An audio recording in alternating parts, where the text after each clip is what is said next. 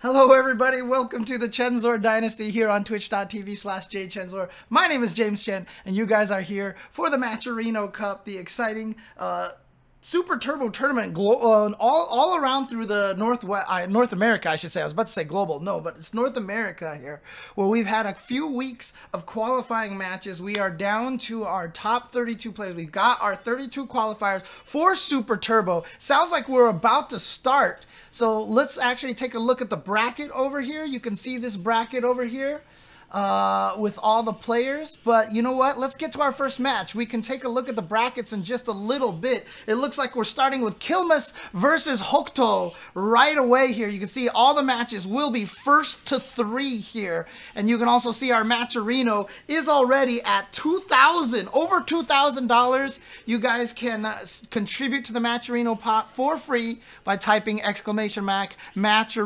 into the chat. Oh, it's Klimax? Oh, okay, there you go. Klimax versus Hokuto. Shoutouts to Silent Scope in the chat, who is also part of the tournament as well. He'll be repping the best character in the game, Clearly Broken, Cammy. Nobody ever wants to use that character because of how broken she is in the games. Here we go, gets the trade, and now Klimax. Oh, this is one of those awkward fights because of the headbutt. Yeah, that's the key right there. As a Balrog player, you got to headbutt a little bit earlier so that Vega can't land and slide you off of that headbutt. The headbutt will escape you from the wall dive shenanigans, and if you can do it early enough, Vega will not be able to slide you in time after he bounces and recovers. First game going to Hokuto right there. Yeah, no problem, Surmi. Of course, part of the Matcherino crew. Definitely, like I said, Matcherino doing a lot of awesome things for the community. Nice. And here we go. Tick throw time. Mess up his charge, but nice reversal throw from Hokuto. And now Hokuto with the corner pressure here. Trying to pressure. And one of the things is, you know, obviously Claw, a.k.a. Vega, a.k.a. Balrog in the Japanese board, as we can see over here. We'll just call him Claw. Claw is obviously super good with the Hyoball stuff, but again, one of the nice things about Claw is that his footsies are so good, his walk speed is so good.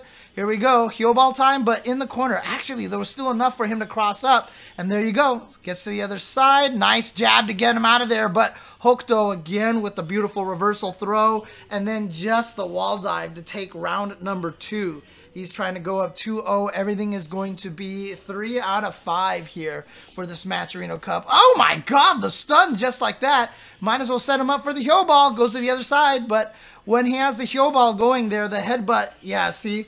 You can't help but doing it a little bit late, and so you are going to get slid like that, but here we go. Can he get the reversal throw? Oh, the reversal flip? Nice. Not easy to do because, of course, in this game, you have to hit all 3 buttons on the same frame. There's no blinking or no caras on the flips right there. There's no leniency. But shoutouts once again also to G Fuel as well for helping bring this event to life here. One of the sponsors for Matcherino Cup. Nice. This time the headbutt does find its mark. Klimax has not been able to get much going here in this fight. And again, see, that very late headbutt allowing him to get slid after the recovery. Remember, it's invincible all the way up till the top, so you don't have to do the boxer headbutt too late. Here we go. Can he land the super? That's going to be his #1 way of getting the victory here, and that's why you saw Hokuto go for the jump attack right there, because if he did wake up super, he would have went under Vega, so that was really smart from Hokuto, and Hokuto playing really strong right now already here. With the 2-0 start, 1 round away, match point, trying to take this 3-0 over Klimax. Yep, Hyoball, what side was that? I don't know. Nice block. It's a guess, 50-50. Don't base it on where you see Vega. Base it on just guessing 50-50. Visually, he's going to throw out a lot of ways to confuse you, so you don't want to go by visual cue on which way to block. See how hard that is? And again, gotta find a way to land the super. That's going to be Klimax's only chance, but wow, didn't go for the wake-up super because he probably thought Klimax was going to try to run away again, but Didn't happen. Sorry, guys. That's just what happens when a match ends like this. But you can see here right now, 32 players, $1,000 starting prize pool, but we're already up to $2,000 thanks to the Matcherino contributions. Shoutouts to all the different streams that have put together one of the qualifiers for this event. You can see Team Spooky, NYC Furby, Ronan Rubble, myself at the Chensor Dynasty, Incendium Low Kick, Riz1, of course, who does a ton of stuff for Super Turbo, including a podcast. Looks like so we just had Hokuto versus Klimax. You can see we're coming up next to AndyMa, and snoopyglocal is going to be coming up next. And just so you guys know, AndyMa, also a comedian as well. Definitely want to follow him at AndyMaComedy to keep up with that. But you can see Fromo here as well, one of the best Blankas on the planet. Silent Scope is coming up as well, but this match is getting started. This is Super Turbo, ladies and gentlemen. This game is fast and furious. We barely have time to explain anything, and the next match is coming. H0 versus SuperrV, scuzbucket, and ImmortalBMW, the last second qualifier here, but he's in here now. DJ Frijoles qualified on my qualification, but emergency couldn't make it, and so we had one last tournament to bring in one last player, and I believe it was Immortal who was the one who took that. But here we go. We're going to see a lot of Claws here, because Claw, obviously a strong character, but Chun Li, because of the fact that she... Oh, that's dead. You're dead. Don't even need to ask if that's going to kill, because that is definitely gonna kill. Also, guys, let me know in the stream below how the volume and everything is. Let me know if it looks clear and clean to you guys, and if there's any situation going on here. But shoutouts to Arturo Sanchez as well for providing all of the restreamers with a clean solo game audio stream feed that we could use for restreaming over here. And there you go, 1-to-1 in rounds. Game volume up just a notch, no problem. Let's do that. Okay, yeah, since there is no other audio, it's not too bad, so let's go. Shoutouts to Lurker Spine, thank you for the feedback in there. Off the wall again, and snoopyglocal, gotta find a way. Oh god, here we go, the heel ball tactic, and now Andy, one hit away, and is just going to take it with the jump heavy punch. Looks like Snoopy tried to anti-air at the very last second, couldn't quite get it. AndyMa taking that round. And again, you know, look, Super Turbo, one of my favorite games of all time. Maybe my favorite fighting game of all time, perhaps. There is nothing about this game that screams balance. This game is very, very unbalanced, and that's just the way it works. We're going to see a lot of Claw here, but again, Chun Li considered by many people to be one of the third strongest characters. And yeah, Andy is just as confused as everybody else that Chun Li did not get stunned there after the 3-hit combo and then the 4th hit, but she has very high stun resistance. I'm not sure exactly how that works in the back-end code of Super Turbo, but Chun Li just is one of those characters that has a really hard time getting knocked stunned for some reason.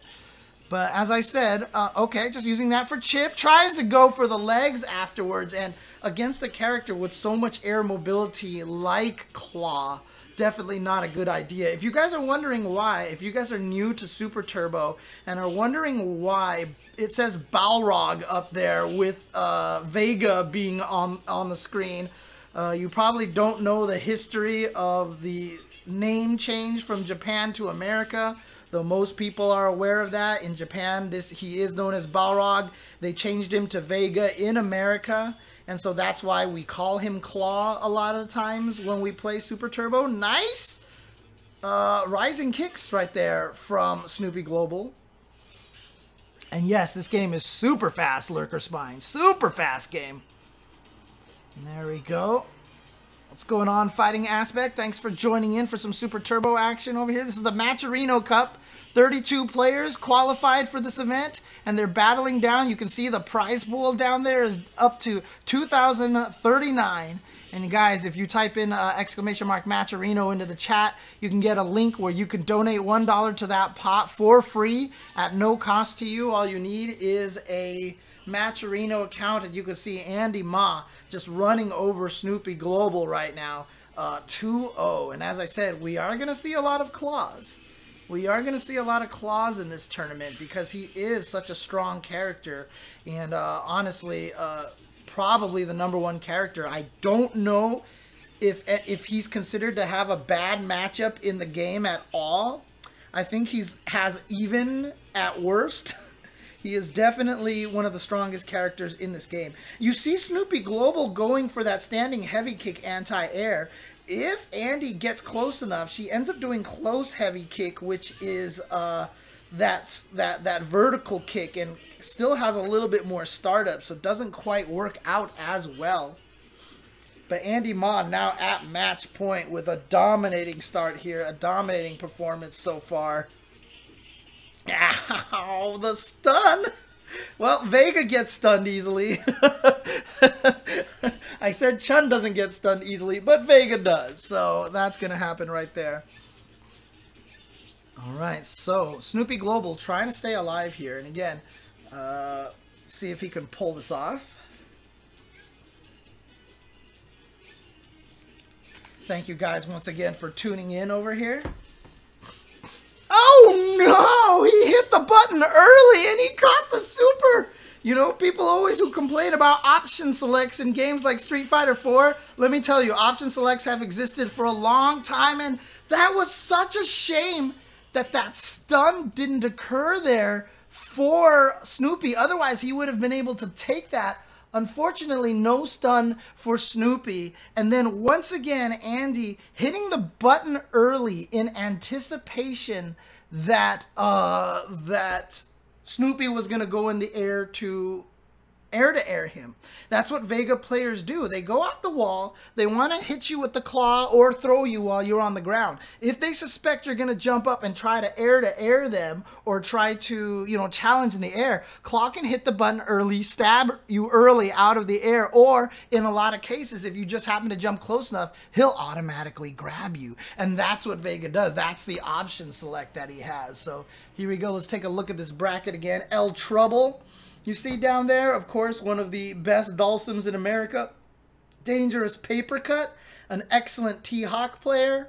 On the other side of the bracket, we have Real Decoy, Blazed Donuts, Ito 2K, Comeback 386, Kyoya, who qualified in my qualifier, Punches, ultracombo Muck, who won my tournament, one of the best Super Turbo players in the country. Ultrason, DJ Fromo. Oh, this is an old bracket graphic. Actually, Immortal qualified in a different way, but DJ Frijoles is still here, so this is actually an older bracket. DJ Frijoles will be replaced by the person who took over his spot. Reno MD, Vodka Gobalski, Enforcer, Mucus, Damdai, of course, one of the, you know, considered one of the strongest Super Turbo players in American history, to be honest with you. Not even one of the super old school players. He kind of came in second generation, what I always call the second generation of Super Turbo. But the amount of love and dedication and research he has done to this done with this game is at another level. So he is clearly one of the strongest players in the game. Absolutely. So thank you guys for tuning here. What is coming up next? Fromo, you can see in the bracket over here. Fromo going against Kella for 20. Fromo again using Blanka. Now don't get it twisted here, okay? Blanka is clearly one of the worst characters in this game. Clearly one of the worst characters in this game, but Fromo is ridiculous with this character. Even at the at Free Play Arcade in San Antonio for their big national event that had three or four of the top Japanese players out there, some of the best ST players from all around the world, Fromo got top 8 at that tournament, okay? So he's clearly very good, but Kella here doing a great job with the first match over here, taking the first round. And in case you guys are used to Street Fighter 5, oh my gosh, Ryu is actually good in this game. Free Play is in Dallas. It's in oh, it wasn't San Antonio, you're right. It wasn't quite actually Dallas either. It was one of the other places, but my bad. Roy Bissell. That's Roy Bissell, my co-commentator for Frosty Faustings. There you go. The trade for Fromo is going to work out in Arlington. Thank you. Arlington. There was nothing fun about Blanka in hyper fighting aspect. There was not I hate Blanka in hyper fighting so much. Oh my gosh. Oh, based in Dallas. Gotcha. There you go. Fromo with... Oh, he even dropped that combo. Looks like Kella let go of the controller and had accepted defeat a little bit too early. That wasn't even a real combo there, but Fromo's going to take round number 1. Game number 1. He's fun to play as. I'm sure he is, fighting aspect. Fromo taking game number 1 over Kella 420. We are playing this all on Fightcade right now. Shoutouts once again to Fightcade for providing us with all these cool features such as the names and the scores at the top of the screen. Without having us to put any overlays in there, it automatically does it for us in Fightcade. Very cool. Alright, I'm getting you guys an updated bracket here. So let's do this. Let's do this. There we go. Alright, so now I have an updated bracket for you guys there, where Roy Bissell has taken over.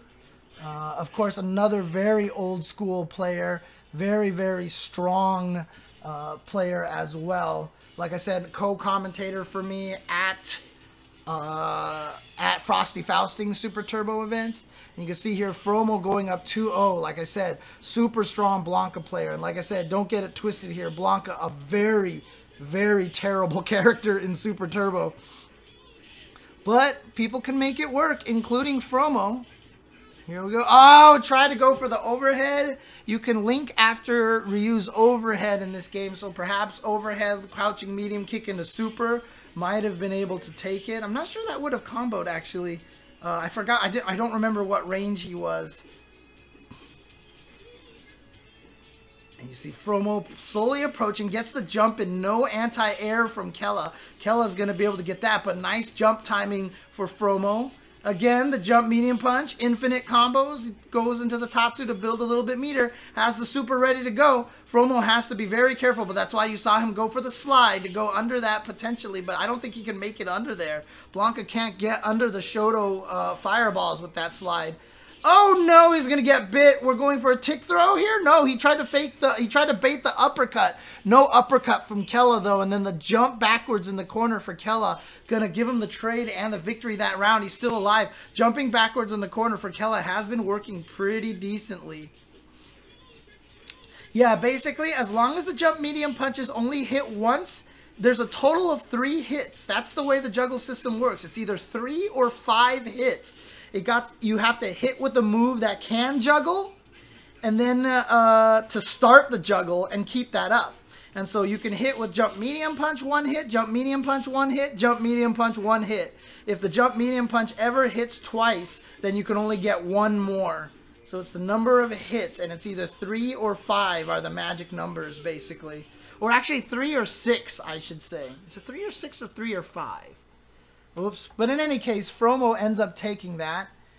Most characters only have more than 3 with a super. The only character that has more than 3 without a super is O.Sagat with his uppercut. Yeah, it is 6 now that I think about it, because what Sagat can actually do is hit you with the fierce uppercut and go 1, 2, 3, 4, 5, and if you hit the wall, he can land and uppercut you with 1 more hit, so that's 6 hits total. So again, you have to get hit by a move that causes a juggle, which is basically all supers and some very specific moves in the game. And then from that point forward, moves either have the property of Dragon, aka Long, aka Ryu, with the juggle property of 3, or they have the trait of Spring, aka Chun, Cun in Chinese. That is the uppercut juggle property of 6. They just named it whatever they want. Don't ever name your variables arbitrarily in your code, please.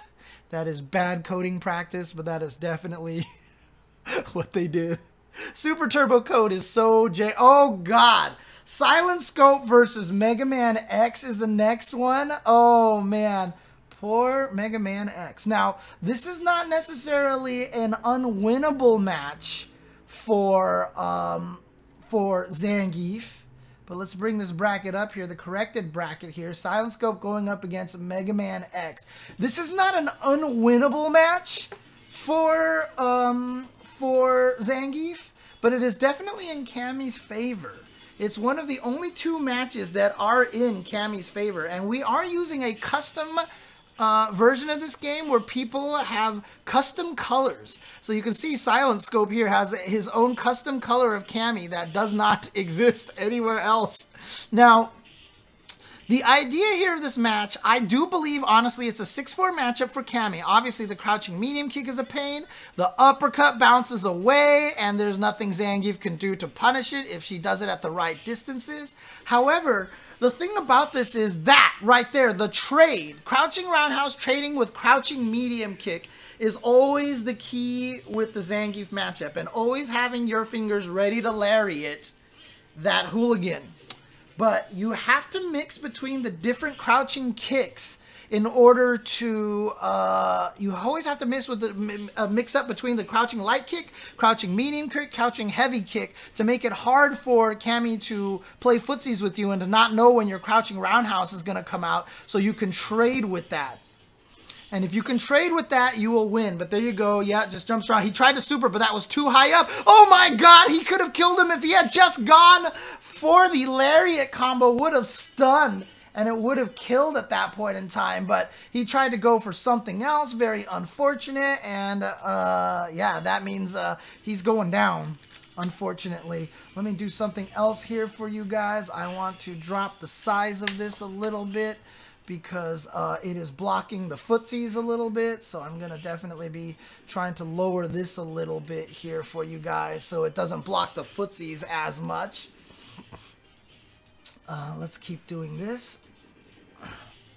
It wasn't even just the West to take a while to realize that Faye is a pretty good character, man of peerless might. It actually took everybody a while to realize that he was a good character. Fei Long, just the more people played him, the more people started finding stuff out. He worked really well against Vega, and as a result, nice. See, there you go. That's what I mean. You have to have an itchy trigger finger on the lariat to be able to beat the hooligan. And there you go. Mega Man X ties it up. Like I said, this is not as bad of a fight as Cammy T.Hawk. Cammy T.Hawk is like 1-9 in favor of Cammy. Cammy Zangief, 6-4 in favor of Cammy, probably. And yes, Mr. Arturo Sanchez, thank you to Arturo Sanchez for everything that he's done for this, for all the work he's done for the Matcherino Cup, providing us this beautiful RTMP feed of the game. Shout outs to Arturo doing the Lord's work here to help promote all the games, not just Super Turbo, but every game under the sun. Shout outs to Arturo. Again, guys, Matcherino is doing a great job for us over here. Please, oh God, he could have SBD'd him there. Goes for the running bear grab, and he's going to get the lead now. But type in exclamation mark Matcherino Cup to see how you can donate to the Matcherino pot. You can donate $1 for free. You can do a lot more with the sponsor quests, including the including my tweet with the G Fuel advertisement as well. So use the sponsor quest, retweet those things, and that will add to the pot as well. That's all you need to do. Here we go. Silent Scope trying to take this. Yeah, no reason for you to go crazy, Silent. And this is the thing. Like I said, this is not a free matchup for Cammy. The biggest weakness of this matchup, Cammy versus Zangief, is typically hubris on the Cammy side. You know, you're like, oh, it's Zangief, I'm supposed to win this match. And you really don't. You don't win this match as well as you think you do. And see, right there, you also have to have your anti-airs on point as well. Silent Scope missing that anti-air. No anti-air again. And there we go. The stun into the SPD, and Mega Man X is going to be at match point. Like I said, this is not a great matchup for Zangief, but look at this. Silent Scope, one of the best Cammy players in the in the country, probably the best Cammy player in the country, getting to a point here, it's his anti-airs. He is missing the anti-airs. If you do not have your oh, Mega Man X with his standing heavy kick shenanigan, again, no anti-air. It's coming down to the wire here. Silent scope, again, no anti-air. There, finally gets it here. Tries to go for a cross-up and trying to build some meter. No, the train on the lariat, and Mega Man X is going to send Silent Scope to the loser's bracket in first round. Wow. Hang on a second, guys. Sorry about that. Arturo in my chat not taking the there we go. He's got that fixed. I just muted my thing. And it looks like we're going to be switching over to a loser's bracket match. Loser's bracket matches are just playing out off stream. And you can see Klimax already going up against snoopyglocal. They both lost their first matchups to Claw players. What's interesting about this matchup over here... what's interesting about this matchup here is that Chun Li fights Boxer really well thanks to the lightning kick. The lightning kick is actually something really hard for Boxer to deal with, and that's what kind of makes it tough, and why a lot of Boxer players out there are of the debate that Chun Li is a stronger character than Boxer. These two characters are generally oh no, he hit the jab? That's what you get for jabbing. That's what you get for jabbing.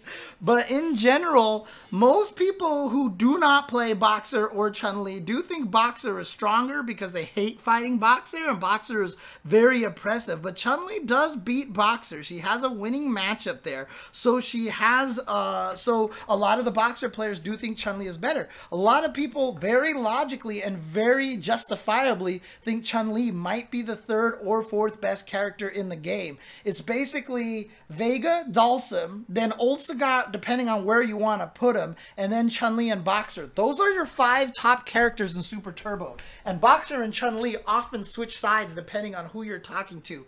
But it looks like we are jumping back to the winner side. It is going to be H0 versus SuperrV.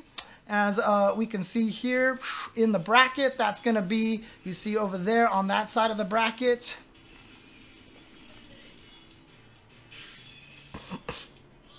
And here we go. SuperrV with the Boxer and H0 with the O.Sagat. O.Sagat, like I said, one of the top 5 characters in this game. DJ, 6th best character, debatably. There's a lot of characters that can fill in that spot. Here we go. O.Sagat here. This is the oppression. So O.Sagat has faster Tiger recovery than even Sagat did in Super Turbo. If you're wondering what old means, it means that there's a code that you can input that lets you pick the Super Turbo version, the Super Street Fighter 2 version of your character. For some reason, they decided to make it so that O.Sagat has better Tiger shot recovery than he did in Super. So he has the most oppressive fireball game, perhaps in fighting game, in Street Fighter history, at least, guaranteed. Also, his hands are not hittable when he throws that low Tiger shot, so it's harder to jump kick him from full screen and such. It is really, really tough to beat him. Yes, he's not actually the best character in the game, but he is clearly one of the best. Now, one of the things that SuperrV is doing here that is a mistake is that Balrog, aka Boxer, I'll call him Boxer because as you can see on the top of the screen, he's M.Bison. Boxer can actually fight this fight. He can win this matchup. The key to this matchup is the super, because he can kill Sagat from a full screen with that super by doing empty dash punch into super, and once he activates that super, it makes it so that Sagat players have to be wary about throwing Tiger shots, so you essentially take away one of his main powers. So one of the best things you can do as a Boxer player is, if you get caught a screen away like this and he starts throwing Tiger shots, light headbutt through the Tiger shots like this, block one, do another light one, block one, keep doing that, and then build a meter. Don't try to go in. So what he's doing right now is exactly what he should be doing. Now he has a meter. Now you see, even a screen away, H0 has to be careful of throwing a fireball because of dash punch into super out of nowhere. And you see how much the super changes the pace of the game and the complexion of the entire match. And that's why Balrog has to do that. Oh, he tried to whiff the up kicks into a super, but he didn't charge it fast enough. If that had come out, had he successfully done that, he actually would have killed him, because you saw him kick a little too late. Balrog swung with a punch, and had SuperrV pulled that off, you can basically do charge back, forward, you know, down forward plus light punch, back down, back to forward plus punch, and that makes you do low rush punch into super, or do it with light kick into, and then you can basically blend the motions together. That's how fast his dash rushes are, that they don't actually, that you can actually space the input for the super within the dash punch and still have it come out afterwards. Nice. He should have just went, he had the super, it was all good. There you go. Here we go.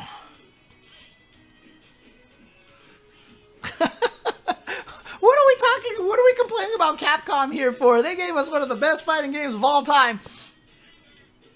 Here we go. Thanks, Mr. Maestro. Appreciate that very much. But here we go. Trapped in the corner. But now he's going to have the meter built up. So now the fight changes completely again. Nice air to air. Predicted the jump. He gets the knockdown. Safe jump timing. Oh, catches him with a headbutt. Most invincible headbutt in the... Oh, he got him with the okey-doke. He's not... Oh, he's dead. He's dead. He's dead. He's dead. 0 health. And I was just saying that Boxer has the most invincible uppercut in the game. That headbutt is invincible all the way until it reaches the top of the headbutt, the peak height that it can reach. The only uppercuts that have more invincibility are O.Ryu and O.Ken. But nobody really plays O.Ryu and O.Ken. Because up until Super Turbo, uppercuts from Ryu and Ken were invincible until they reached the height of their jump. There was literally no way you could hit them until they reached the height of the uppercut. It was only in Super Turbo that they finally changed it so that the uppercuts were only invincible in the first few frames, as opposed to the entire uppercut. And so O.Ryu and O.Ken have that still. But if you don't count them, then Boxer has the most invincibility. So when he drained Sagat to 0 health, a meaty headbutt was going to beat anything that O.Sagat's going to do, especially because O.Sagat doesn't have super. As you can see, if you play the old characters, they have no super meter. Alright. Oh, nice jump and timing the stun! That wasn't quite a combo. That's going to hurt! And O.Sagat also can cancel the second hit of his standing medium kick and the second hit of a standing light kick, which he couldn't do in Super. But they just gave that to him. I don't know why. I heard it was based on number of frames it takes to get to a certain place, but it's crazy, crazy. A lot of people do play old Ken, yeah, they do. But a lot of people also play new Ken because they love short, short Super. And that's all they want to do all day is short, short Super.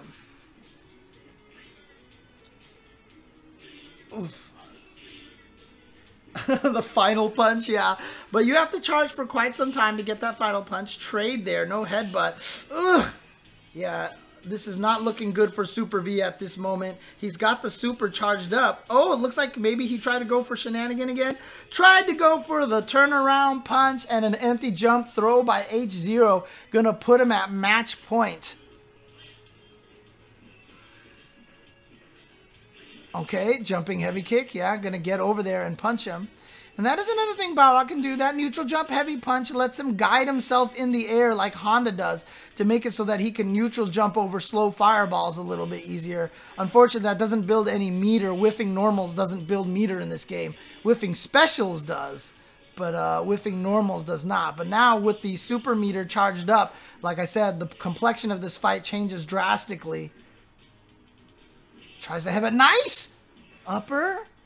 Still no super yet. Yeah, you're better off saving the super as a threat a lot of the times than it is to actually just blow it right away on a guess. But at this point in time, he's got to do something. Oh, I think he tried to super there. Didn't get it out in time. There it is! Oh, he threw the... That was actually a really bad time to throw a tiger shot because... a lot of Balrogs like to do that. Dash punch into super, that's when they're charged. Maybe he thought that he wouldn't be charged up, but there it was. That super got in there. They did not have a super in Super Street Fighter 2. Supers were invented in Super Turbo, so that is why they do not have it. It is also why old characters cannot tech throws.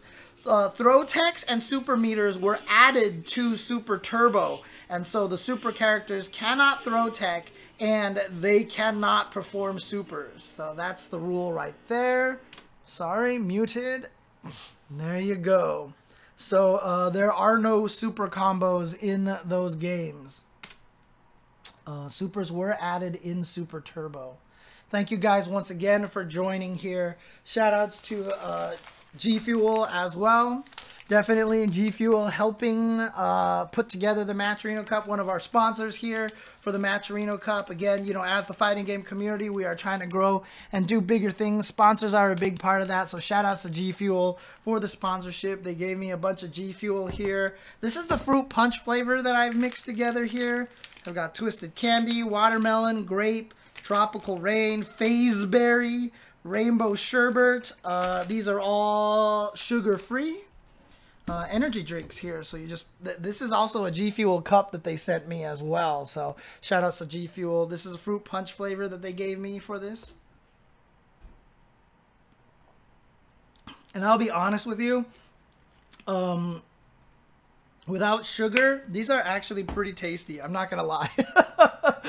They're actually pretty tasty, especially for having no sugar. So Arturo's setting this up for the next matchup for you guys. As you can see, scuzbucket versus the Immortal coming up here. Immortal, of course, one of the players who has continually won Frosty Faustings with a very strong claw player as well.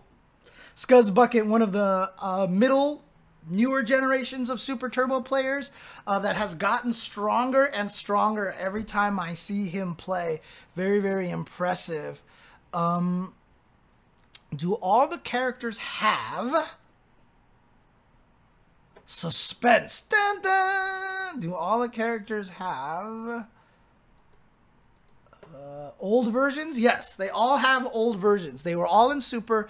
They all have old versions. Not a lot of the characters gain benefits from the old versions. When you actually look at the cast, for the most part, most of the characters, you will never use the old versions. You basically will never use the old versions of the characters. However, there are enough differences with some characters that there are benefits to some of them, depending on what your play style is. Old Zangief, no, they got rid of the reversal vacuum from anywhere suction glitch, which really actually only existed on certain versions of the game as well. Oof. Yeah, Scuz, playing that Chun Li, gotten very stronger with Chun Li. These two players play in that Frosty Faustings tournament. They're definitely both there a lot of the times playing against each other. So this is going to be a tough fight for Scuz. Like I said, Immortal typically takes that. And Immortal is one of those players who has no qualms about playing Vega as dirty as possible. He may be like our American equivalent of Mao. Mao, of course, is ridiculous, is maybe considered the strongest Super Turbo player in Japan. Also, of course, backed by the fact that he does use the most broken player character. Oh, he's been playing Blanka. Why would Scuz do that to himself? Why would he do that to himself? Chun Li clearly a stronger character than Blanka, but I mean, I'm asking this as a resident Cammy player when Cammy is the absolute worst character in the game, so I really have no say in that at all whatsoever. Here we go. Interestingly enough, Cammy actually fights Claw better than she fights Chun Li. Nice up kicks to get the hit. The dancing. It was like a shimmy, basically. Of course, there are no throw whiffs in the game. Throws are just done with the heavy button, so there is no command for it. So there's no way for you to throw whiff. If you hit heavy punch, you'll either attack or throw if you're in range. That's how it works. Nice throw. Nice, nice. Okay. Chun Li takes scuzbucket, taking that first round. Like I said, Immortal so far has won, I think, 3 Frosty Faustings in a row, if I'm not mistaken. There we go. Gets the forward throw. Keeping the pressure going. What the heck? What is a hitbox Here we go, throw. Chun Li's throw, the strong button throw, not the heavy button throw. The strong button throw does as much damage as a light SPD. Why it does, we're not sure, but if you want to throw with Chun Li, definitely use the medium punch button, the strong button. There we go, hits him out of the air. What the heck? He threw him out of that move when she was already kind of in the air. That was very bizarre. I thought it was airborne a lot sooner than that. Even to this day, we keep learning new things about Super Turbo, and you see the throw range that this game has? Do you see how far characters can throw in this game? Vega was like way downtown and still got the throw. And there you go, Immortal taking it 2-0. He only needs one more game. As I mentioned, not afraid to go with the extremely dirty tactics here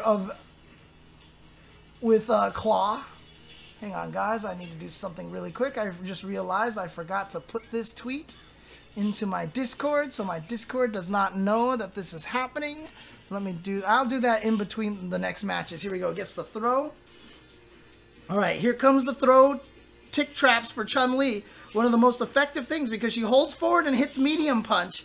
And if you're in range, she throws you. If you're not in range, she pokes at you with standing medium punch, which is plus on block, which lets her walk up a couple of frames and repeat the process over and over and over again. So hold forward, medium punch, medium punch, medium punch, medium punch, medium punch, medium punch with Chun Li is actually a real tactic, and it is all predicated based off of the fact that medium punch is an option select by itself for the throw and the medium punch. If you guys want me to explain what an option select is, I will definitely do that in the chat. Here comes, there we go, medium punch. Oh, but the flip kick, and Brent is going to get the second one. Brent, a.k.a. the Immortal. And here we go, one more round left. Trying to start off with some Hyoball tactics. Nice block from scuzbucket. Okay, stab, now guess, left, right, okay? We went left that time. Oh my gosh, we are losing things. Okay, there we go. Caught up, caught up. This is, of course, an online tournament. Things like this will happen no matter what we do. Welcome to the world of online. Okay, here we go. I have my finger on the mute button now to save us from such audio atrocities.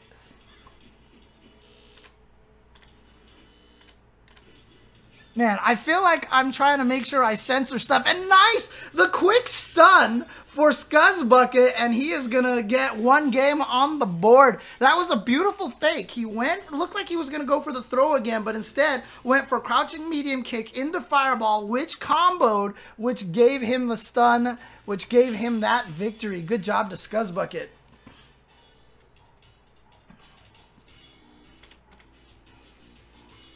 All right. Good job from Scuzz. Trying to tie this up 2-2. He just needs to take the next one round at a time. That's how you do this. That's the journey that you take here. One round at a time. Thanks everybody for watching this restream here. I know there's a lot of restreams out there. Thank you for joining my restream in particular. Appreciate that. If you enjoy my insights and my Super Turbo commentary, definitely tweet out to everybody to come here to the Chensor Dynasty to watch the Super Turbo commentary from here. Game sound is low. I will turn the game volume up for you guys a little bit. There you go. I wonder if you guys are hearing it through my microphone again. I will see if I can actually change some of the settings over here on this. I wonder if it's not coming through. I'm trying to figure out, does it sound like, okay, so it's still quite low. Okay, so I definitely have a problem here. I'll try to tweak that right after this match. It looks like Immortal is on his way to trying to get to the next round. scuzbucket trying his best to stay alive over here.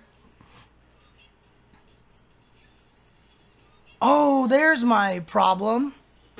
There we go. There we go. I had a setting wrong. Oh, God, into up kicks. It missed. Why did that miss against Vega? Vega's small character gets stabbed from the front, and then the other side, and there you go. Immortal's gonna take it. Let me know how the volume sounds to you guys now. The game volume is going to jump really, really high here. And there you go. eltrouble, of course, going to go with the Dalsum. This is if Jarrett goes with Ken, this is a very difficult matchup for Ken. However, if Ken gets one hit, he wins. Wow, is this Strawberry Dalsum?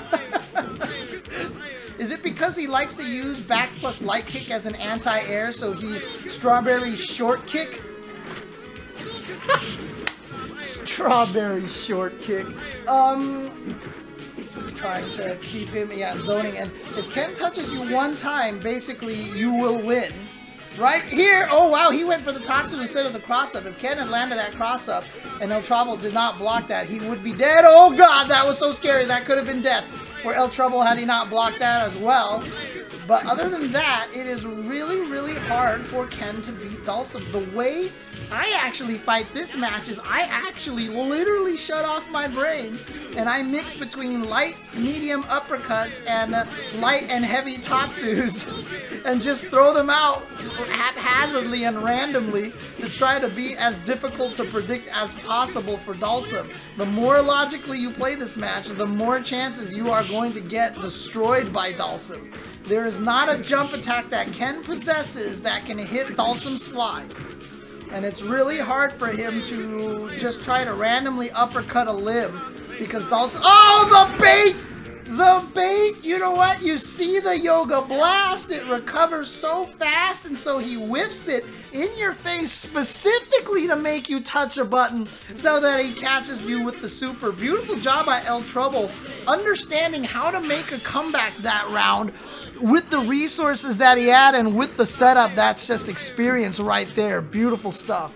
Oh yeah, you're right. It is Old Ken. I didn't realize he's using Old Ken, and he's got this interesting gray color which doesn't exist. Was it Preppy? Was it Zach who did this? Who did all this stuff? Zach, aka Preppy, of course. Preppy, who is... Oh, see, this is what I mean. One hit, and you're dead. That's it. You like Touch of Deaths? If you like Touch of Death, you should be playing some Super Turbo right here. One hit, and there you go. See, not a single jump attack that Ken possesses has the ability to hit a sliding Dalsum. And that is one of the things that makes this fight really, really hard for Ken, because Dalsum can also combo crouching light kick medium to crouching medium kick, down back, so light slide into down back medium kick. Oh, I think he tried to slide there. Nice anti-air. If he had gotten hit, he would have been stunned. Here comes the pressure. Slide out of there. Got the jump attack again. No, didn't quite get the cross-up. That could have been the win. Trying to get him to get hit by the fireball, but able to survive that. And there you go. The slide again.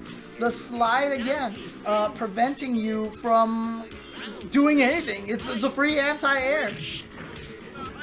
So again, Zach, aka Preppy, one of the most old school people in the fighting game community, done a lot for the fighting game community, has one of the greatest storages of fighting game match videos, especially with MDC2. Also, very strong coder programmer, so he was able to make these color edits for people. And so that's what we're seeing here, these custom colors using with a special ST-ROM on Fightcade 2. There you go. eltrouble going up 2-0. Had to apply ROM pack to get eltrouble color. Makes sense.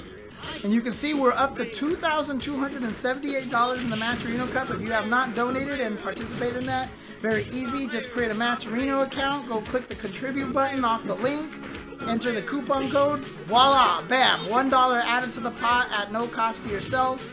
Just helping out support. Oh god, did he get that? Not quite. And then he just went up for the hero throw. eltrouble is feeling himself right now. He is playing with a lot of confidence at this point. You can see trying to go up for that basically walk in the park throw. Oop, no slide, didn't believe he could make it under the fireball in time. Didn't use standing medium kick. eltrouble usually pretty good at using a standing medium kick to hit the uppercut. But he probably doesn't, because that is why you use this. You mix between medium uppercut and light uppercut. If you throw out the medium uppercut, the timing to medium kick it out of the air causes you to kick under the medium uppercut, and then Ken can actually land and gain some ground. But it's not going to matter here. It looks like there it is right there. Otherwise, the rule is by default free select, turbo speed 2. Yeah, if you don't do free select, turbo speed 2, that actually is a different speed than default setting it to turbo 2. But we're actually going to go to Dangerous Paper Cut versus Demonio Debian. So looks like the first round has gone to, oh, here we go, Inescapable Loop. Yep, there's nothing Chun Li can do about that. If Dangerous Paper Cut, who is one of the strongest T.Hawk players in North America, inputs everything correctly, there's basically nothing Chun Li can do to escape that. T.Hawk is a character who was bottom tier for most of Super Turbo's life, and then, oh, I've got a mouse cursor on the screen, sorry, and then suddenly, once people figured out how to play him properly, that's it. There's nothing you can do about that. So, the question is, why can't you do anything about that? Why can't you do anything about that? Well, he's doing a safe jump light punch, so if Chun Li does the up kicks, T.Hawk will land and block. Oh, here we go. Oh. T.Hawk will land and block in time, and then can just uppercut the up kicks out of the air and then do the loop. If you block the whole entire thing, he will SPD you.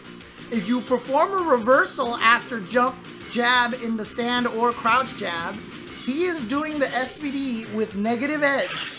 So he is letting go of the button to perform the SPD. If you up kick into a point where you are not grabbable, I'm not sure why they reset that one. Maybe they didn't want to play on that stage or something like that. But if you do the SPD with a negative edge and let go of the button, that means you input an SPD input, a spinning pile driver input, and you won't whiff a normal button. T.Hawk has no throw whiff animation in Super Turbo. So if you do SPD and let go of a button, T.Hawk literally does nothing. So if Chun Li does a reversal up kicks and turns herself invincible to the throw, SPD into let go of a button makes T.Hawk do nothing. He blocks the up kick, and then he can punish the up kick and keep the loop going. I don't know what's going on over here. I don't know what's going on over here. So that's why it's an inescapable trap for many characters having to fight T.Hawk. Your whole goal is to prevent T.Hawk from getting you into the corner at all and SPDing you. Mid-screen, he bounces far enough away that he can't keep that loop going. So it's really about fighting for position. And keep in mind that that makes T.Hawk, you know, high tier. He's still not one of the best characters, even though he has a way to trap you forever. You can do it to Ken as well, although a little bit harder because of Ken's SPD is so much faster, so the safe jump timing has to be more accurate. And see right there, he did walk up, SPD, let go of the button, so you saw T.Hawk walk up and do nothing. He literally did nothing because that was just inputting the SPD as a negative edge. Oh no, the air-to-air gets the knockdown. Oh, no anti-airs, but then just goes for the raw point-blank uppercut. Wow. Who would have the throw priority from the jump jab? T.Hawk would, because his throw is a special move. He is doing SPD, so the SPD will win for sure over the regular throw. And it's easier to, you have a larger window to reversal his SPD off of the crouching light punch than you would have to do a one-frame regular throw anyway. And you can see right here, because Ken's uppercut does hit so... Oh no, don't jump! That was a win situation! Oh boy, he could have died. He could have died for jumping into that uppercut. Oh man, that was a checkmate situation right there. He could have just waited for the uppercut to go through the fireball and then just kick him out of the air with a jump kick or something like that after waiting for it. Here we go, the sweep. Demonio Debian switching to the Ken to see if he can actually get more out of this. Wow, reversal fireball actually worked. That means that Dangerous Paper Cut had an execution error. Not this time. There we go. Dangerous Paper Cut is gonna take it. And yes, T.Hawk really is that tall. He is a tall dude. When I first heard about T.Hawk being added to the game, that there was going to be a giant SPD character with an uppercut, I was like, yo, because I was a Zangief player. And so T.Hawk was had immediately become my pick to be my next main character. But then it turned out he kind of sucked. And so I stopped playing him. But then I got into low tier hero mode, and I picked the character that sucked on purpose, and that was Cammy. And so everybody say hello. Oh, look at you. You are in cuddles mode, aren't you? You're actually okay with these cuddles today. Hi. Hi, kitty. Hi, kitty. You want some scritches? You want some scritches? You know he's in super cuddle mode when he pushes his head into mine, and when I push my head into his, he like learns to match my push, and so he offers the resistance. What a good boy. What a good boy. Hi, kitty.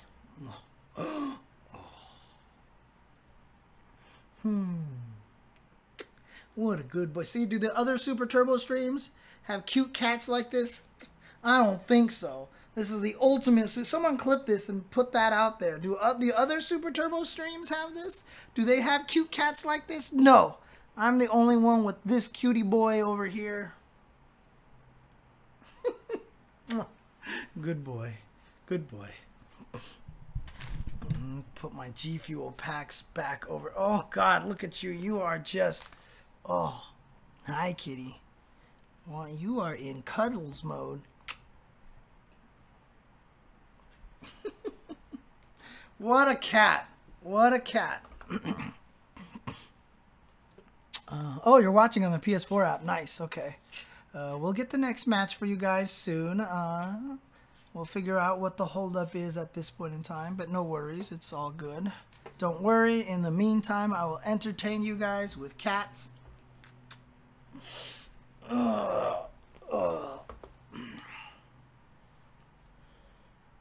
Hello, everybody. Thank you for watching the Matcherino Cup here on twitch.tv/Chensor at the Chensor Dynasty. Hope you guys are enjoying the Super Turbo action going on over here. And I feel like such a fool right now because James is making me do this and I never agreed to it. And this is really embarrassing for me. Please, if you can, this is my signal to send help and tell James to stop doing this. Okay, belly rub time. Belly rub time. Good kitty. Good kitty. Yep. Yep, once again, just as a reminder to everybody, we are sponsored by G Fuel here. So shout outs to G Fuel for helping support the Matcherino Cup here. They have a new flavor coming out, which is the bubblegum flavor. So if that's something you're curious to try out and want to see how that is, definitely check that out. There we go. All right, cool. Yep, we are definitely on the other side of the bracket now. Let's bring this up for you guys. Pow, there we go. It is Blaze Donuts versus Real Decoy, another Blanka player here. Again, like I said, Blanka not one of the strongest characters. This is a particularly frustrating matchup. Blanka can't really do Blanka balls against most characters in this game because they can always punish it, but he can go for the shenanigans. There you go.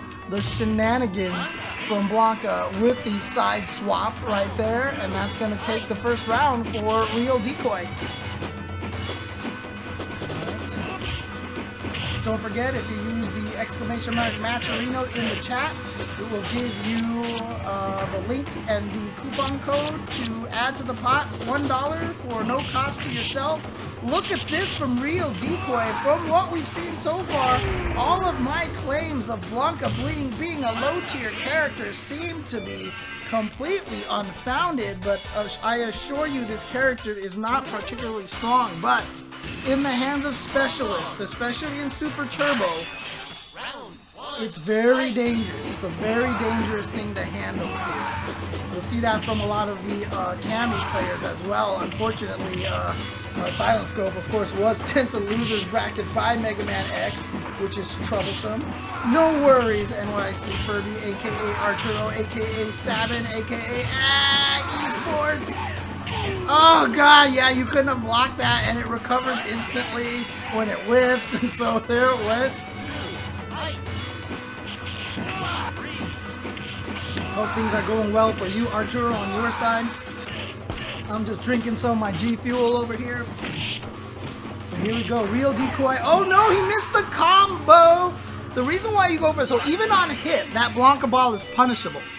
However, had he landed crouching medium kick, Blanka ball, the chances of him actually stunning Boxer was going to be really high. So he was going to go for that combo to get the win, basically. Medium kick, Blanka ball, stun. And then that basically would have won him the round. If it hadn't stunned him, he also would have died, because Balrog would have dash punched and punished it the same on hit. Oh, the meaty headbutt. And that's the thing about Balrog's meaty headbutt. Because it's invincible the entire way up, if you do it meaty, if you just do it so it hits like on frame 3 or 4 and later, it is completely unpunishable, by the way. Because it recovers very, very fast. And so if he just does that meaty headbutt to you like that when you're getting up, yeah, you block it and you can't punish it. And you can't do a wake up either, because your wake up is going to lose. There's a reason why this character is considered so strong, and that's another one right there just coming at you. Just blowing you up. Oh, jeez. The ultimate in RTSD. I mean, this character defines RTSD to a point. And not only that, but he still has one of the best defenses in the game in that headbutt. It's one of the reasons why Boxer is so strong, is because he's got the most potent offense in the game. One of the best DPs in the game. That was supposed to not happen like that. And now just the chip and Blaze Donuts going up 2-1. So here's the thing, like I said, he has one of the best defenses in the game as well, and these custom colors are pretty sick there. Looks like we got ourselves mostly kind of like an almost incredible Hulk homage Blanka here. Round 1, fight. Of course, blink not. I have played Super Turbo for my whole life. I live and breathe this game. I definitely know this fighting game better than any other fighting game that I play. Oh god, there we go. Jump punch too high up. Gonna get caught on the ground when he landed by the bite, but here we go. Super is on deck. Chip, chip, chip, chip. There it is. Oh god, it was perfect on the 5 hits of the chip. That is unfortunate. Now Blaze Donuts is at match point. Yeah, none of these colors are actual colors in the game. This is a special color ROM that we're using for everybody here. Okay, it's the hit. One more hit would have been a stun. Oh, but there's that startup on Blanka's Super that makes it so you can't use it in those last second situations. But wow, what a fortunate trade. Now, why did Boxer's dash punch do so little damage? Happens. ST damage is random. There's a lot of random factors in Super Turbo. And you think to yourself, doesn't that make it so the game is inconsistent and annoying? No, we're all just used to it. We just know what game we're playing. We know what happens here. There's a lot of random factors in this game. Damage, the amount of stun you get, the window of finishing a DP motion and hitting punch actually changes as well. Sometimes there's a 15 frame window that you can hit the button 15 frames later and you'll still get the DP. Sometimes you'll hit the button 15 frames later and it won't. Sometimes the window is 2 frames. Sometimes it's 7 frames. Blanka's Blanka Ball and Ryu and Ken's Air Tatsus both hit on the first frame. And yes, that means there's a 50-50% chance that those moves are unblockable at point blank range. So if you're standing right next to Blanka and he does a Blanka Ball or an up ball, there's actually a 50% chance that you just can't block it. Same thing goes for Ryu and Ken's Air Tatsus. If they Tatsu and it hits you on the first frame, 50% chance that you cannot block it. Why does that happen? It was explained so clearly by one of the developers in an article, and it was fantastic. Like, I read it and I was like, that's interesting. Basically, they didn't want to make it unfair for one character over the other, so they just made it so that they processed which character's action randomly. So they said, oh, okay, let's just process player 2's action this frame first, and then let's process player 1's frame afterwards. And interestingly enough, if you went first, that's what caused you to be unable to block. Because if a move hit on the first frame, the game's logic basically did this. Let's process character 1. All right, player 1 is holding back. Is the second character attacking? He's not attacking yet because we haven't processed him. So there's nothing to block. You can't block right now. We're not triggering the block animation. Go to the next character. What is he doing? Oh, he did this special move. It hits on the first frame. Is the opponent blocking? He's not. Hit him. That's why it was 50-50. So if you actually got processed second, that means it would process the other character and go, you're doing a special move. It's hitting. Does it hit the opponent? We don't know yet. Let's process the other player. Let's process it now. Oh, the opponent's attacking and you're holding back? Block it. That was kind of the weirdest thing about it, and so that's why it happens. It's actually super fascinating. Of course, the way they've changed it in modern fighting games now, they don't process certain bits of the frame until later, so they see what both characters are doing, and then they see what they're doing at the same time, so that doesn't happen anymore, and so on and so forth. But yeah, there's a lot of randomness in this game. Damage is all random. The stun is random as well. Although there are a couple moves that the random factor is, you know, here's the default damage, give or take a certain amount of, There's a minimum and a max that it can go down. There are definitely touch of deaths in this game because the minimum of all 3 hits will always stun you no matter what. Ken is one of those characters. O.Sagat has one. M.Bison. Oh, he goes for the, wow, the Ito mix-up right there. Nice super. Bounces him off there. Yeah, you just see, and you see how he waited there? That was a checkmate situation. He threw the fireball and he sat there. There was nothing Honda could do to get through the fireball that would reach Honda, Dhalsim, from that range. So he just sat there and waited. He just saw there and waited. That's what should have happened in that Ken versus Balrog match we talked about. Back light punch is the most ridiculous anti-air. Dhalsim in this game has about 19 anti-airs that all work. Back medium punch is another one. I mean, back medium kick, I should say, back forward. Oh, there's that trick again. That's the same thing that we saw eltrouble do earlier.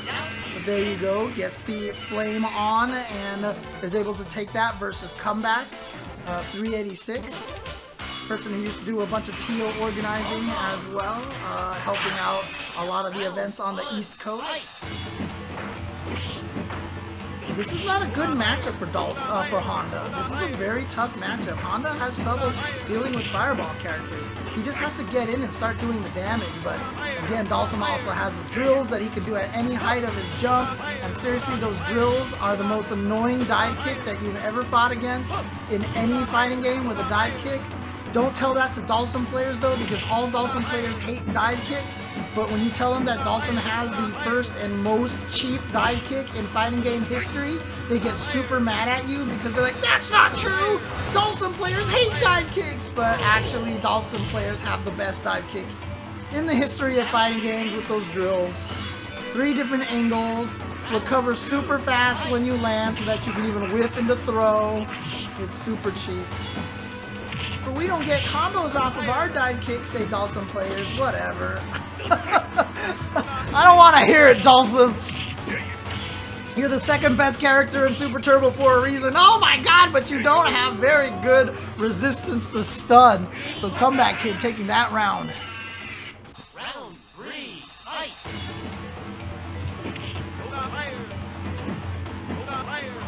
Oh, couldn't make it over. That's the wide body of Honda. He's got that neutral jump heavy punch to get over the fireball. Unfortunately, oof. Oh man, he is just getting locked down here. And there's the far anti-air. Tried to go for the back medium kick anti-air, didn't work.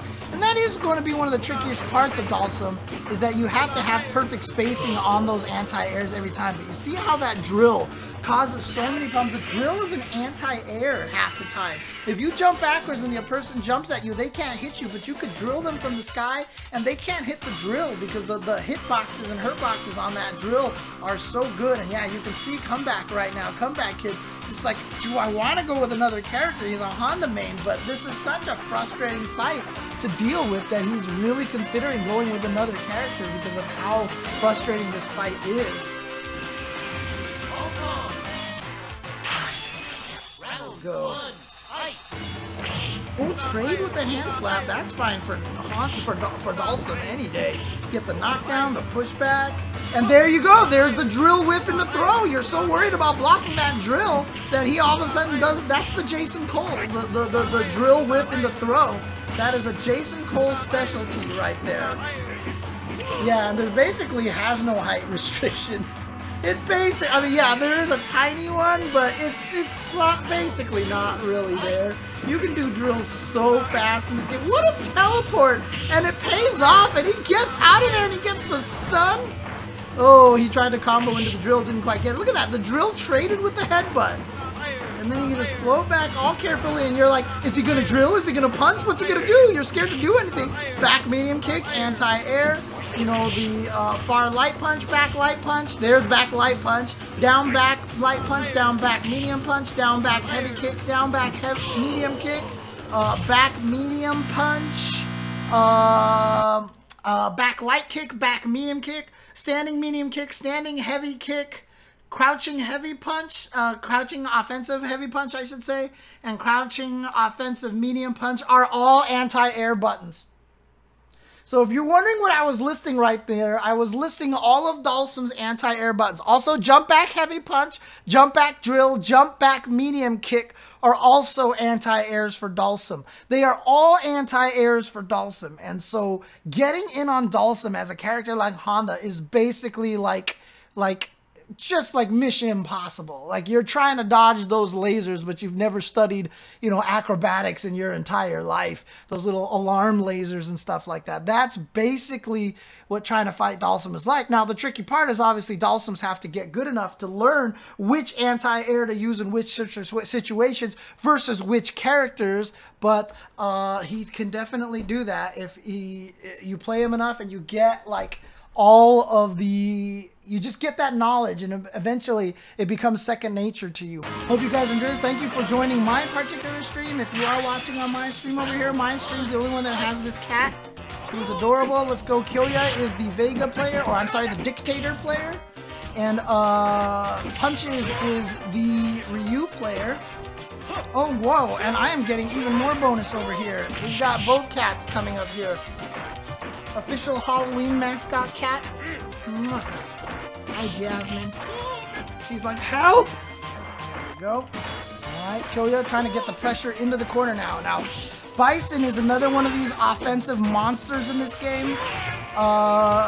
If he starts going, it's really, really hard to keep him out and fight him. However, Ryu and Ken can very easily corner trap Bison and fireball trap him to death. Because his jump is so high, he has to have an extra quality prediction. So what Ryu wants to do is go for the cross up here, yeah. Oh, he went for the overhead, no.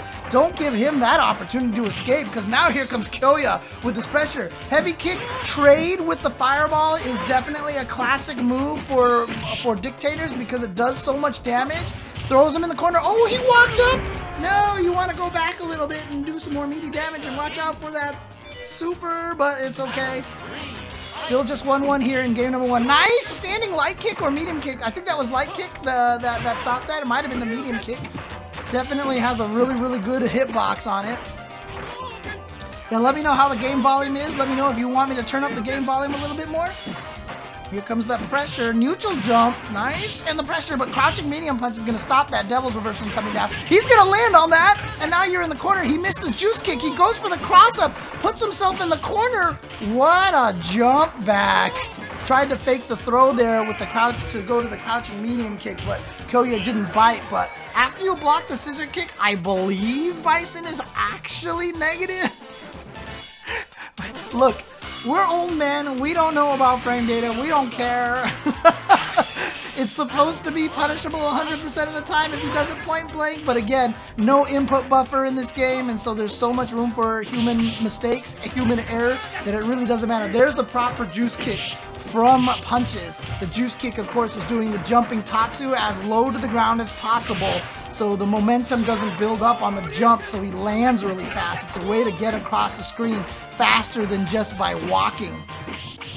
Alright. Oh, he missed the super! He could have juggled with a couple of extra hits that might have killed in that situation. Again, the supers have the ability to juggle up to the 6, remember, so it could have actually juggled for some more hits. Yeah, seriously, that's basically what it is in Super Turbo land. What is a frame?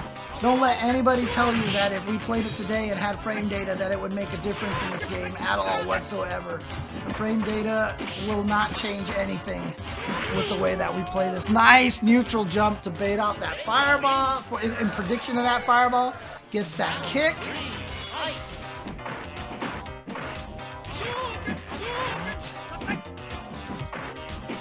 If you get that scissor kick to hit late like that, though, with just the light scissor kick, so that only the second in it, it is definitely plus on block.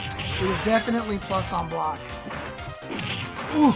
Fake the throw again. The uppercut, and you see right there, from punches, what happens when you get a Bison into the corner like that. It's really tough. And Kyoya, who qualified at my tournament and did very, very well in there, was seated in the top 4, having some trouble against punches over here. And like I said, this is just one of those situations where, again, that standing medium kick, no hurt box on that thing. It's really, really a very powerful move to open and stop the scissor kick with, because Bisons want to get in there like that super fast.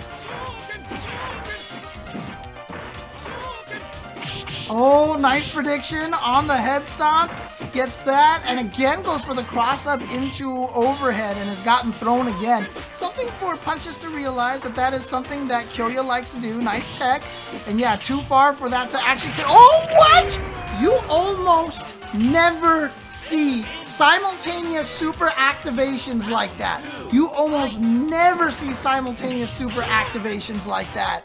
And it happened here. That's basically them activating their supers on nearly the exact frame. Oh, man. DJ stage is used so often because there are only certain patterns in which you will fight the CPU. And the stage that you run into first is going to be the first opponent stage. And one of the main patterns that you get to fight the CPU in arcade mode is DJ first. DJ first is just one of the ones that you run into. I think Fei Long first is another one. Cammy first is another one. I think they tried to get you to fight the new guys first a little bit more so you got to see them early on. And so by default, you go to the stage that, you know, that they were supposed to be at. And so you end up with DJ stage a lot. Alright. What's up, Mikey Joel? What's going on? Psycho as an anti-air, and I think that was a cross-up head stop. Kyoya working on the comeback here. Try to on the comeback trail here. No cats right now, so you don't need me here. There we go. Try to crouching strong that again. Oh, nice. Using Taurus Fierce to just kind of move away from that cross-up. The rocket punch, as I like to call it. Again, there you see that giant float, and he went for the fancy combo. I'm not approving of the cross-up attempt. He had the corner position. He landed it, got the combo into super, so it worked out for him, but definitely strategically not something that I would think is the right thing to do. Now, comboing into supers in this game is much, much harder to do than in any other fighting game. Finally gets the cross-up into the overhead sweep combo. Missed the cross-up. Shotos are very weird to cross up in this game. Accidentally head stomps into the corner, gets the throw. Kyoya does tie it up 2-2. So here we go.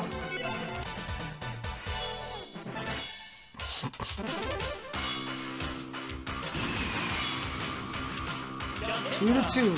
Punches going up 2-0 early. Kyoya winning 2 games to make this comeback. Goes for the head stomp. Punches didn't think he was going to come back in with that Devil's Reverse follow-up, but he does. Oh no, jump backwards. You're going to get hit by that fireball. Land on that fireball. Gets the tick throw.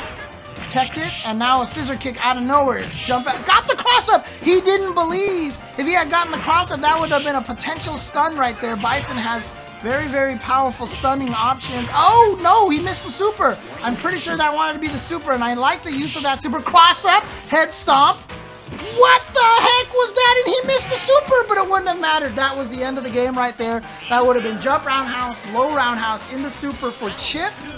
Here we go. Kyoya now is on danger of being sent to loser's bracket.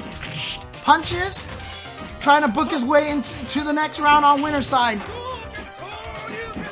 Again, these players keep trapping the opponent in the corner and they keep going for cross-ups. I feel like they're losing a lot. He gets the cross-up and he was crouching. That could have been huge damage.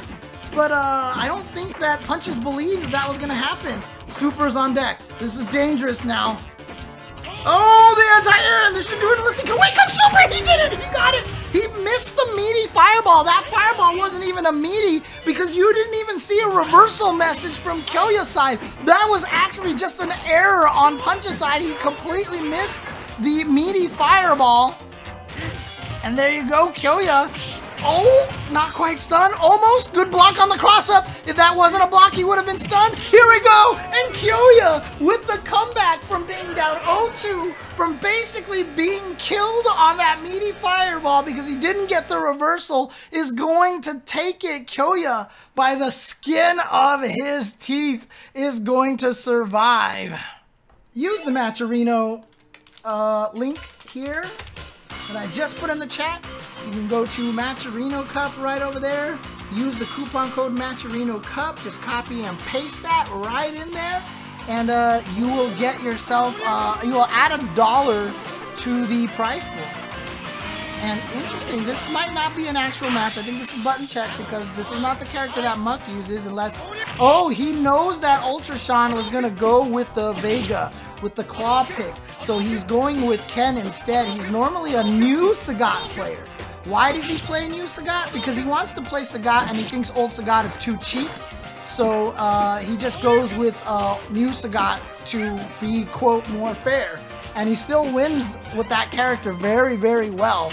But new O.Sagat does not do very well against Claw at all. And so Muck is going with the old Ken. The reason why you pick the old Ken is, like I said, the fierce uppercut is invincible all the way up in the jump. So if he does that, if he goes off the wall, you can fierce uppercut and basically hit him out of the air with no fear of getting stabbed yourself. That is why you pick old Ken to go up against Claw. It is to have access to this invincible uppercut, as you see right there. Fakes the throw, gets him standing with the sweep. Now back to this. Yeah, very hard to neutral jump over those light fireballs for Vega because his jump is so fast. Ouch. That is actually not true, Crimson Dragon. I'll get to that in a second.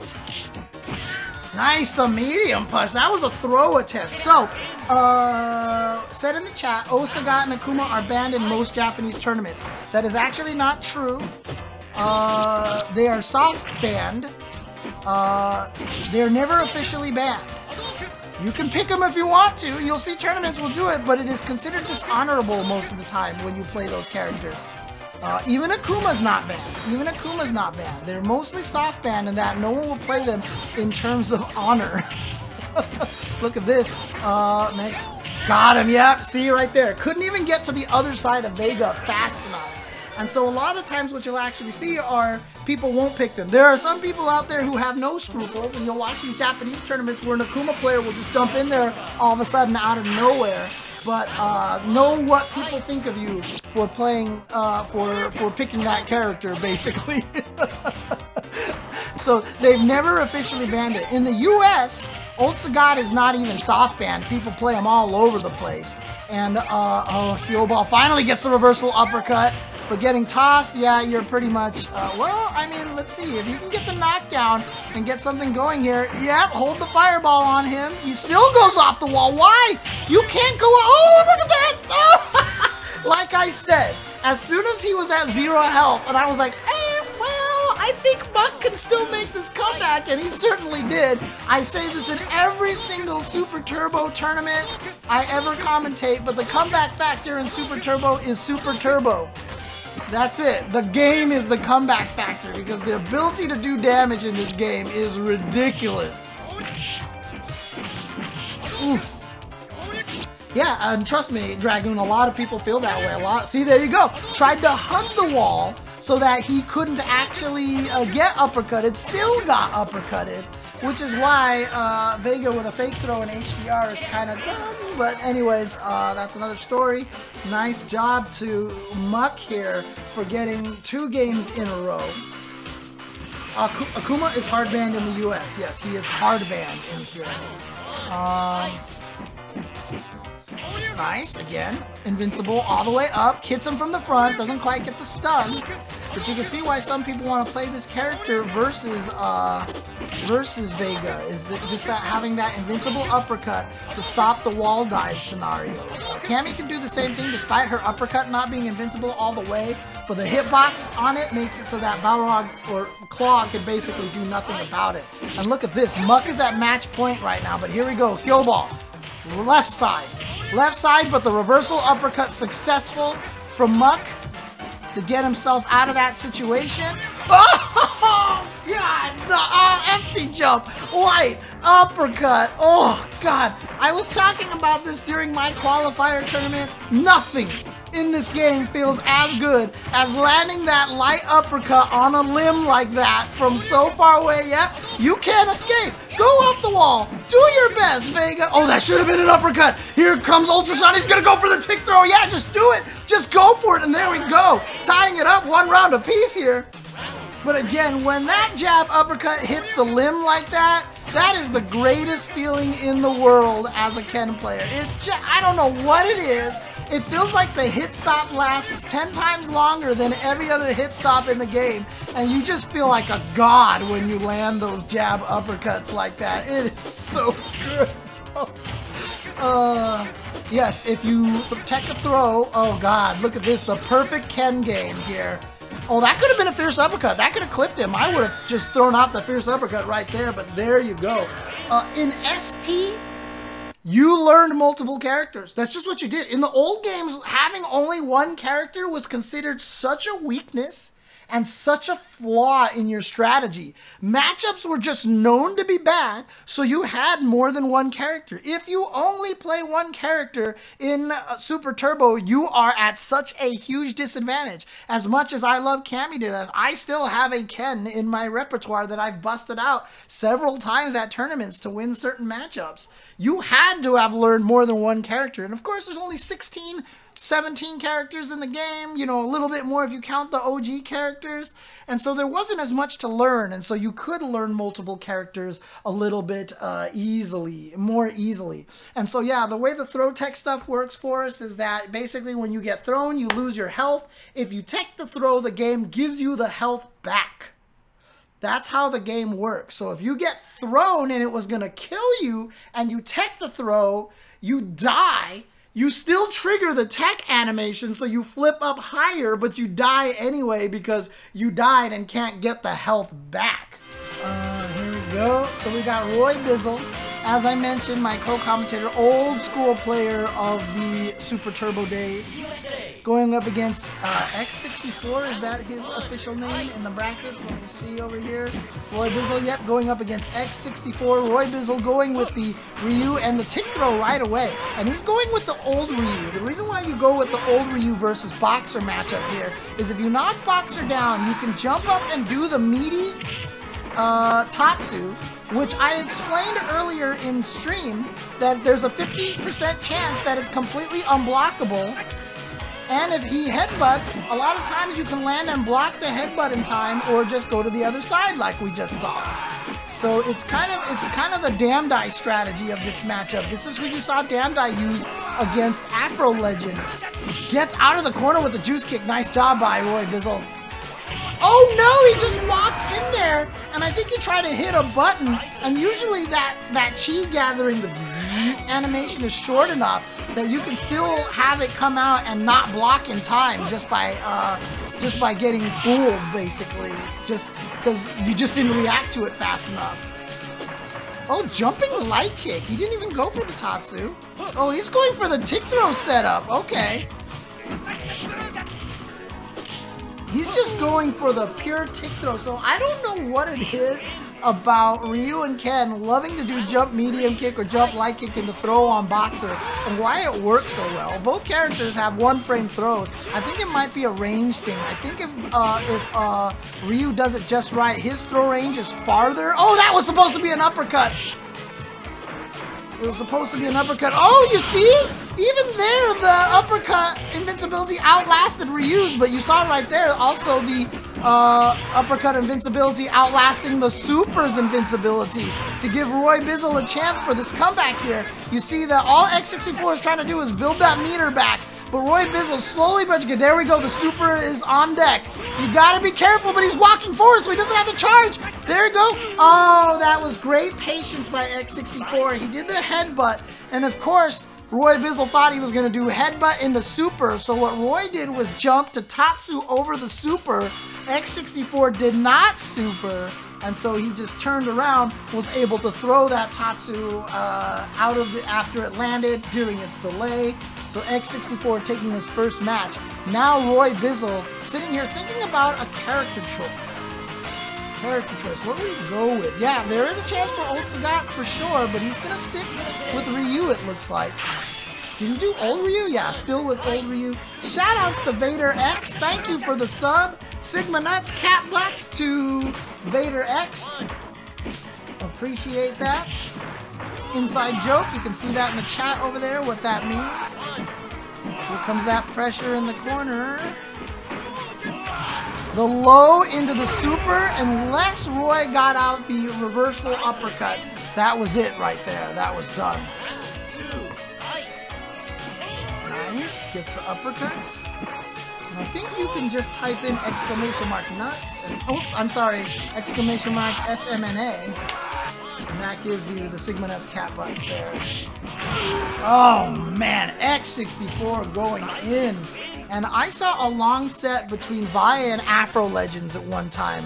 This was at Vi's place, and he was training Afro Legends in this match. And Afro Legends, of course, one of the greatest. But I'm sad he didn't enter this this tournament here.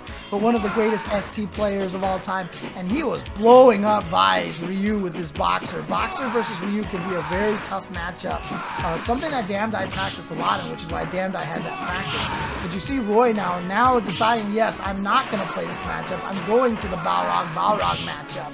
And obviously a 50% matchup here, so safe jump. So he's just going for the tick throw. Roy realizing that it seems like X64 was kind of weak against the tick throws, goes for that. That might have been punishable with the Super. Oh, fakes the Super, trying to bait the headbutt out of X64. Finally goes for it. Gets some chip in there. Oh, I think he tried to do the whip into the grab. Oh, wow. He wasn't expecting Roy to actually just go in with the low punch. I think X64 was just going to try to chip him at that point. The rules by default is you leave it on free select. Oh, the stun! And that should give the match to Roy. There you go. So by default, you play free select turbo 2. Free select turbo 2, yes. If in the settings menu, you set it to a specific speed, the speed is actually different than free select version. I know, game is jank as hell. Trust me. Oh, wow. X64 with a counter pick with Honda. Not exactly a super counter pick. I wouldn't say this is like a match that Honda wins, but maybe he just hates the mirror match so badly that he doesn't want to play it again. Jab. Yep. Standing light punch is going to be one of Boxer's biggest strengths against Honda. It beats headbutt. It beats butt slam. and it's very dangerous, and so that's why I'm really surprised he decided to go with this matchup.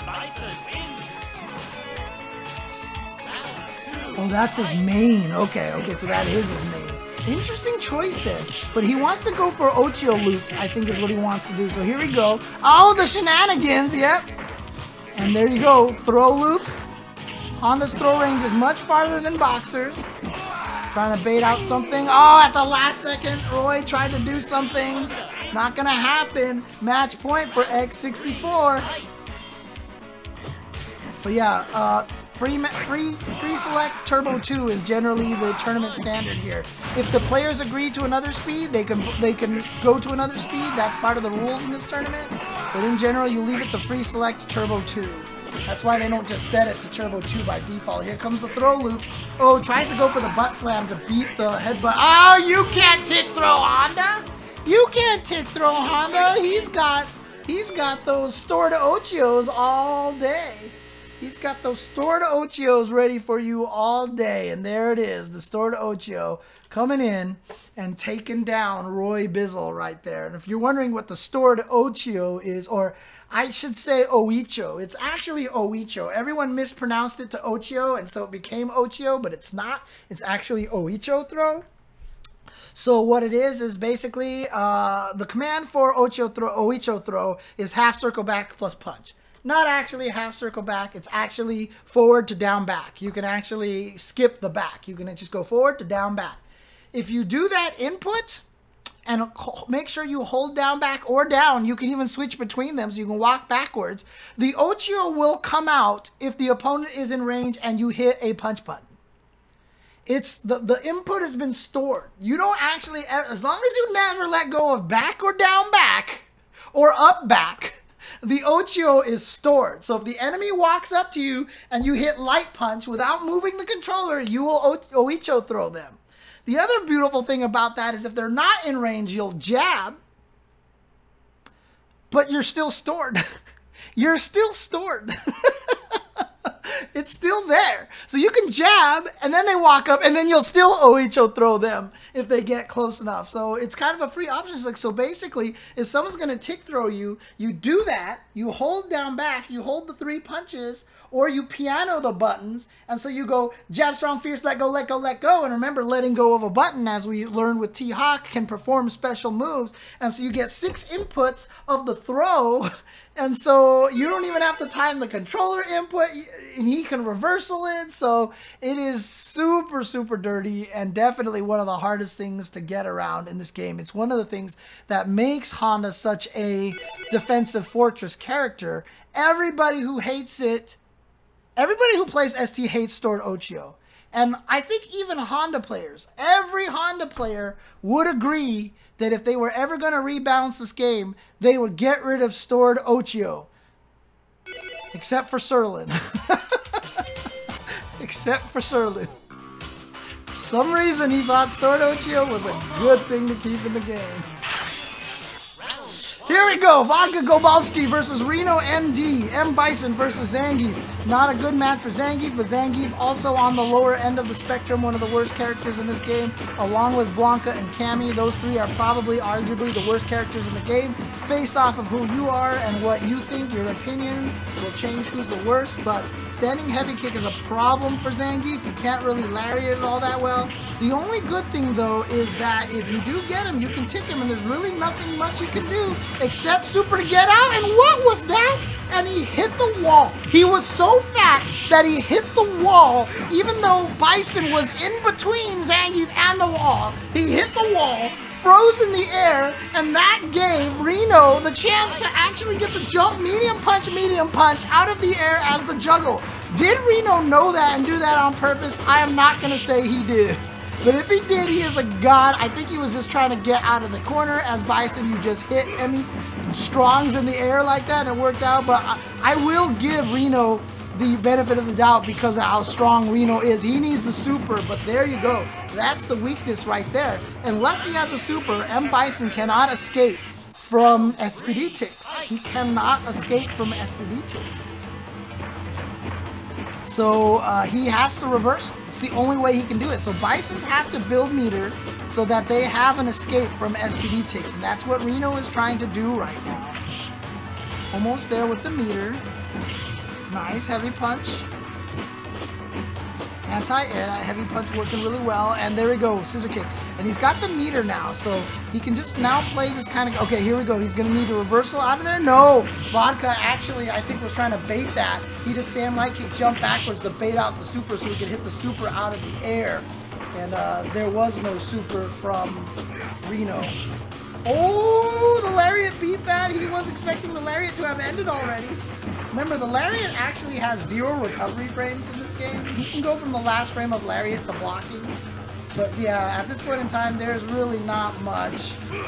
Yeah, it's too late. He was going to eat that. He was like, I'm taking it because even though you SVD me, not going to do the damage just yet.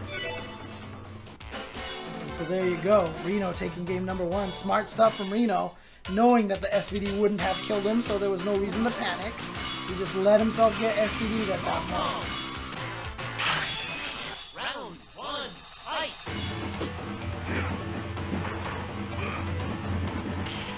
Bison Slide can punish Lariat, but that's why you have to be careful because Zangief can do 2 different Lariats that look the same. They have a different audio cue, but if you're doing it off of visuals, he might do the kick Lariat, which only spins twice, and then you try to slide, and then he blocks it, and then he SPDs you, and then life sucks. Here we go. Oh, he didn't go for the SPD, he went for the sweep instead. Oh no! That was close light kick, far light kick, so he couldn't quite get the combo that he wanted. Oh, okay. I have the G Fuel logo down there, but if you put it there, sure, no problem. I'll have it there kind of at the same time as well.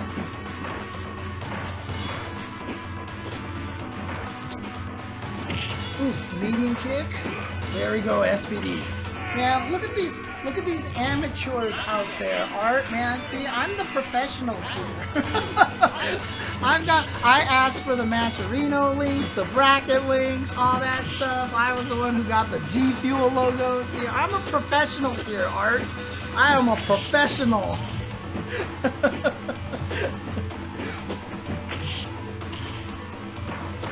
Pressure.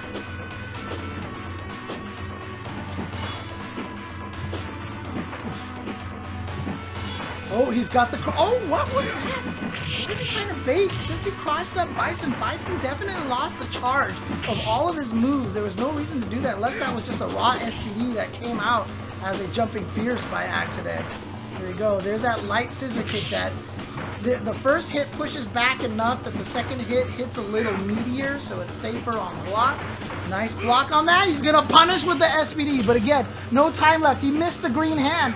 He missed the green hand. He's got to get in there. Oh, yeah, that was too late. Nothing he could do in that situation. Round 3, fight!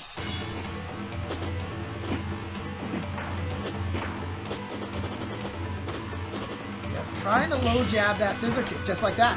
That's what those low jabs are, trying to stop that. You gotta watch out for Psycho Crushers, of course, as well. Uh-oh, he's trapped. There you go. Got him with the SPD. No meter to escape the tick throw. But of course, he wasn't in the corner, so he can't really get any pressure. Nice! There you go! Got the 2 close-up light kicks. Was able to finish the combo, but he drops the post-stun combo, and that's gonna give Vodka Gobalski the chance, and there you go! Ties it up 1-1.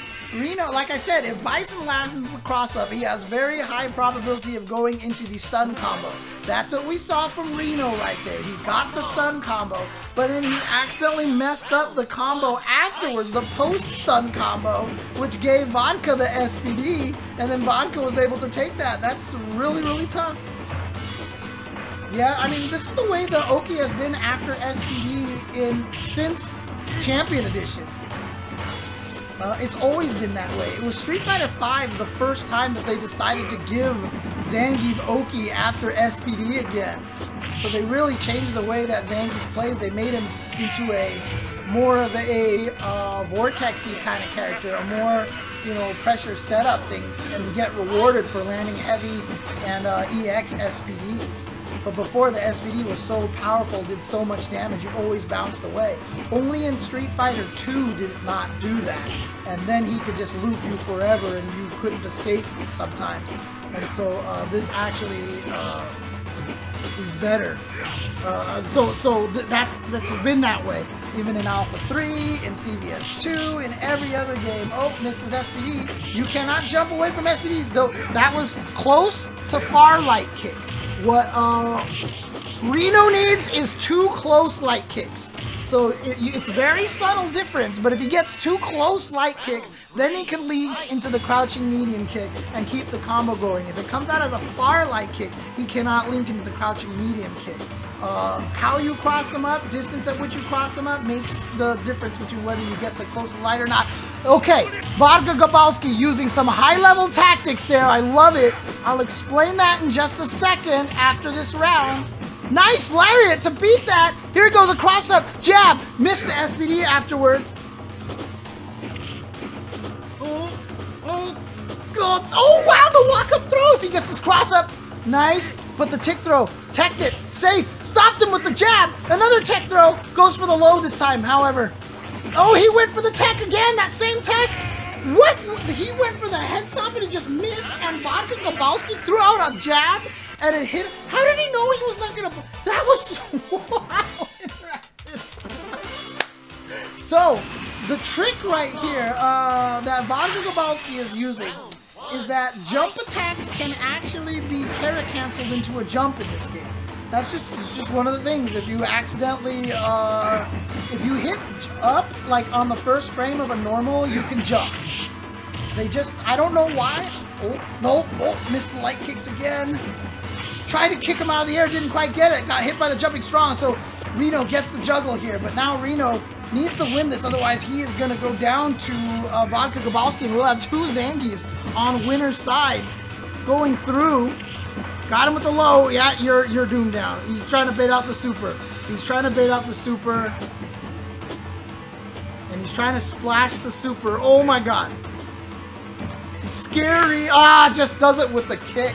Doesn't even need anything, doesn't even need the chip, just goes for the kick right there, so he takes the round.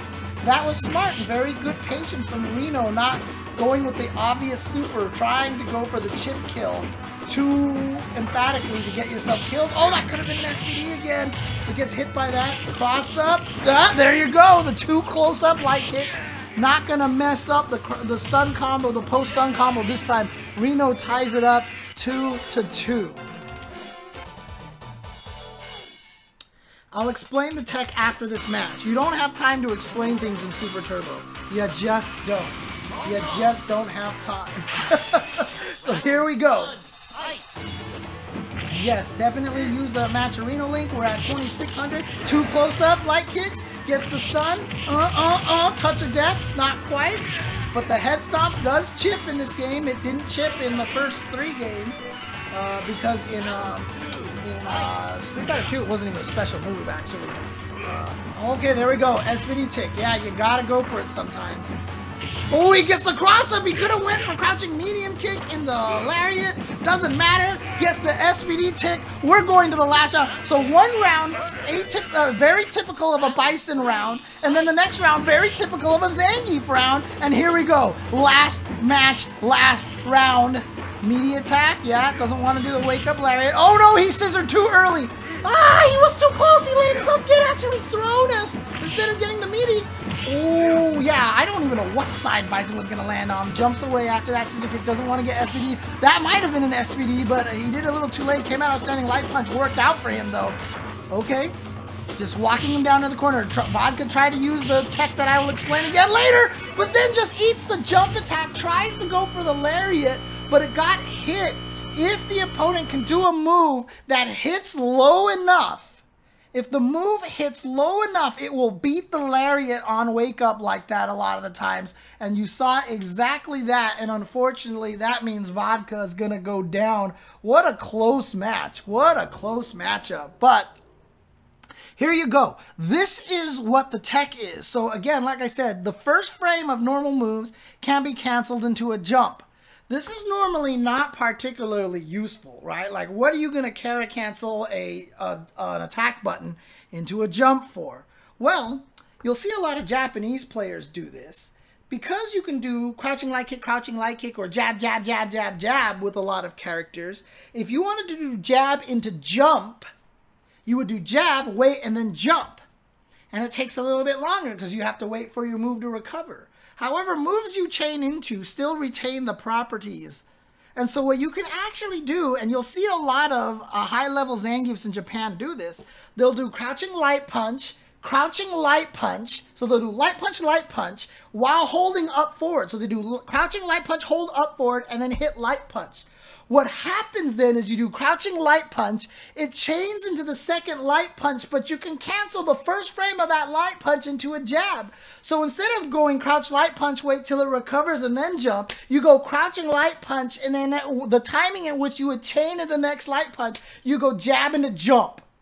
You can actually get a jump while the opponent is in block stun by going jab and then hitting jab again while holding diagonally up. That makes you want to chain into a button, but instead you cancel the first frame of that into a jump. That's how Shoutos do low, short, jump roundhouse in combo videos. They do low, short, hold up forward, hit short again, makes them jump before their crouching light kick recovers, and you hit heavy kick and you kick them out of the air, basically.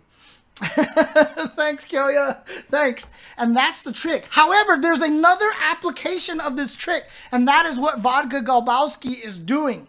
If the opponent is holding back on the controller and you whiff a chainable light punch on whiff, Zangief can go jab like this on whiff. So if you walk up and hit light punch, it makes the opponent character, if they're holding back, go into block stun animation because you are close enough and you trigger their block animation. If you do this same trick and go jab, hold up forward, jab, you will jab, put the enemy into a block stun, and then jump. And for some reason that we don't know, the proximity box doesn't go anywhere. And what that makes it happen is normally if Zangief jumps, the opponent can run away. They can walk backwards and you can't get your jump in on them. But if you do jab, hold up forward, and then jab, and that second jab cancels the first jab and makes you jump, the proximity box gets locked onto the screen. And if they block the first whiff jab and then you jump, they can't walk backwards anymore because back will only trigger the guard.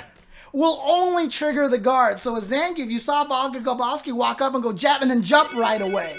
And then you saw the Bison player get stuck. He couldn't move anymore. He couldn't walk back because that's the tech.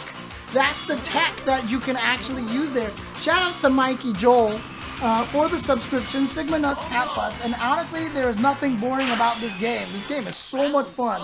Even the most boring matchups are fun. What a color of Ryu for Enforcer. That's a Ken Ryu. Mukas coming in here, another one of our high-level US T.Hawk players. T.Hawk now appeals a lot to the execution players out there because of the SPD tech that T.Hawk gets in the corner. I love that jump back light punch to beat that. Air Tatsu. So Muka's trying to find his way and gets back thrown. This is a problem. Now Ryu has the whole stage to fight again, but again, the stages aren't very long and Mukas gets that anyway! And then so, after you finish T-Hawk's SPD input, you have an extra few frames in which you can hold. So let's say you start at forward and you 360 to forward.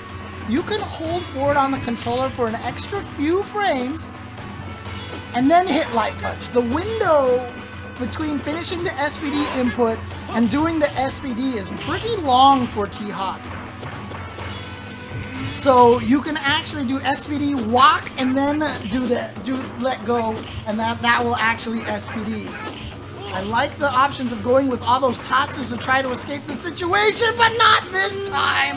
And so you see Mukas, one of the people who's practiced a lot, low jab, stand jab, SPD, time the SPD input so that your SPD ends at forward right when your light punch recovers, you start walking, and then you hit the button afterwards. And now you don't have to worry about trying to do the SPD input and accidentally jumping. So not only do you get to walk a couple of frames, but you also don't have to worry about the fact that T.Hawk has less pre-jump frames. That's what makes it hard to walk up an SPD harder than Zangief. Zangief has more pre-jump frames where he's on the ground, so you can still SPD. T.Hawk has less pre-jump frames, so you have to do the SPD even faster with T.Hawk. And so if you use that technique with T.Hawk, you jump jab, stand jab, and then input it, hold forward, let him walk, and then you can grab him. That's what you want to do in there. Ooh, wow, he was trying to bait out an uppercut. He actually walked backwards. Nice cross up Tatsu. That beats the uppercut. Yep. Now you can actually jump backwards and hop dive. Ooh, got in there with the jumping light punch, but not a lot of damage. Knockdown. Here we go. He missed the hawk dive right there. That was to get back in, but here's the safe jump setup. And if you see them get hit by it, you can confirm into the combo like that.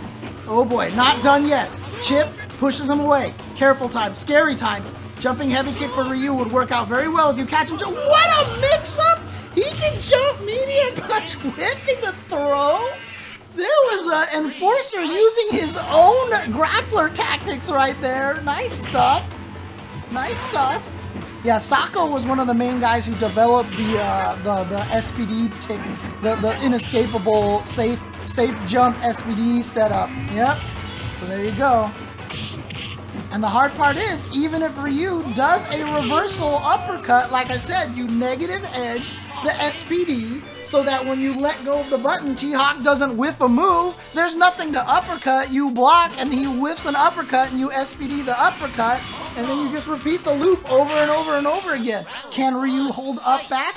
No, because you can be grabbed out of your pre-jump frames in the Street Fighter 2 series. So you cannot hold up to escape because no matter what, you will get grabbed. So unlike all modern fighting games, holding up or up back will not get you away from SPD ticks. It is not a free way to escape.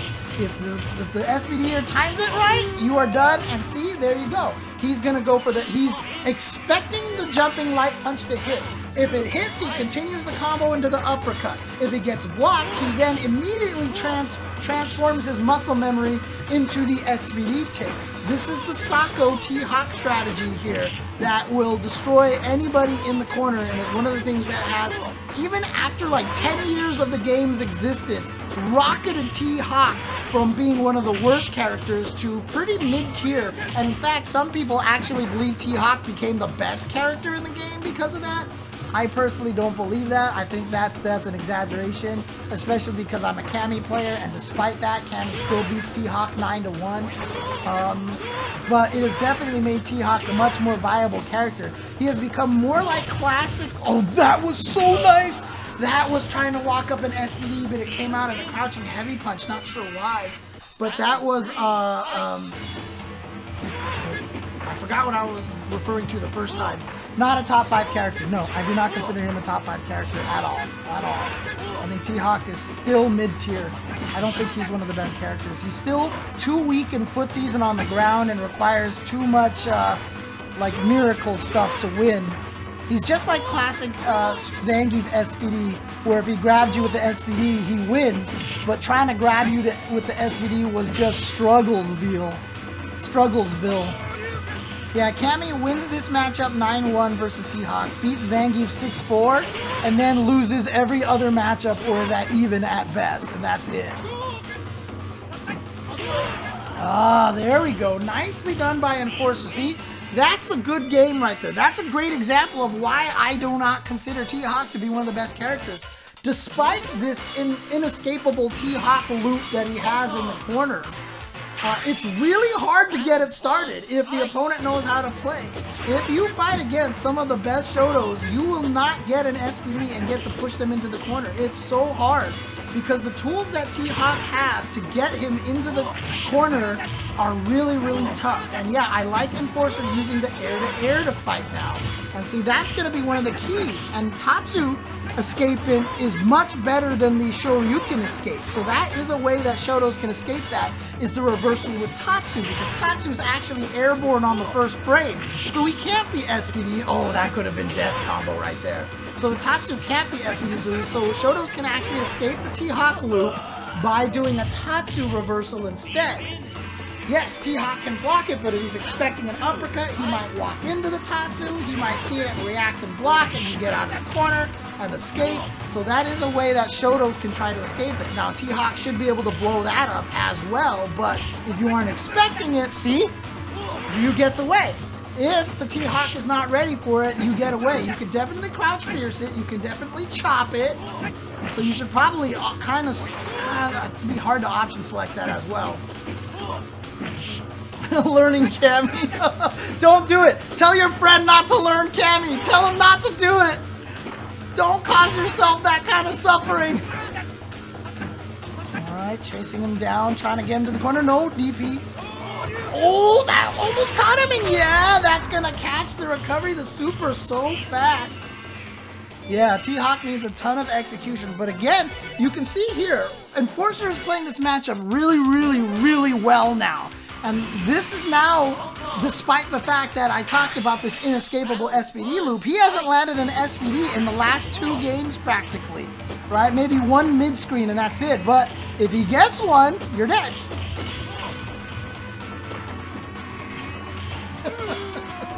The only escape option there was the uppercut versus the stand light punch. I think that's at a range where the uppercut won't hit the light punch because it just doesn't have a hurt box extending all the way to the fingers at that point in time. Nice! Crouch heavy punch chopping behind his head again! You aren't getting out of the corner! Mook is chasing him down here. No uppercut. See, as a Ryu player, if you ever see the hop dive you got... Okay, this might be dead. Oh no, he went for the super! He wanted to get fancy! Don't do this to yourself, Mook. It's the last game. Don't try to go fancy with the supers.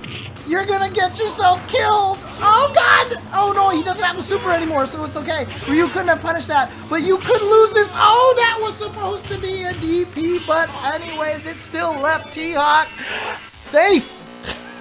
Safe. Left him safe, and there you go. Mookus takes it. Got a little too... Why are you doing this, Mookus? This is a tournament here. You were at last game. Don't go for the fancy stuff, please. Yeah, exactly. Don't be a hero, man. Don't do this to yourself. I know. Trust me, as a Geef player, I get it. I want to win with the super. Don't do it. Don't do it. But there you go. Of course, Damdai, as I have mentioned, one of the greatest Super Turbo players of all time from North America. I mean, Damdai is a very scientific person. He's a very logical, he's a very research-intensive kind of player. He has come up with so much tech, and he has practiced and perfected so much tech. He has studied so much of this game. He is considered one of the greatest of all time. There are tricks that if you learn with Cammy, for example, there's an inescapable throw option that Cammy and O.Ken have if you're willing to learn it. I haven't learned it with Cammy, obviously. I probably should have at this point in time, but it's something to practice in training mode. But she does have, if you block Cammy's low jab and she's right next to you, she gets an inescapable throw situation. Very similar to T.Hawk's kind of trick. Very, very hard to do. Very, very hard to do, but you can definitely do it. And it's something that you can practice. The essence behind it is if you block low jab, you do forward, quarter circle forward, plink, punch into kick. The reason why this works is that Cammy does not have quarter circle forward plus punch. That is a special move. If you do quarter circle forward plus punch with Cammy, she comes out with punch. So if you do that and the enemy is blocking, you'll throw them. Low jab, forward, quarter circle forward, throw, and then you throw them. However, if the opponent does a reversal move and turns themselves invincible or jumps away because you mistimed your throw, what happens is it option selects into standing heavy punch. So standing heavy punch comes out. But since you plink punch into kick, what actually happens is you carrot cancel the punch into an uppercut. And so if they do a reversal move, then you do a reversal move later, and later reversal moves usually win because they run out of invincibility frames later. We saw this matchup earlier, Pitufo going up against, we saw this match earlier, and we saw Muck going with the O.Ken versus claw as well. And so you see Damdai doing the exact same thing right now. Oh, I do have the G-Fuel logoception going on right now. Nice. Nice. Okay. Ken wins. Alright, let's go off the wall. Oh, wow. That was actually a little bit too late by Damdai. That definitely should have clipped. Nice reaction and gets him into the corner here. So Pitufo, who qualified in my tournament, nice jump back into uppercut. And again, the invincibility lasting all the way to the top. As soon as I finish this game and we get to the next round of winners, I will feed the cats real quick. Off the wall, nice block by Damdai at the last second. Missed! Pitufo playing very patient right now. Yep, gets the wall dive there. If you can get him a little bit while he's still in delay of the uppercut, that means you might be able to sail behind him and get that uppercut to miss. That was not one of those situations. Oh god, if he had gone with the super, that was the end of the game. He's in, Damdai's in, tries to go for a tick throw, doesn't quite get it. He knows he has to do something because look at the timer, tries to fake him with the throw into the uppercut. I respect it, Damdai. Didn't quite work out, unfortunately.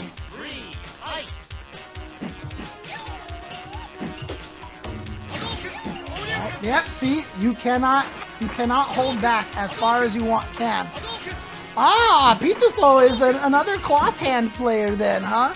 That is what the name of Seth Killian, that was Seth Killian's nickname in Japan. He was cloth hand, which of course is just a mispronunciation of cross hand, because Seth Killian as well is a cross-handed player.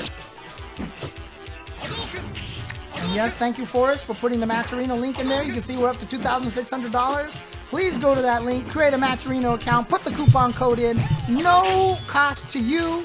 You will also... Oh, God! The jump light punch into Tatsu.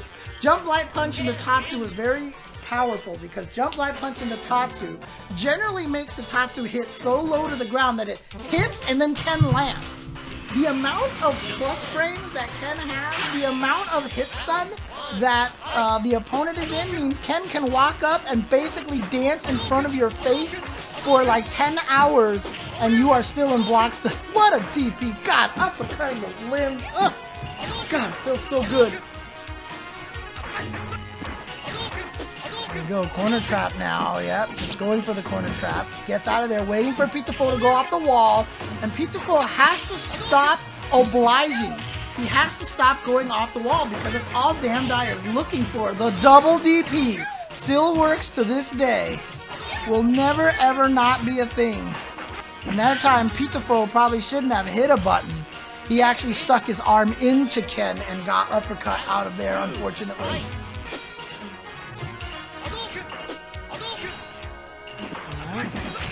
So what Pitufo has to do in this match right now is he needs to start playing footsies. He needs to start jumping over the fireballs. He needs to start using that standing medium kick.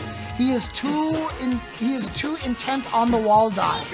Yeah, there you go. A little bit more footsies this way. That's good. That's good. See, like I said, jumping over the fireball, standing medium kick footsies, and don't go for the meaty roll. He did that on my tournament too, and I said that that thing sometimes doesn't do any damage. He wins that anyway, but this is important for Pitufo. Stop doing the off the wall. Play the ground. Neutral jump over the fireball. Exactly, exactly. Footsies, walk forward, chase after Ken. Throw out that standing medium kick. He is playing too much of a down back Vega, and that is actually hurting him right now, and he's playing into what Damdai wants. Yep, here we go. Slide trade with that fireball. Oh, got him again. Yeah, if you're a Ken player, this is exactly the way you want Vega to play. This is exactly how you want Vega to play. Got him.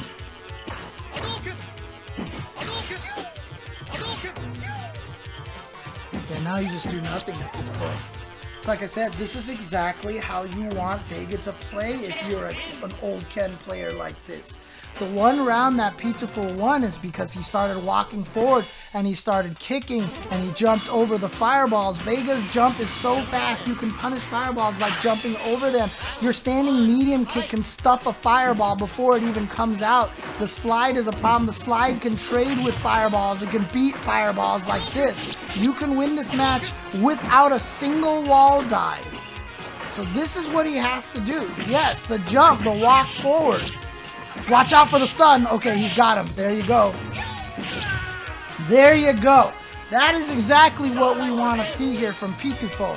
Getting in there, playing more aggressive. So now Damdai has to work again. But you see, every time he goes off the wall, he's going to get uppercut like that. That's why you play O.Ken. That's why Cammy can actually beat Vega a little bit. There's that unblockable first hit on the Tatsu. Like I said, 50% chance that it's unblockable.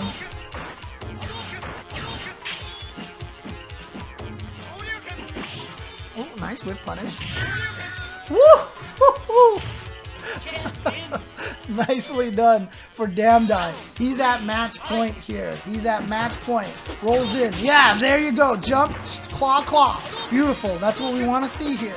Now keep in mind, obviously I'm a huge fan of Damdai and I want to see Damdai win this. But I also just want to help Pitiful out a little bit here in this matchup. Yeah, punish, and now he's cornered himself. Standing medium kicks. Where's your standing medium kicks? You gotta go for those standing medium kicks. They can stuff fireballs before they come out. Once you get in that range, they're hard to uppercut. But Damdai's got this. Damdai's got this. I don't think there's really much hope at this point. There you go, with the light uppercut. Put that leg back where it came from, or so help me, Damdai advances to the next round of the winner's bracket. Let's feed some cats, shall we? Oh, it looks like we've started the next match already. It is going to be Immortal. Wow, they were fast. Okay, here we go. Immortal and H0 going in here. No, I had it muted as well, Art. That was my fault as well. Let me switch the camera around so I no longer have those things on in the camera view. That's my bad. Apologies out there. Apologies out there to G Fuel. Get yourself some G Fuel, by the way. Some G Fuel here. I've got myself a, what flavor is this? This is watermelon flavor here. So definitely, shout outs to G Fuel. Thank you for supporting the Matcherino Cup, for being a sponsor. Honestly, with all just like with all earnestness, these kind of events, hard to happen without the sponsorship. The more sponsors we get, the more of these events we get. And it's cool. So, by the way, Art, if you're still in my stream over here and you're still listening, let me know what the dimensions of your G Fuel logo is so I can match my G Fuel logo to your G Fuel logo. And so it will actually be kind of sick if it works that way. So let me know what it is. Beautiful jump back, heavy kick from Immortal. From H0 to catch that wall dive. We have seen a lot of Vega players here already. As I've mentioned, Claw, very, very strong. The damage off a fierce uppercut. Oh, it's so beautiful. And the L.A.Ryu uppercut, as we call that, that is the L.A.Ryu uppercut, came from the hyper fighting days. A lot of times Ryus would just do that to anti-air instead of just doing a uppercut. They would just jump heavy kick. Yeah, lots of counter picking. That's the way this game goes. That's how it works.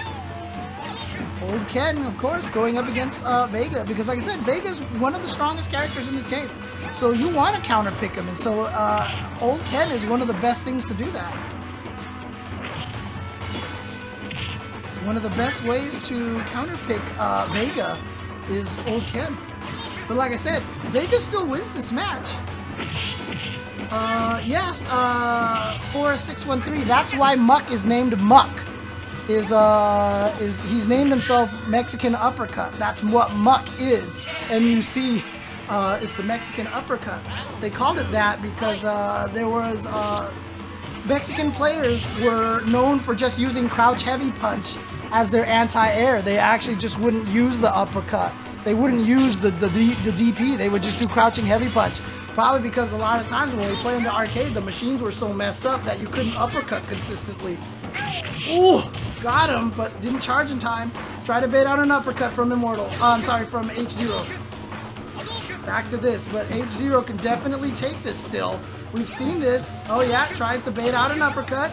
Nope, just a light uppercut that time. Not even a heavy one. Wow, the timing on that. I don't know why he's going with a light uppercut. Maybe he's trying to uppercut the limbs, but I don't think that that's actually the right decision to make in this matchup. See, he's not doing the heavy uppercuts. He needs to start doing the heavy uppercuts. That is the advantage that O.Ken has in this matchup. He's very intent on uppercutting limbs right now, and that's not going to get you very far. You saw Immortal try to go off the back wall, because if you get off the back wall, he can actually mess up the DP motion, so the DP motion won't actually catch him out of the air. Nice, jump strong, low strong. Again, off the wall, getting the hit. Immortal now, looking strong, but just ate that jump kick. Didn't think Ken was gonna hit a button. And there's the jab uppercut again. Like that sound effect. Now, I will say, the biggest weakness of Super Turbo and Super are the sound effects. I will forever stand the original CPS1 sound effects of the fierce uppercut going, you know, it's just like this, it's just like this super crazy sound, and the heavy kicks going, like with the super deep bass noise to them. I will always stand those hit noises from the original CPS2 games. I miss those. Like when Ken did the fierce uppercut combo, it was like, bah, bah, bah, and it was just like, it was so good. It sounded so good. Oh man. Oof. Oh, what? He just got hit for no reason. Ouch! Oh wow, so we reached another 3,000 stretch goal. If we reach 3,000, Matcherino will donate another 200. Don't forget, guys, and actually I was going to do this when we reach the next round, so I'll do this in between the matches here. Too late with the uppercut. Try to bait out an uppercut again. There we go, the meaty roll for a lot of chip. A lot of chip damage. Sonic boom! Sonic boom! As opposed to Sonic boom! Sonic boom! For sure. Got him. Tries the anti-air, but got caught by the air Tatsu. Here we go. Oh, where's your fierce uppercut? Cross up Tatsu again, doing the work. But it's all just a tiny bit of damage. It's not enough. I think that was supposed to be an uppercut, and if it was, he would have knocked him down. Had a chance to go for the mix-up. It just came out as a low jab, and it actually just... Ah, that's tough. Oh, they talked about the game sound nice. Yeah, keep in mind, too, that in the first game, it was just one voice actor. Hadouken! Sonic Boom! Huh! You know, it was just one voice actor, and oh, there you go, H0 taking it 3-1. Congratulations. All right, so what we are going to... is it not over yet? What has... Okay, there we go.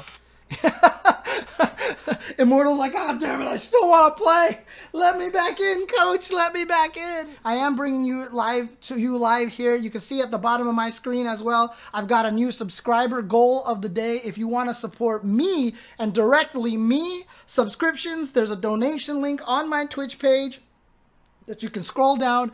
Gift subs as well, bits, all of that stuff. Very much appreciated, and helps keep me in the life of streaming and giving you guys content like Slim Shady versus Kyoya. This is Muck versus Kyoya. These two were in my qualifiers. They both came out of there. Muck took that, so now Kyoya is going to try to stop him with this. And look at this. Muck is in serious mode right now. It is O.Sagat.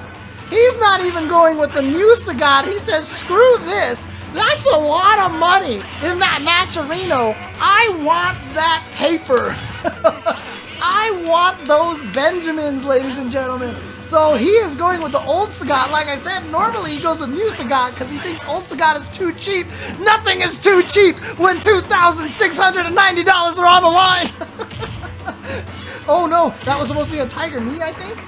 Remember, you cannot get crossed up in the corner in this game. This is not like Street Fighter 4 and 5. If you are in the corner, you cannot be crossed up. So if someone jumps at you, you can hold back and you will block for sure. Guaranteed. Guaranteed safe way to defend in the corner. All right, here we go. Continuing the match. Muck has the lead, but he is down a lot in life. That's why you see him play so defensive with the head stomp. Eating the uppercut. Oh, the jump back. He baits out the super. So smart. I wasn't thinking of avoiding the super. I would have been killed right there. But Muck, with the preparation, gets over it. And there we go. Muck taking game number 1, even though looking like he was down in life so much. Beautiful stuff. Here we go. Kyoya gets in there, but again, Sagat's a tall character. So while you could have done a touch of death, if you hit that high up with your heavy kick, they recover fast. Remember, all jump attacks in this game do light hit stun. If you hit a standing character with a jump attack, it's always light hit stun, no matter what. If you hit him while crouching, you can get the hit stun of the buttons normally. But if they're standing, it will always be light. So if you hit someone with a jump heavy kick way high up, they will recover very, very fast. That's the way it's been since the original Super Turbo. Nice throw by Kyoya. Taking that right there.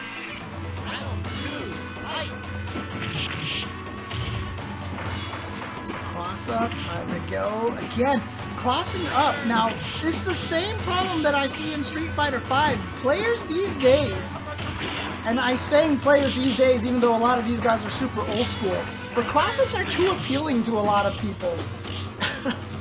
When we played this back in the Hyper Fighting and Street Fighter 2 days, we just didn't cross. Oh, the super reversal, Kyoya taking game number 2. But yeah, we wouldn't go for those cross-ups like that. We just didn't do it because that would lose us the corner position, and it's not worth it. In these games, the corner position is so strong, and I see so many players giving up the corner in this game. Yeah, Bison can absolutely have a very ambiguous corner situation, but I don't think it's worth it. There we go. Oof, nice. Oh, that was an unfortunate situation. He was facing the wrong way. Even if he had hit a punch to do the devil's reverse in the air, it would have attacked in the wrong direction and it just would not have worked. Welcome to Super Turbo Damage, Suburban Socrates. It's the way it works here. That is the damage that we have in this game. Oh, what an uppercut! Again, just feels so good. Oh, beautiful, using the jump light punch, which hits straight like that. He got the jump over, but he missed the jump attack. And so Muck's gonna take game number 2. That was unfortunate for Kyoya. O.Sagat does a lot of damage as well, not gonna lie. Walking up and doing stand medium kick, 2 hits, fierce uppercut is one of the most damaging combos in this game. It does so much damage. I've seen it drain like 60% with just those 3 hits before. Oh my god, speaking of damage! Ah, where did Sagat's life go? Oh my goodness, and yeah, trade with the jump in, who cares? Oh my god. What happened? What happened? He just died so fast. Oh, trade. Oh, that was such a fortunate trade for Muck. Had that not been a trade, he would have been dead and stunned again. Here we go. Cross up again. You can see how the ambiguous cross up is scary. But like I said, Bison could be super scary once he gets you in the corner. So I don't want to see him give up that position.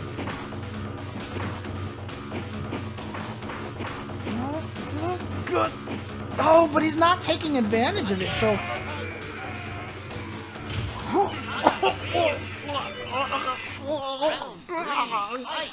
That was so much damage from a side swipe uppercut. Oh my god. Oh, that made me throw up in my mouth a little.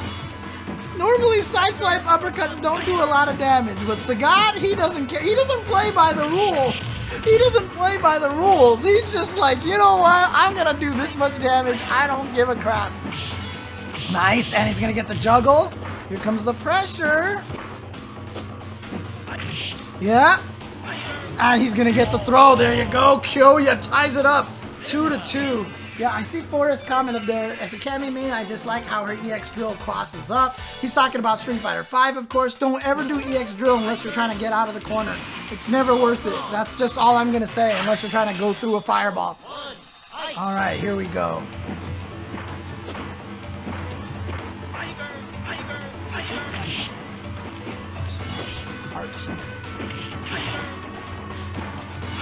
Right, tiger shot, yep. And then the nice thing about that is because the tiger shot is so low to the ground, that causes Bison's head stomp aim to also be extremely low to the ground, so we can actually hit Sagat. Oh, that could have been the stun and death! Kyoya here, though, at the point where he can land the super, not gonna happen, but he gets the kick anyway. Kyoya is at match points. Match point. Oh, got him again. Oh, he might have been able to get crouching medium kick, crouching medium kick. I think that might be like a one-frame link or something like that.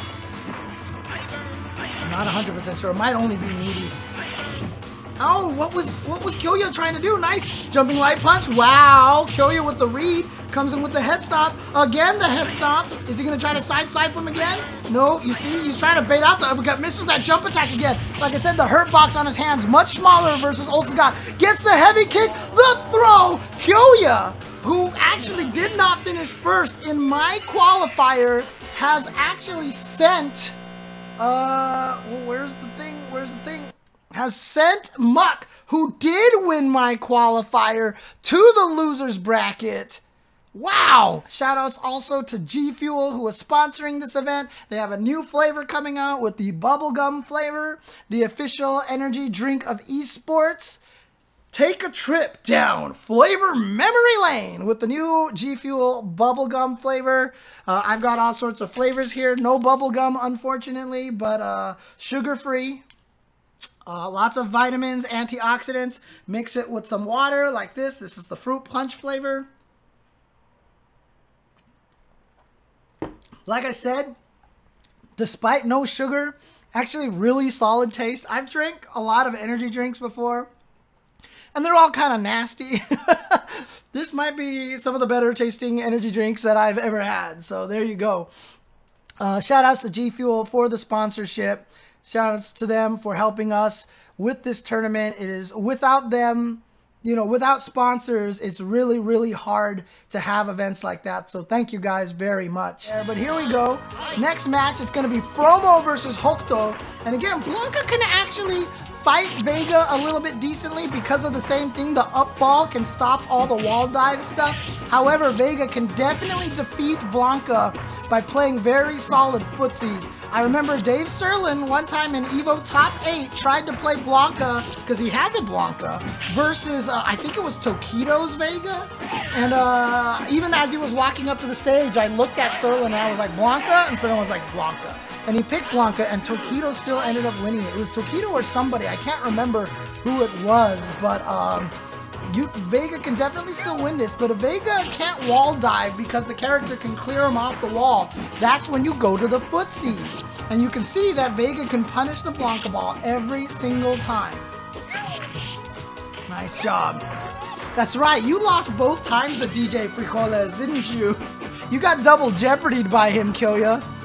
The tick throw loop. Oh, and then the other side tick throw loop. Oh, no, I don't know what that was. Was that a fake super into hop and he was trying to get in there? But good reaction by Hokuto, and Hokuto is going to take that round. So 1 round apiece here in game number 1. See, the Matcherino pot is at 2,709. Please donate to the Matcherino pot using the coupon code Matcherino Cup. Costs you no money. The stun for Fromo, that should do it. Yeah. There is no damage scaling in Super Turbo. There is no damage scaling in Super Turbo.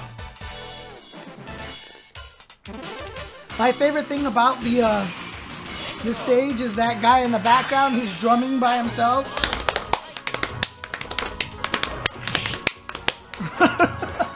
Right there, that's my commentary from now on the stage.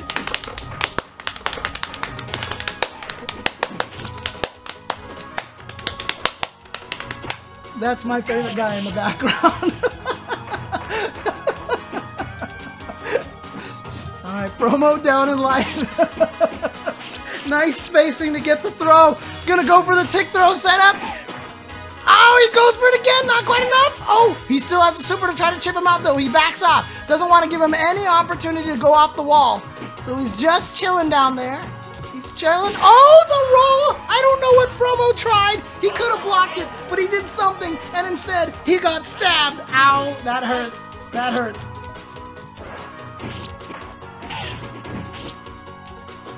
right. Nice throw. Hokuto looking good. Just needs the... Wow! Nice job with the anti-air. That's not easy.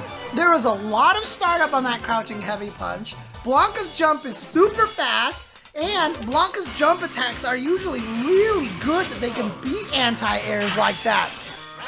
Shoutouts to Hokuto for that reaction and timing. Great job. Oof. Yeah, that was, he was trying to go for the bite. Here we go, tick throw setup. And this is what Blanka wants to do. This is actually what he wants to do. Blanka in this game is half grappler, okay? You can tech throws, you can't tech holds in this game. That's just how it works. That's just how it is. I think they ran out of time to make it so that you can tech holds. And so they just didn't implement it. So Blanka's kind of half grappler. Wow! He actually anti-aired Vega with the super? Oh my god. Alright, trade. Not a good trade necessarily for Vega. Oh, actually it seems pretty even. Gets the meaty roll, and now he's going Crystal Flash crazy. Rolling Crystal Flash. Using that to pressure Fromo into doing stuff, but nice job from Fromo getting that, getting in there for that bite. But again, that's punishable. Oh god, yeah, careful! Oh, he wasn't expecting the jump back. He was going to just Blanka ball into throw, and he didn't see the jump back in time. Now, remember, this game is, the pace of this game is ridiculously fast. That happens a lot. In a lot of the newer Street Fighter games, you could react to that jump back and uppercut it in time. But this game is so fast, a lot of times you just, like there, Blanka ball in the bite. You just gotta do it as fast as you can. Meaty. Here we go, tick throw. Like I said, this is what he has to do. Just needs to chip him now. Uh-oh, yeah. Don't do it like that, Fromo. Don't do it like that, Fromo. Oh, God. He's take the throws. Finally gets the throw first. Oh, that was heartbeat right there. Fromo was in serious trouble, but he still manages to take it. Oh, boy. Oh, boy. Okay, okay, okay. No, Blanka's super is actually forward, back, forward. His is forward, back, forward first. And facts in Super Turbo, Guile's super is actually charge down, back, forward, up. No, charge down, forward, back, up. That's what his super is actually. You actually don't need the crazy diagonals. They've only forced the diagonals in future versions of Street Fighter, but in Super Turbo, you can actually charge straight down, go forward, back, up, and hit kick, and that actually lets you do the super. It's really interesting. Ooh, what? I can't believe the rolling Crystal Flash hit Blanka out of the air. Blanka ball, but yeah, looks like Hokuto's punish on that is on point right now. That time he couldn't punch in it because he stuck out a button, so Blanka hit from much further away, so it didn't get punched. But there you go, Hokuto tying it up 2-2 here in this matchup. Like I said, Vega does not lose a matchup in this game. He might be even with some characters, but for the most part, he wins or is at least even.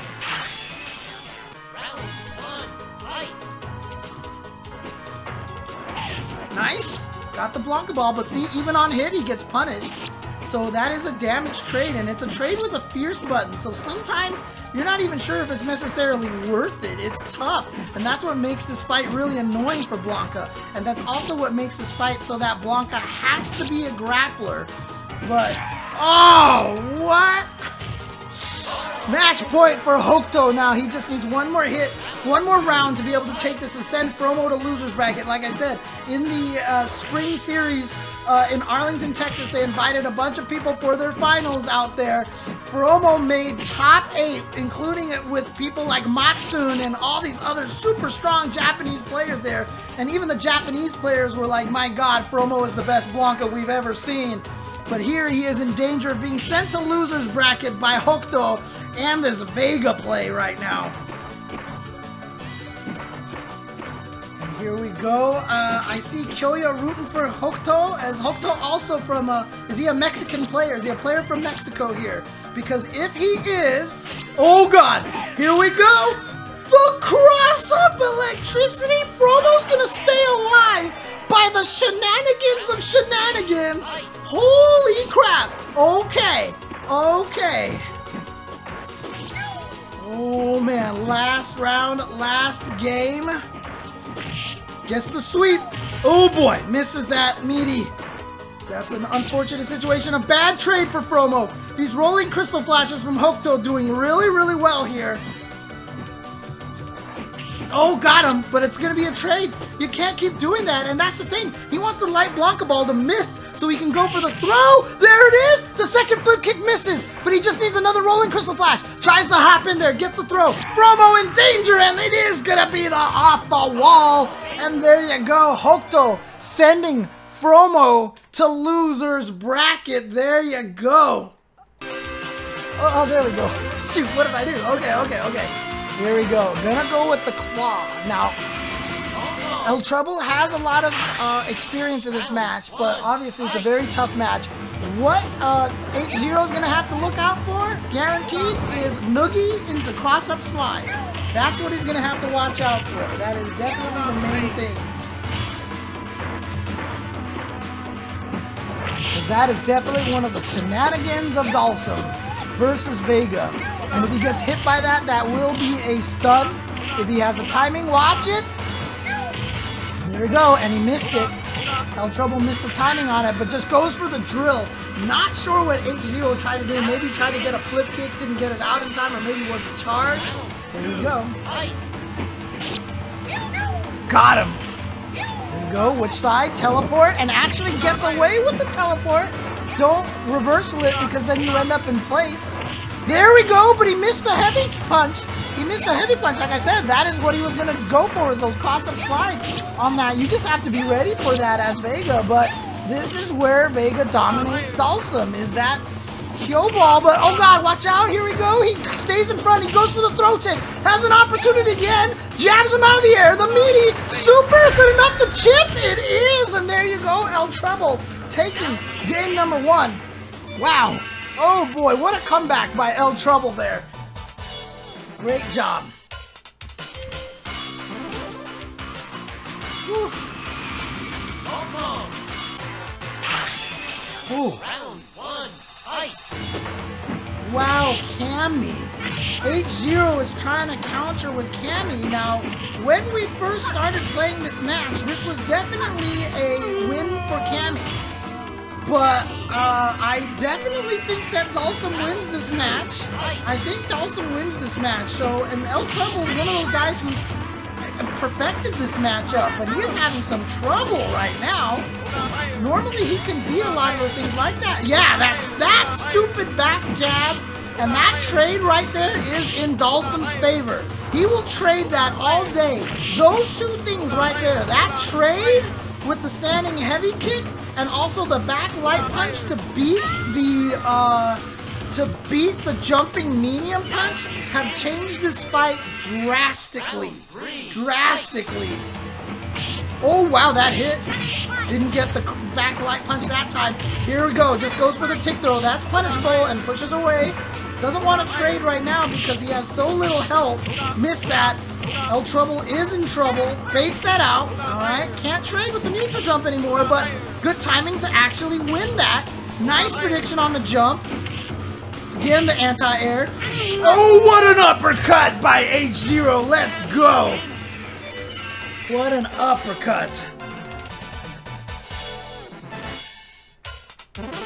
Yeah, it's true what Muffin Man says. You get more used to fighting against the player than the matchup. He plays Silent Scope and he plays me a lot. One of the hardest parts for me is that I'm bad at being weird and doing crazy things, and so it's very easy for eltrouble to beat me. A lot of the other players that go crazy. Matsun is another player that will use Cammy and blow up eltrouble's Dalsum. Matsun actually likes playing Cammy. I don't know why. That's a jump in. Didn't get anything. Wow, the throw range on Dalsum. Why does he throw so far away? Why? Alright. Nice crouching medium punch. I love it. Too far away for that to combo. That almost never combos unless it's point blank. There we go, the trades. The trades are not good for eltrouble. And really, so what H0 is doing here that's working so well, he's mixing between jumping medium punches and jumping heavy kicks. That's the whole mix-up of this matchup, is mixing between those two buttons and mixing up whether you jump forward or neutral jump. As you can see, that forward jump into the heavy kick actually screwed up eltrouble. Eltrouble's not going to get caught by hooligans very often. That is not something that is a long-term solution for him, but H0 is looking really well, but that was a nice heavy kick without the trade. Again, using jump heavy kick. So now Eugene has to think about maybe going for the slides, but the heavy punch out of nowhere, and H0 just walks into it. eltrouble surviving by the skin of his teeth here, going up 2-1. Cammy Spin Knuckle go through fireballs, but only the light version, and it is no distance. It is hard to do accurately because the input on it is really dumb, and it has so much delay after it whiffs that Dhalsim can usually just punish it. It's really bad. What? That crossed up the slide. There you go.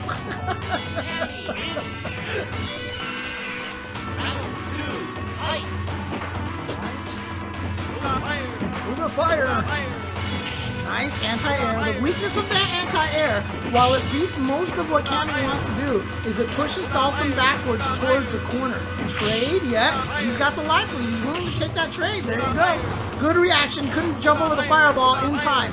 Here we go. Yep, that's why he's got a block. Again, jump back heavy punch. Stops most of them. There you go. That's the option for Cammy, is to use the jumping medium kick to beat the jump back heavy punch. However, that time he used the jumping medium punch, hit too high up, so he actually was able to throw her in the recovery frames of where she landed, so there was nothing she could do in that situation. These trades are actually working. There's another thing that Dhalsim can do to punish the jump, is that down back heavy kick. He got it to combo into the medium punch. That should do it into the super. And although, like I said, H0 did an admirable job with this matchup here, again, eltrouble with so much experience in this matchup makes it really, really tough to win that one. So beautiful stuff by eltrouble taking that game and defeating him. And so, like I said, this was a matchup that originally was thought to be in Cammy's favor, but eventually switched over to Dhalsim's favor because of all the research that that Dhalsim players have been able to do to defeat Cammy. And Cammy's so limited that she doesn't get the same kind of equal amount of research and doesn't have anything to discover. So she just dies. Dude, ST is 100% a disrespectful game, the Red Fox. And that's why I talk about fighting games the way I do. There is this concept of a game being more of the heart and more for the brain.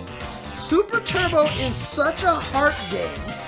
Now, there's obviously a lot of brain stuff in terms of learning what the matchups are, like knowing how, like, oh, if you're about to land on a low tiger shot with Chun Li, do a head stomp and you can land and block in time. Like, weird knowledge-y things like that, but it's not about studying, like, frame data and stuff like that. Knowing if I block this, it's his turn and I need to do, like, it's not about that. You learn these things through heart and just by playing a lot.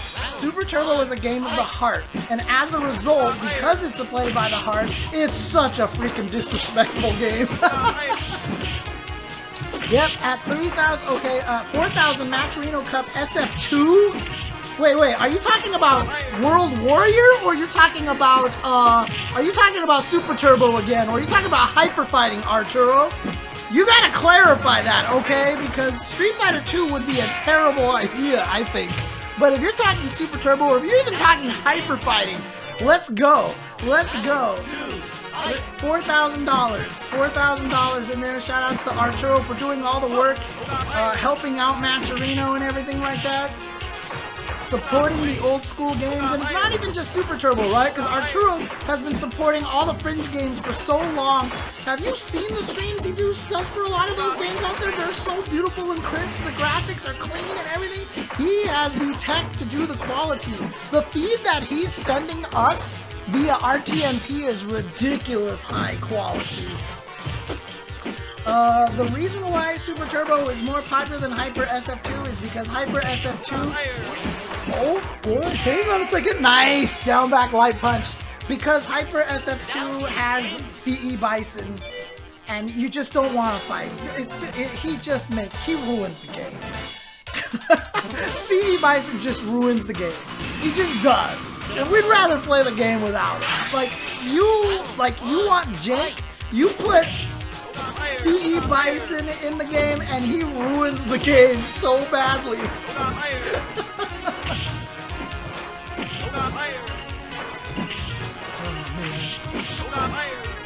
So again, $4,000, we will have another Matcherino Cup 2021 for one version of Street Fighter 2 of some form. That's an interesting situation. That might have actually hit Kyoya standing and hit as a low attack.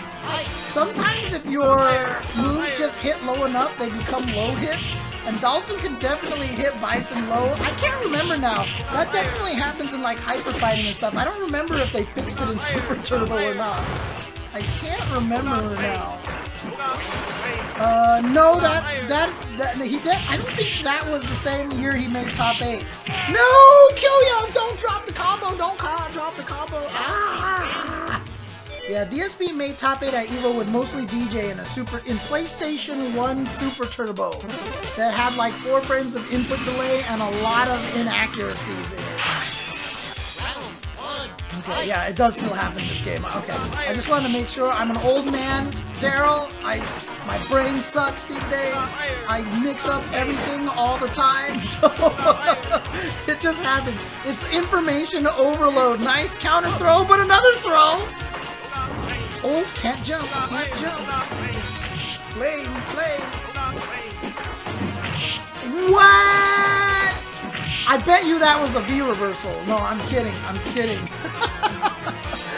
I can't believe he did point blank slide. Oh, that's too high up. Wow, that throw wasn't gonna kill. Otherwise, he would have died instead of teching it. Here we go. Can he get? Oh no, the mess up jump back heavy kick also didn't kill. He's still alive. No super. Kyoya tried to super. He tried to super. Oh man, Kyoya is playing nervous now. Kyoya is playing nervous. Nice.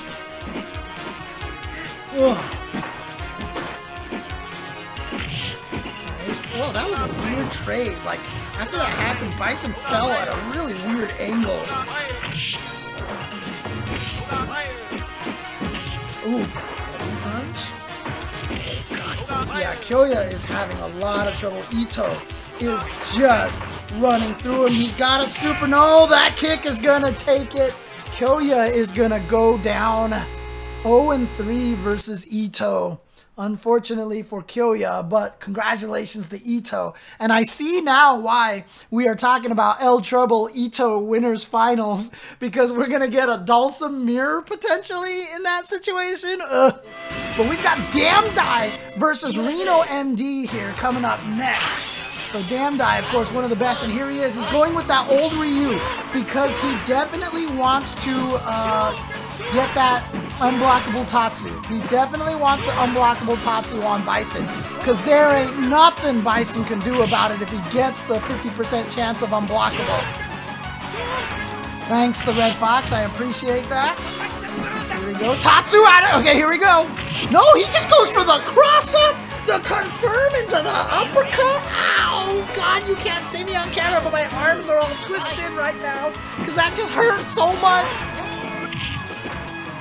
Oh, the green headband. I haven't noticed that. That makes him a Constructicon. He's a Constructicon. Nice throw. Here we go. 50%. Oh, he just goes. He was trying to. I don't know why he just went with a jump attack. Maybe Damdai even feels like it's too cheap for himself to keep abusing it, because there's something about Damdai that also makes it. Nope. There it is. There it is. Okay, blocked that time. Damdai. It's a 50-50% chance. There's something about Damdai that makes it so that 50-50% chance feels like it becomes a 75-25% chance. I don't know what it is about Damdai, I think he just cheats. I think that he has some sort of connection to the ST deities out there, that he just says, oh deities, you will make this an unblockable more than 50%, and it just ends up that way. Ouch! No stun though. Tries to bait him into doing something. Nice, the head stop wins, but still down on a lot of life. Here we go. Here comes Reno MD with the Bison pressure. Oh, the empty jump uppercut, the unblockable, the uppercut. Why Damdai gets the unblockable so often? Damdai, tell us your secret. How do you get it so that the opponent's character processes first so often? He's done it, and he's only been blocked once. Oh, that was me too.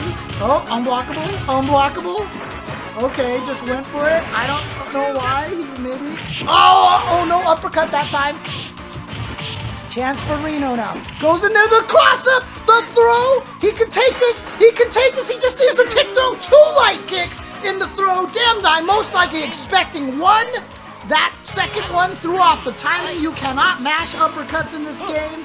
There you go, Reno MD with the tech. You saw that Psycho Crusher from a full screen that got him to the other side. He got the meaty crouching medium kick. Probably could have did light kick and the scissor kick afterwards. Just missed that combo, no problem. Took the round anyway. The side switch, God, Reno is so good at that. And again, as a Bison player, you have to know every character. Wait, oh God, here we go. Oh no, he just missed the Tatsu input. Got him. Here's the fireball trap. You're done. There you go. Damdai taking game number 2. But as a Bison player, to cross up in the corner with either Psycho Crusher or Scissor Kick is character dependent, side dependent, like everything dependent. You need like a freaking like chart to memorize how to get to the other side. Jocks in a box, the reason why O.Ryu is so good is because he has the 50... That right there, that meaty Tatsu right there is 50% unblockable. It's just random, and it becomes unblockable. But the fireball trap, much more reliable than going for that unblockable. Oh, here we go. No, he just goes for the jumping heavy kick instead. Doesn't get the cross up, goes for the low, but didn't cancel it had he done it, but he might not have been charged in time. Got him with the head stomp. Oh, gonna block in time, and Reno's scared of an uppercut, so he didn't do anything after that. Oh, he tried to anti-air, maybe with the jab, but the heavy kick is gonna take it. All right. Yeah, faster fireball, stronger hit. There you go, Muffin Man's got the juice. Nice uppercut, unblockable. Cross up, nice block from Reno. Oof. Nice chase down, beautiful stop. Cross up, now he's in the corner, but he gets the back throw. Can't tech. Oh, the invincible frames, good block. Watch out for the super from Bison, no super right there. Damdai is just worried about that super. Goes in. Oh, he tried to do the uppercut. He swore that Reno was going to go for the super right there. His intention was the fierce uppercut invincible and just avoid it altogether. Nice punish on the Psycho Crusher with the fireball reaction. What? The wrong side? That's going to be a stun. Yeah, you're dead, except Reno drops the combo. And so does Damdai. Okay, it's a fair trade right there. Both of them dropping the combo, but unfortunately, Reno, the combo that he dropped would have killed the unblockable Tatsu. Okay, it's looking a little more 50-50, but a beautiful jump kick by Damdai. Damdai ends up taking it with the jump kick, air to air. Damdai advances forward on the winner's side. Here, let's take a look at this. We have Ito 2K going up against Damdai. Damdai's going to have to fight a Dalsum. But guess who also has to fight a Dalsum? Hokuto as well. So we've got eltrouble and Damdai, two of the best US players going up against Hokuto and Ito 2K, two of the best Mexican players. Who is going to get into the winners finals? Is it going to be Mexico or is it going to be US? Let's see. Here we go. I have my G Fuelception going there now. You can see, watch. Perfectly overlapping. There we go. Nice. And here we go. Like I said, eltrouble has a lot of experience in this match. He was able to defeat a Vega player earlier. And like I said, just got he defeated, who did he fight? I forgot who he defeated earlier. But you gotta watch out for cross-up slide. No, he goes for the drill. And that's the mix-up right there. You gotta watch out for cross-up slide or the drill. Here we go. Side, nice. Guess block. He tried to yoga blast. It didn't work. Roll, meaty. Yep, not much Dawson can do in that situation. Even if he had gotten the reversal teleport, it was H0. Thank you, Muffin Man. Even if he had gotten the reversal teleport, he would have appeared in the same spot, and I think he would have died there as well.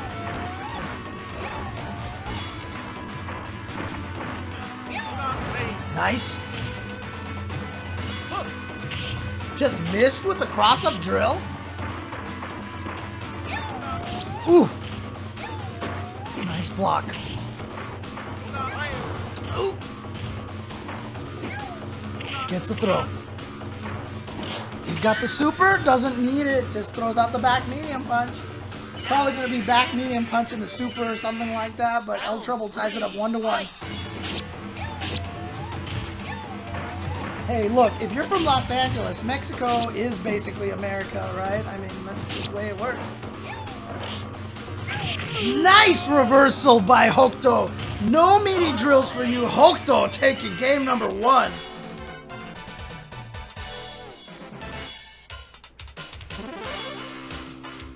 Beautifully done by Hokuto.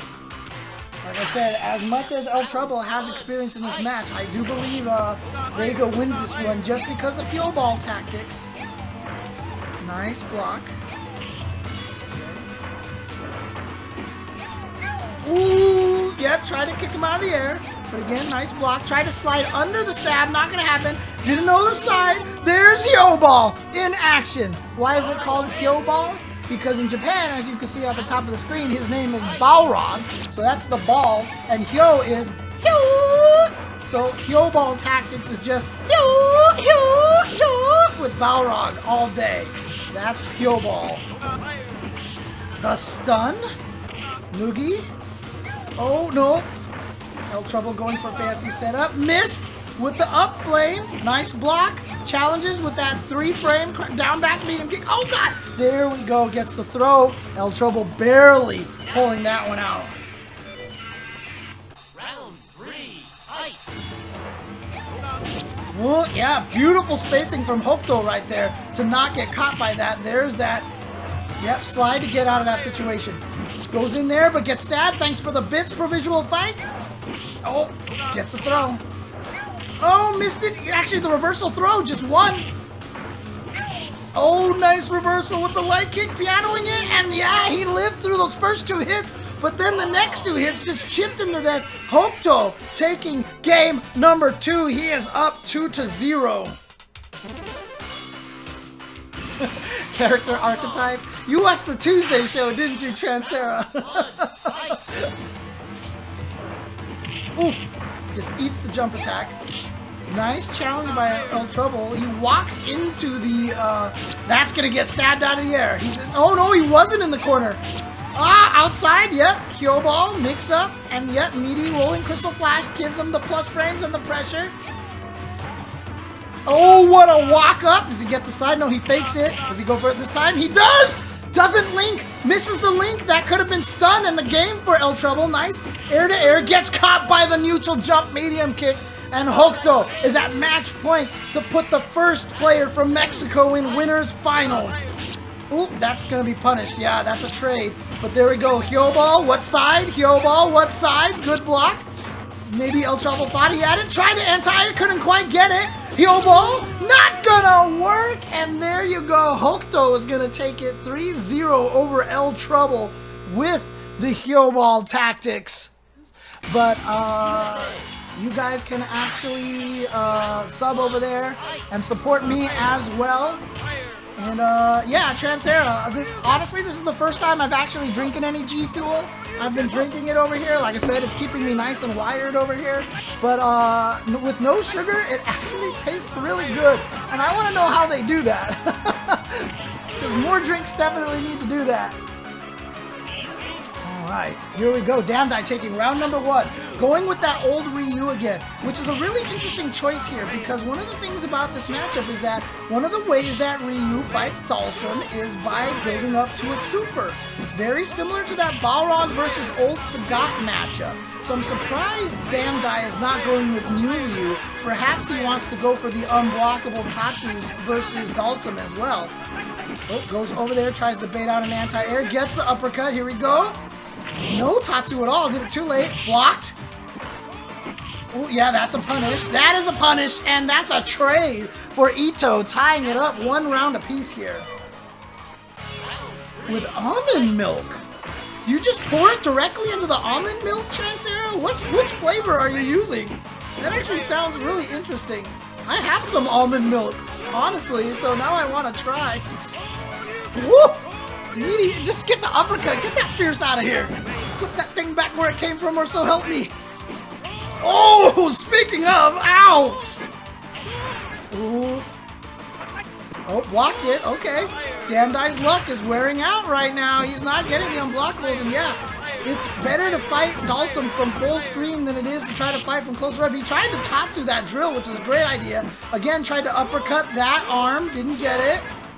Gotta watch out. Dalsum can try to trade with the fireball on reaction. Nice patience right there from Ito, knowing that Damdai was gonna try to get him to hit a button and get him with the uppercut. Damdai, of course, could have did Tatsu in the walk-up throw. That's also a big raid as well. Blueberry and strawberry banana. They definitely did not give me any blueberry and strawberry banana here. But I'm gonna look into that. I'm definitely gonna look into that. There we go.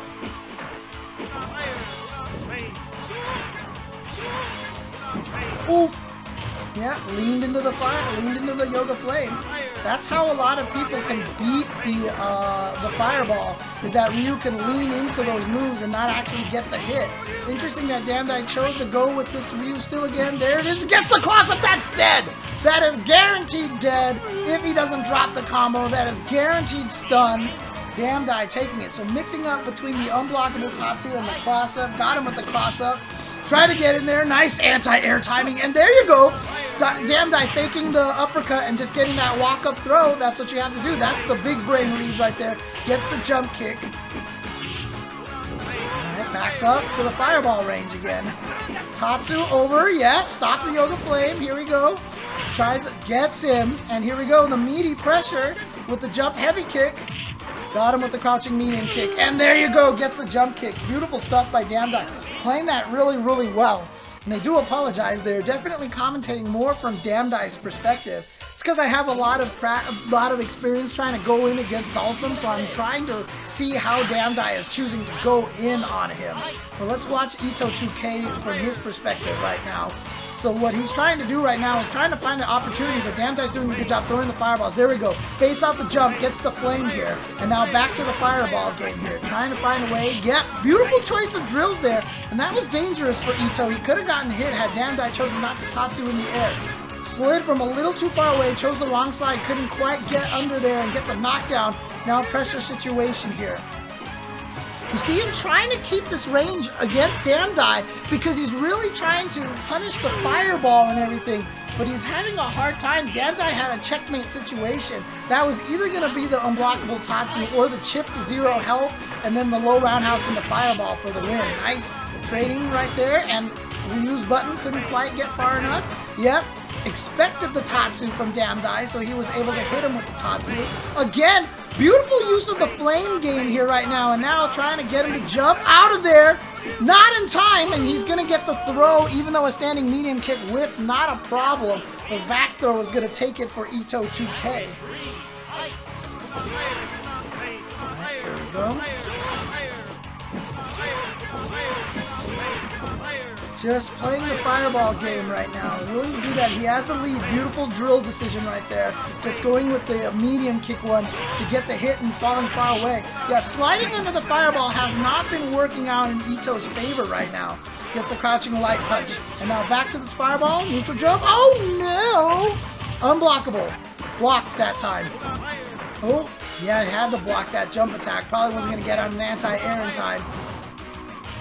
Nice patience, waiting out for that uppercut. He has the life lead, the flame into the flame again. There you go. Ito going up 2 games to 1, trying to make this an all Mexico winners finals. He can go up against Hokuto next if he can continue to take out Damdai. I'm really curious to see what character choice he goes with. He goes with Ryu again. Did he do old Ryu or is he new Ryu now? He's new Ryu. Because by having the super, it changes the fireball game. He is not getting the Damdai RNG with the unblockables like he has in the past. So you see that whiff uppercut right there just to build the meter. Yep, he's just trying to build the meter because he's like, I don't care if I get hit. Tries to sneak in there with the towards heavy punch. Gonna get hit by the Julia combo. This pick is not working out. Either that or Ito there with just some great lockdown in the corner. We're at $2,801 here for the prize pot. Might go to one of the players from Mexico at this point because they're about to try to get into winners finals to guarantee one of them at least is going to, well, both of them will get at least top 3. That's a lot of money for winning Super Turbo for a free-to-enter tournament during a pandemic. Gets the knockdown. Here comes Damdai. He's got the super, fakes the super. Trying to fake it again, gets it in there, plus frames. Doesn't have much off of that though, so now this fireball game from Dhalsim is going to be very hard to deal with. That's why Ito just concentrating that. He's got a life lead. Doesn't need to do anything crazy. Stay back there. Damdai trying to build up the meter for that. I can't believe Damdai got the throw first? What? And he got the throw after landing. The mistake there was Ito standing up a little bit too early, blocking that last hit, but the meaty into the stun. Ooh, was that a two-hit combo? That was not. He missed it. Here's a chance now. Ito just needs to drain a little bit. Nice uppercut from Damdai. Ito playing the fireball game. Nice jump, but he didn't want to drill because he knew the angles would have put him too close and he would have gotten punished and it wouldn't have killed. Damdai playing so carefully. Ito has to watch out for the super. That is the dangerous part right there. So that's why you see Ito right now throwing those up flames, trying to fake it out. Gets him with the drill. Not enough to kill. The uppercut missed. No punish. Super point blank. Damdai tries to go for the throw. Doesn't come out. Comes out as a rocket punch instead. Oh no. He gets knocked down. Damdai has a chance to get in there, but he backs off. He doesn't want to trade. He's only got 8 seconds left. He goes for the uppercut again. The patience from Ito, and we do have it, ladies and gentlemen. We are gonna have 2 players in the winners finals here from Mexico. It is going to be Ito 2K versus Hokuto, guaranteeing at least 2 of the top 3 are going to be from Mexico. Shout outs to the Mexican players out there. Thank you, Andre vs. World, of course. I love commentating some Super Turbo. And shoutouts to Andre vs. World. I didn't see this, but the gift subs, 25 emotes shared with 5 tier 1 subs to my channel. Thank you, Andre vs. World. Appreciate that so much. Appreciate it. Alex Navarro was from Florida. Yeah. He used to be SoCal. And then he moved to Florida. No, he was always Florida, I think. But yeah, I know Alex Navarro. Huge fan of Alpha 3. And yeah, that's why you see X64 not going with the Honda, going with the Balrog instead.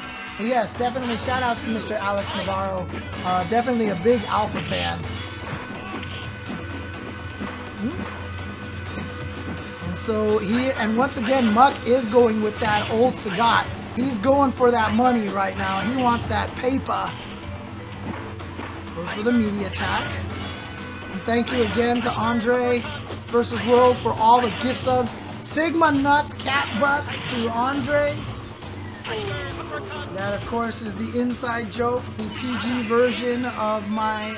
I used to actually say to my subscribers, you know, I'll just say it. I used to say, suck my nuts, Andre vs. World, but someone actually was once like, I can't get people to watch your stream because I want to, like, have, like, these young kids come and watch your stream. I was like, alright.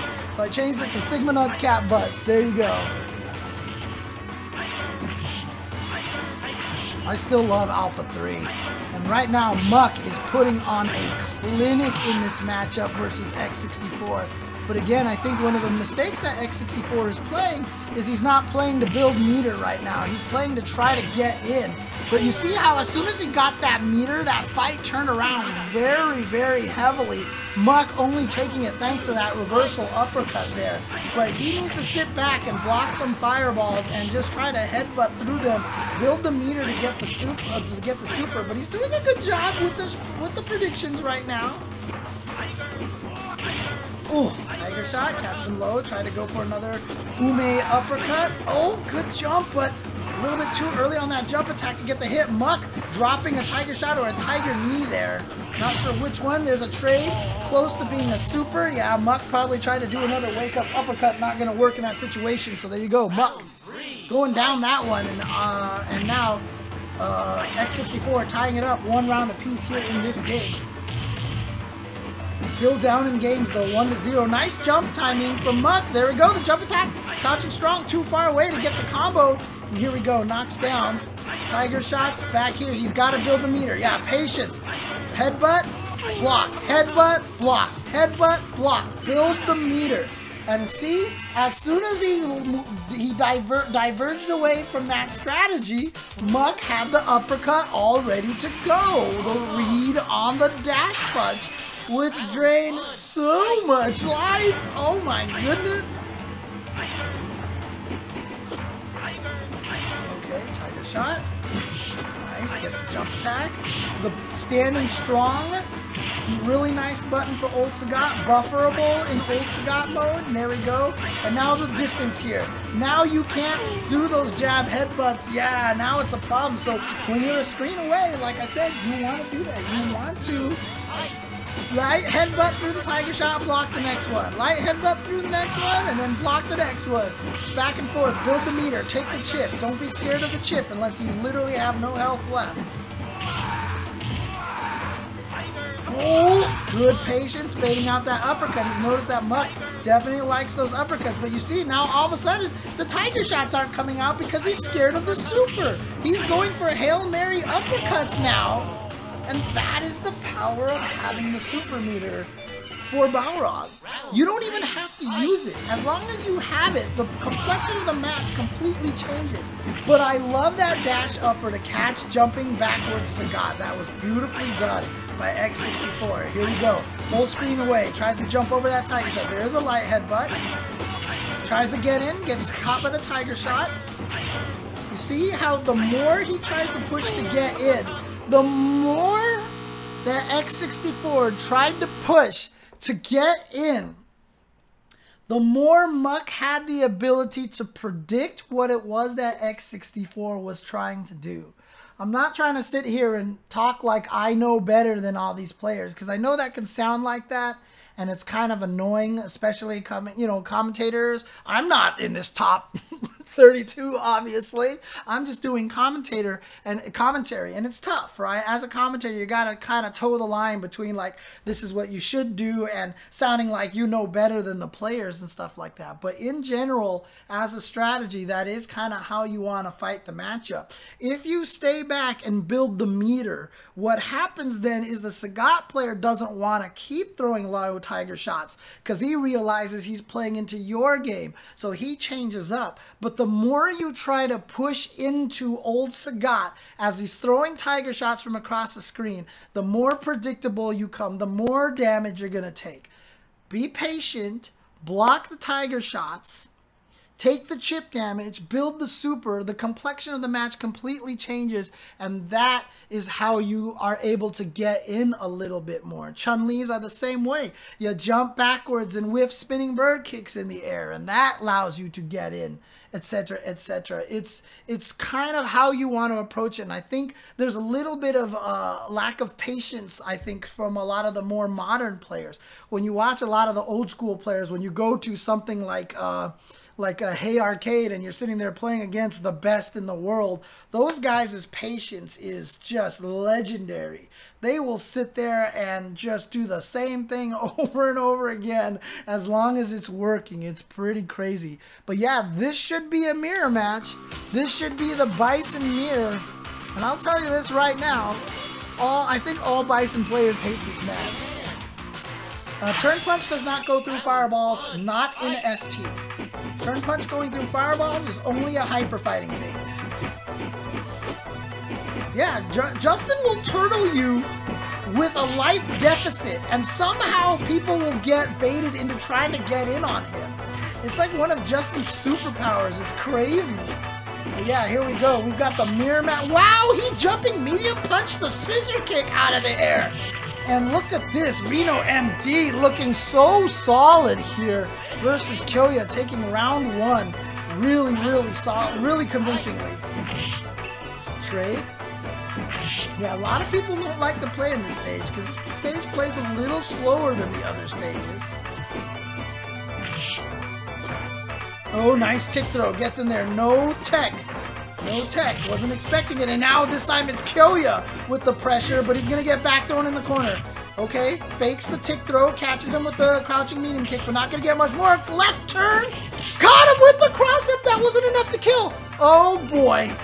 But now Reno is just going to turtle.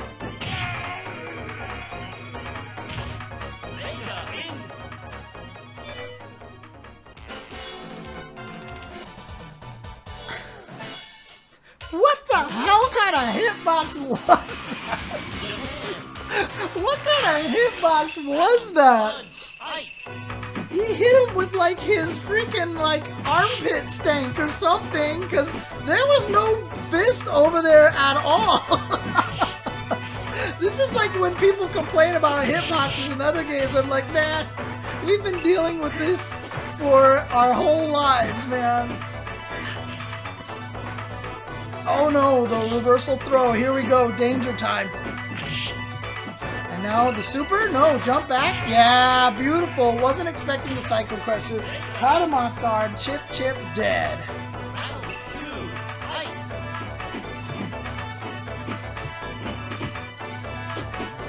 Both of them playing very defensive now. Neither of them really wants to go in.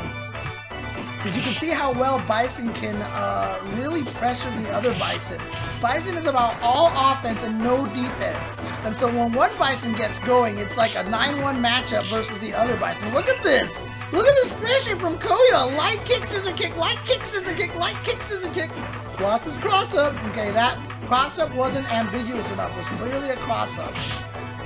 Bison, one of the only characters that can get a really ambiguous, especially because he can do heavy kick or medium kick at the perfect distances to get it so that the same jump can cross up or not cross up. Very difficult to handle. Look at this. Reno has the life lead. Just turtling. Yep, now he's just going to super. Oh no, just wow. Just keeps jumping back in the corner and wins it by some timeout. Oh yeah, look, Super Turbo is the biggest spaghetti code I've ever seen, and jank is the perfect way to describe this game.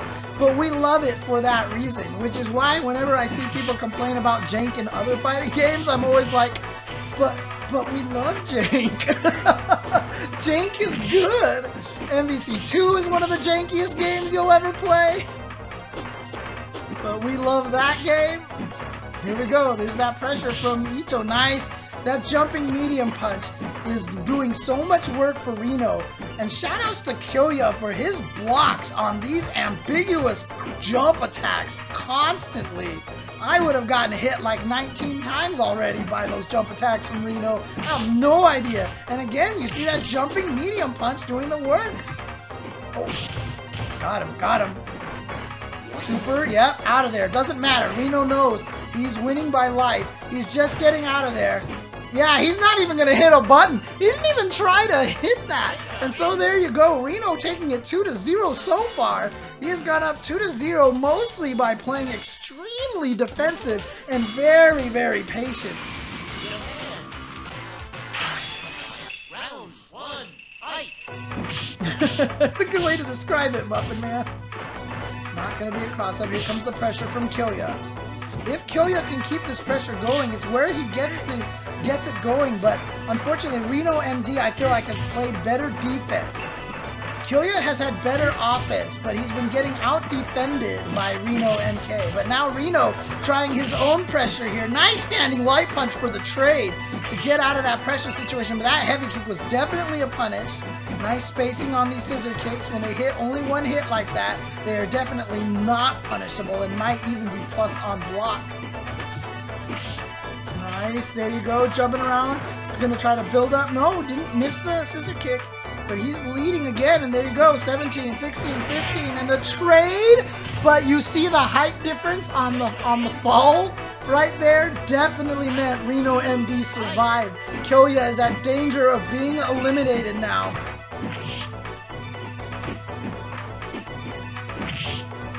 You can tell if it was going to be a double KO, they would have had to have both fallen at the same heights. But because Reno MD was much lower, wow, Kyoya going for the instant overhead medium kick, jumping full, oh, that, oh, two, that was close up, and then far light kick, nice! Kyoya catching with the mix-ups there. That also might have been Reno trying to get a wake-up throw or something like that. Didn't happen. That crouching medium kick from Bison can be so meaty. And again, Reno MD and these jumping medium punches have been so good. And the reason why it's so good is you can chain them even on whip. So if you whip on the way up, you can still punch on the way down and it keeps you safe. But it has been clipping these scissor kicks on the way up repeatedly over and over and over again. The hell attack, and finally the super and the chip off of the head stomp. Nothing Kyoya could do. Reno MD takes it over Kyoya. Unfortunately, that means Kyoya's run is... Oh, thank you, Arturo. Kyoya's run is done. Let's take a look at these brackets over here. And what we're going to take a look at here, we're on the loser side. That was Old Muck beating X64. Let me get these logos out of the way for you. Actually, stare at the logos. Chensor Dynasty, Matcherino Cup, and G Fuel. Yeah, but there you go. Reno MD defeating Kyoya, which means Reno MD as dictator is going to be going up against eltrouble. I know eltrouble does not like fighting dictators with Dalsum. Let's see if he can overcome that. But before we go through that, it's going to be two of the strongest American players that we have so far, which is going to be Ultra Combo versus Damdai. That is going to be a slobber knocker. Shoutouts once again to G Fuel. G Fuel, take a trip down flavor memory lane with the new G Fuel bubblegum flavor. G Fuel Energy Formula, the official energy drink of esports. So declared, by the way, by the Esports Foundation of Earth, the Esports Foundation of Earth, EFO, EFO, with the declaration of the official energy drink of esports. There we go, let's go. Damdai versus Ultra Combo. Battle of the show, battle of the fireballs. Wow, we got to 3,117 as well. We might actually make it to this $4,000. Can we do it? Let's go. All right. Tatsu Wars over, Fireball Wars. The Tatsu is one, the light Tatsu is one of Ryu's best weapons. As you can see right there, to help go over the low tiger shots. That's why, as most Sagat players will throw out that high tiger. Ah, God. Ryu has some trouble landing those uppercut combos sometimes like that. Oh, shit. What's up, Duck Vader? Sorry, didn't mean to swear there. What's up, Duck Vader? Just talking about some old school stuff. 3,317? Is that without the $200, Arturo? Or is that with the $200? Okay, that is with the $200. We're at 3,300. We could potentially make it all the way to 4,000 if we can do that. We guarantee another Matcherino Cup for Street Fighter 2. Arturo, if you're still here in the chat, let me know if it's... he probably hasn't muted. Otherwise, he'd be listening to like 7 chats at the same time. He probably hasn't muted. Here we go, tiger shots. Yeah, Damdai trying to find his way out of here, but this is a beautiful distance right here for... Oh, he might have been able to uppercut that. He might have been able to uppercut. There we go. Patience from Muck. Ooh. Oh yeah, that always happens. Walk forward, uppercut by accident when you want fireball. Wow, jump kick in the throw, good reaction. Like I said, the hit stun's very short, so smart stuff from Damdai to get that. He just wants to chip. Was that enough? No. Oh my God, Ryu still won? Holy crap, that actually looked like that was tied, but Ryu still had more health. What an effort right there by Damdai. Wow. Wow. Here we go.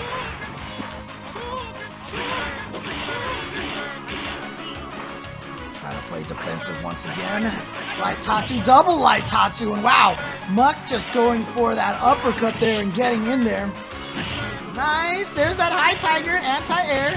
And what a sweep! Gets him with the trip anti-air, with the low anti-air. And again, there we got the whip punish from Muck.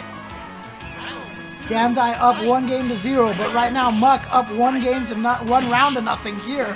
That was unfortunate for Damdai. He went for the air tatsu. He's trying to bait out the uppercut. Had he saw that Muck had thrown the tiger shot, he would have been able to get a nice fat combo. There we go.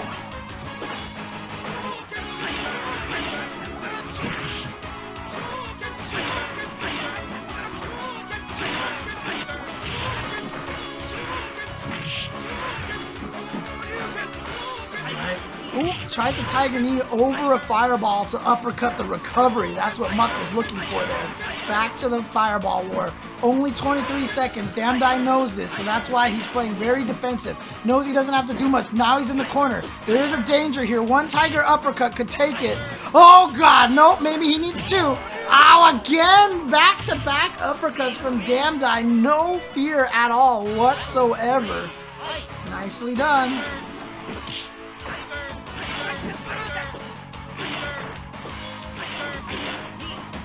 Trying to approach with those tiger knees.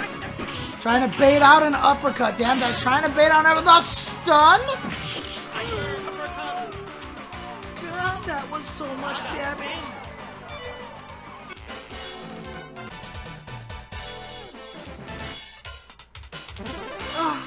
That was just a standing light kick in the tiger uppercut. He didn't even let 2 hits of the light uppercut go. That was just 1 hit, and he died. Sagat does so much damage. We're tied 1-1 between arguably 2 of the best US Super Turbo players right now. Can't believe Muck versus Damdai is happening right here. There is one of the benefits of Sagat. A lot of times he will get his hand hit and recover in time to block the rest of that super. I honestly don't think that was an accident. I think that they wanted to do that on purpose so that it wouldn't just be a free punish to fireballs like that. Yeah, Ryu can't punish the jab uppercut from that range. There's really not much he can do.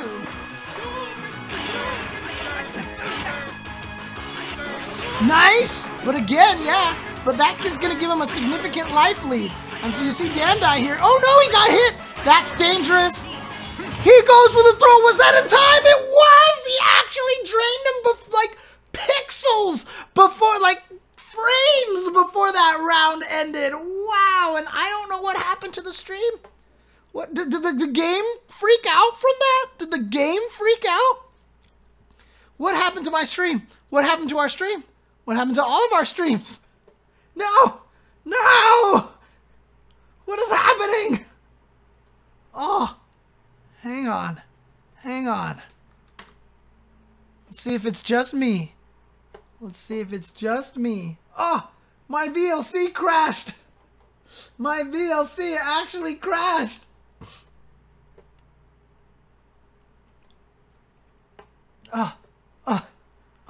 Fightcade doesn't know how to handle that situation. No, I need the link again. I need the link again. Where's the link? Where's the link? Ah, here it is. Here it is. Here it is. Okay. Okay. Okay. Okay. Okay. Okay. Okay.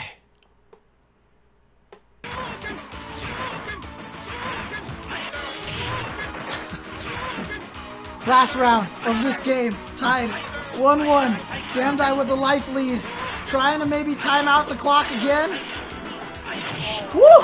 There we go. Damdai now taking a 2-1 game lead. Well, I can't believe my VLC crashed. That was hilarious. That was hilarious. All right, here we go. 2-1 in Damdai's favor. If you can believe it, Damdai versus Muck versus Ultra Combo. This is loser's bracket. The winner of this moves on loser's side, but the loser is eliminated from the tournament. So you see Muck going with old Sagat, not even going to mess around with the new Sagat. He wants this here and now. He wants, look at that prize pool, $3,321. No worries, Art, no worries.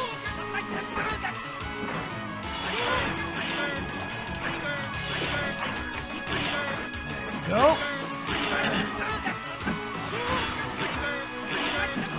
Ooh, wow, nice. Tatsu into the crouching meaning kick to catch him running up. And just got confirmation. If we hit $4,000, guaranteed another Super Turbo Matcherino Cup in 2021. Guaranteed. So let's get this baby up to $4,000. We don't have much time left. Go Tiger shots. Damdai. Match point. Got the super. That's going to give him the life lead. Nice anti-air Hadouken. Ooh, what an uppercut by Muck. That was so nice. Alright. Nice prediction on that fireball. Got the jump over heavy kick. Now he has a life lead. Now it's time. Damdai's turn to figure out a way to get in there. A trade on the fireball with crouching heavy punch. That was beautiful. As you see me in the center of your screen right now, cheering on in the background in the boat. Nerd Josh standing there off to the side as well.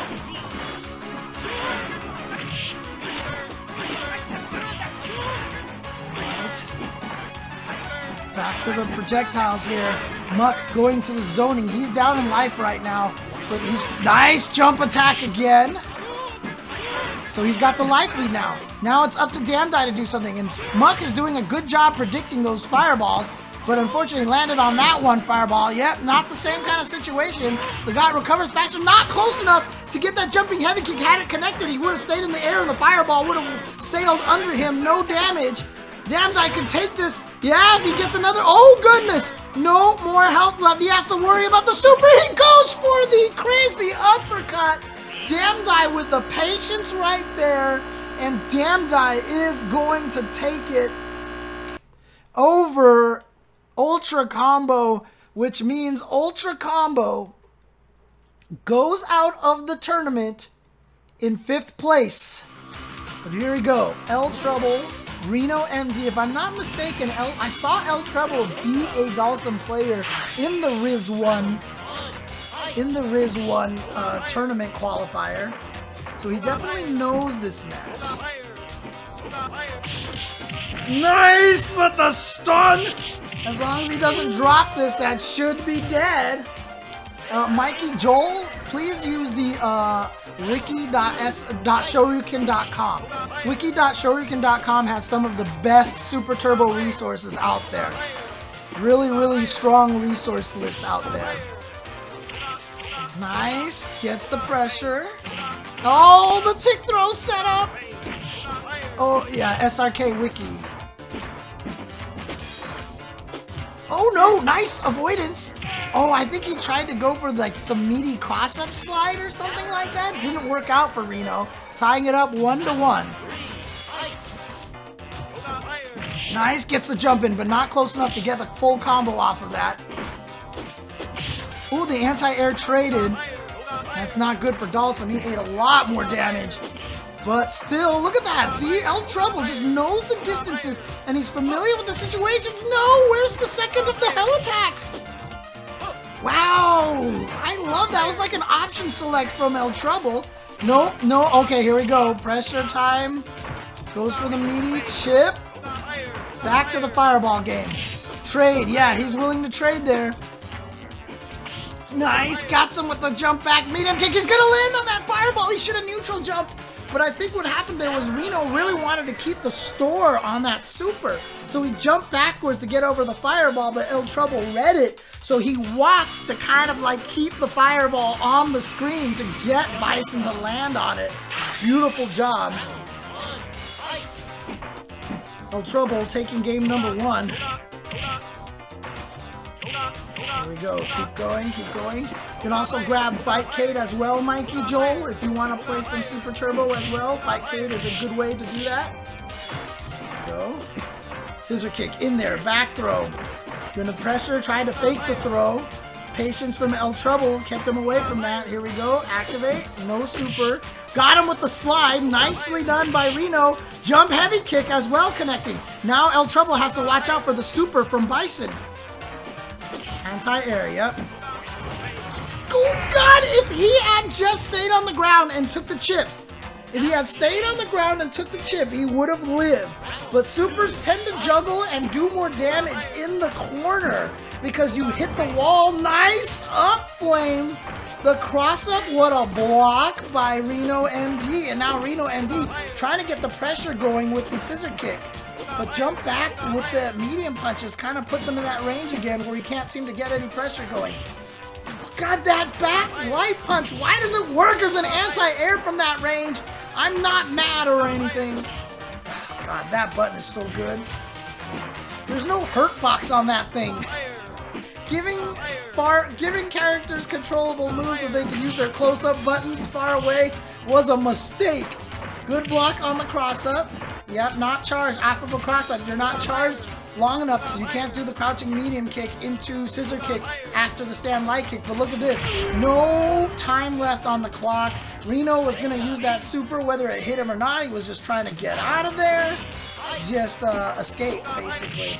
Nice. Oh, that light kick anti-air again. See, there's so many different anti-airs that Dhalsim have. Missed the drill.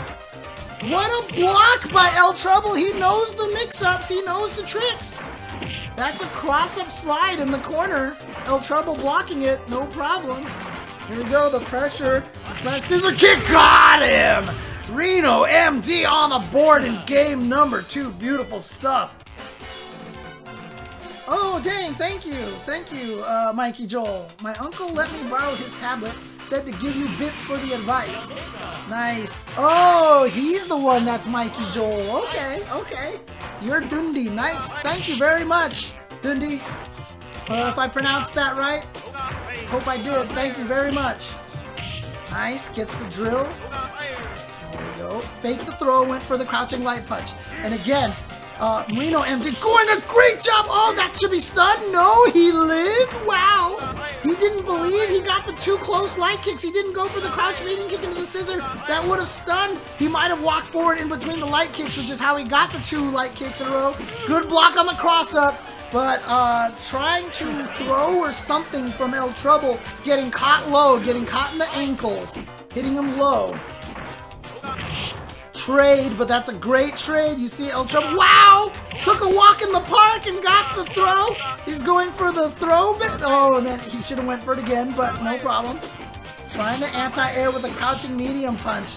Again, you see how many anti-airs that Dhalsim has and how well eltrouble knows which anti-air to use in like every single situation. It's ridiculous. Tries to get in there with that scissors. Wow. The hit stun on that heavy kick drill, you feel like it's going to be negative, but not. And a missed input by eltrouble going to cause him a lot of trouble. Yeah, see, he got caught by the hell attack into the, and then he got thrown because of that missed input. Those missed inputs can cost you. There is a little bit of a height restriction. Oh, he got him with the cross-up this time. eltrouble not ready for it. And so what eltrouble is doing is he's throwing out that light kick to stop the head stomp, to stop the devil's reverse. The way that Bison can avoid that is if he swings behind him and throws Dhalsim. So eltrouble is throwing out that light kick and then his own throw, you know, just in case his light kick misses. A lot of times you throw out that light kick and wait to see if it hits or not. eltrouble doesn't care. He's throwing out the light kick and then throwing. If it hits, it hits. If it doesn't, then he can at least tech a throw. Wow, he walked in the park again! Again! Now, Yoga Fire throw, so he's mixing up which ticks he's doing, and then the back heavy kick to bait out an escape attempt. Reno MD with no meter, had no way, so he predicted that he was going to try to jump out of it. He got hit by the back heavy kick, but now thrown in the corner. This is dangerous, but nicely done by that, oh, here we go. But there's Bison's floaty jump. That's one of his biggest weaknesses. He's got that super floaty jump. Thank goodness. If he didn't, he'd be broken.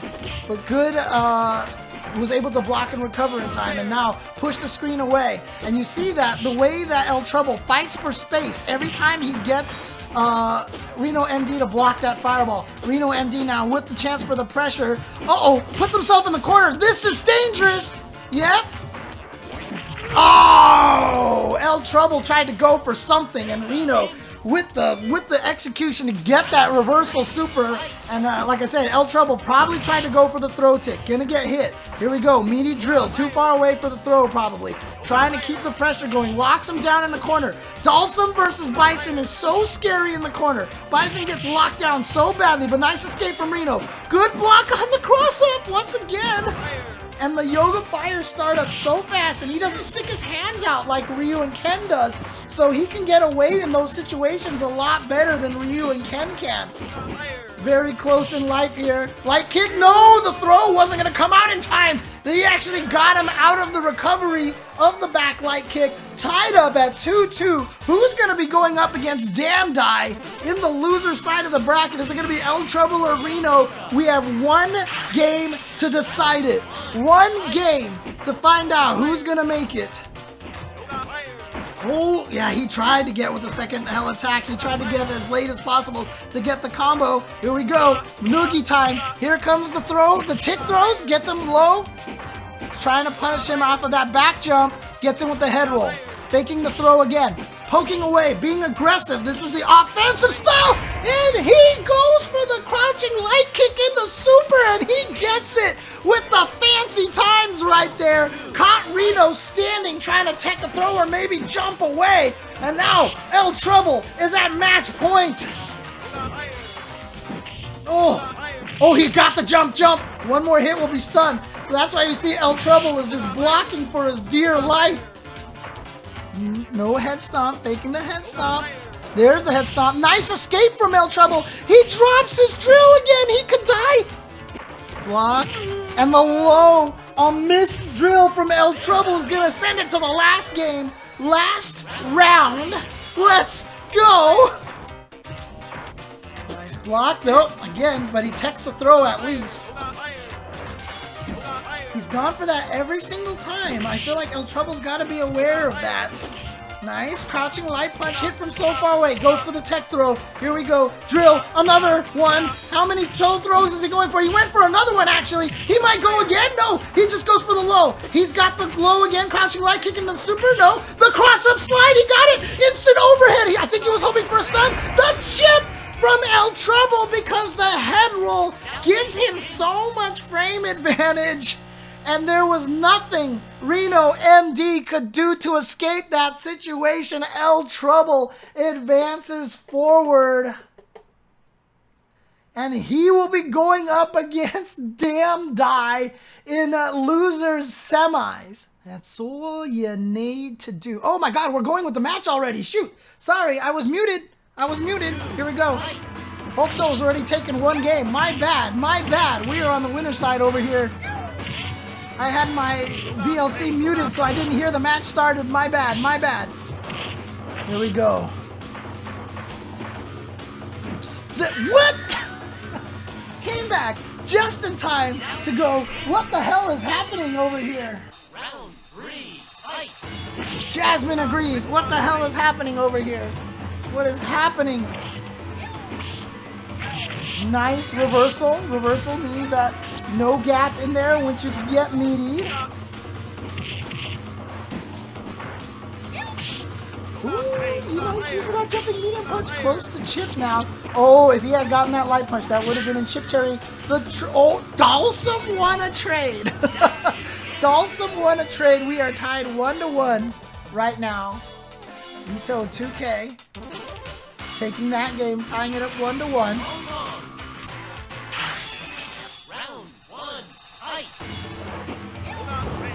Nice up flame to beat that. Nice block on the cross-up drill as well. Okay, yeah, punish. Kicks him out of the air. And now here we go, the wall dive. Beautiful trade. Heel ball time.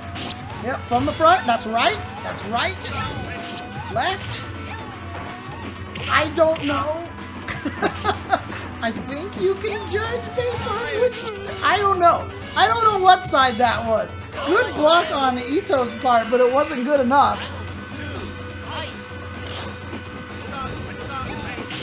Ooh, trade, but that's the knockdown, the left side. Don't think of it as front and back. Just think of it as left and right. Don't use the vid, just pick a direction. Oh, goodness. Yo, ball in effect.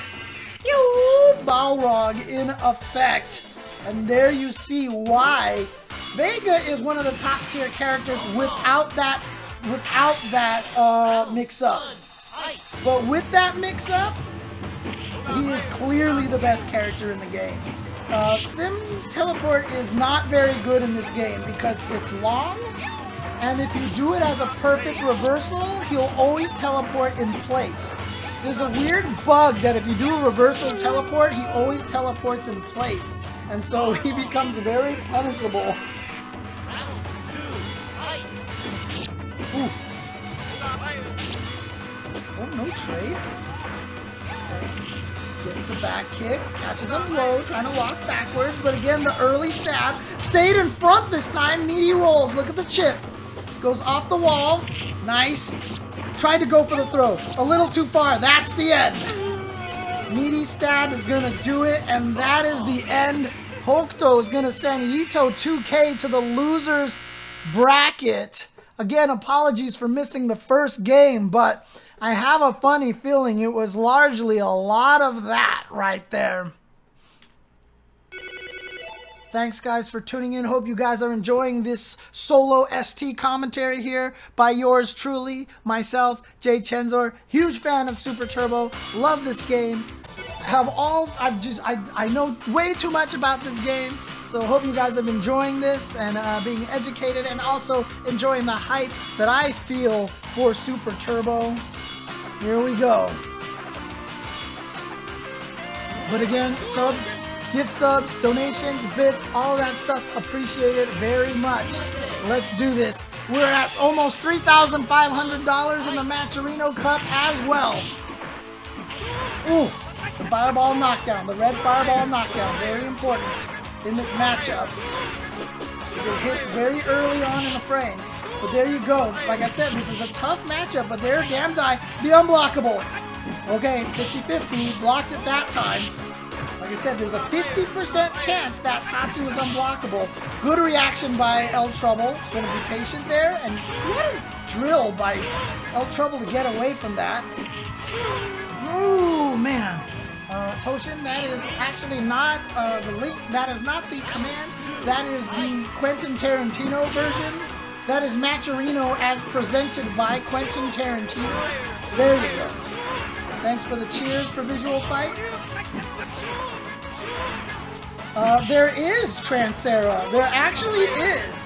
It's not completed yet, but it exists out there. Please look up First Attack 2020 on YouTube for your college course in fighting games. Oh, he made it out! But oh my god, he didn't quite get the kick on the head. But look up First Attack 2020 on YouTube, and there is your lesson, your college course for fighting games.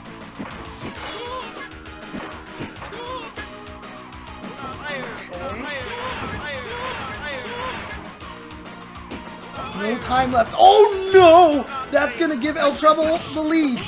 Oh, the uppercut! Yeah, Damdai just runs away now, and Damdai gonna take that. Wow. Transera, it's not actually a college course. It's my series on YouTube teaching you how to play fighting games, complete with PowerPoint slides and all that stuff. No. Dalsum has the advantage in this match. There's no question that Dalsum has the advantage in this match. This is a really annoying match for Ryu. However, Damdai is just that good. A missed drill again from eltrouble. This is a problem. We're starting to see some of these execution errors. The missed drills almost cost eltrouble a lot of these matches when he was fighting against, who was he fighting against earlier? Kyoya, I think it was? Yeah, it was Kyoya that he almost lost that match. Reno MD, sorry, Reno MD. 6'4", maybe 7'3" in Dalsum's favor. Like I said, oh, missed the drill again. Like I said, this is just Damdai Damdai is damn good, okay? That's just what it is. Damdai is just damn good. Ooh, no meaty timing. Not sure what eltrouble tried. Maybe he tried a very last second slide. Not gonna work. Damdai up 2-0. Yeah, it's long, Transera. It's long. So just keep that in mind. It is a very, very long, the videos are long. There's a lot of notes. I tried editing it down as short as possible, but it's very detailed, and I never finished it. So there's a lot of stuff that I haven't gone over and covered yet. Again, eltrouble missing those drills. I can hear eltrouble cursing right now from his home. He is having so much trouble with getting these drills out. He's predicted the fireballs properly. Yeah, new Ryu might be more 6'4". Oh, beautiful. eltrouble is so good at punishing those Tatsus. Man, good job. Unblockable. Okay, 50-50, blocked it that time. What? The cross-up slide? I think that was a punish anyway, but it got him kind of out of the corner or something. It was weird. But then he bounced and flipped over. All right, gets him with the Tatsu. Unblockable. Blockable, but then just uses that for the throw tick. Damdai is now at match point. eltrouble knee. Ooh, that was supposed to be a fireball. Pretty sure that was supposed to be a fireball. Or unless he was expecting eltrouble to jump and drill over the fireball, so he went with the uppercut that time. Oh, nice! Drills the uppercut from downtown. Yep, not throwing out that heavy punch. Scared of Damdai throwing out. Yep, and there you go. If you can do the meaty slide enough, you can get the combo into the down back medium kick into the oh, what a reversal uppercut! Unblockable! Blocked that time. Faked it, got with the uppercut. Missed the air Tatsu. He did ground Tatsu. Gets hit out of the air. Is that gonna chip? Yeah! There was nothing Damdai could do except maybe try to do an uppercut, and had he done an uppercut or a Tatsu, you saw eltrouble in the air already with the drill and a button to punish the Tatsu or the drill. Oh God, what is happening over here? What is happening over here? Art. Don't do this to me again. Don't do this to me again. Let's get back to this over here. Let's get the volume up here. Damdai versus eltrouble. Coming up here again, I believe it's 2-1 in favor of Damdai. So that's probably, we're going to have to remember, the numbers at the top of the screen are not going to reflect that. Damdai only needs to win 1. eltrouble needs to win 2. That's the way it goes right now. So that's what the score is going to be.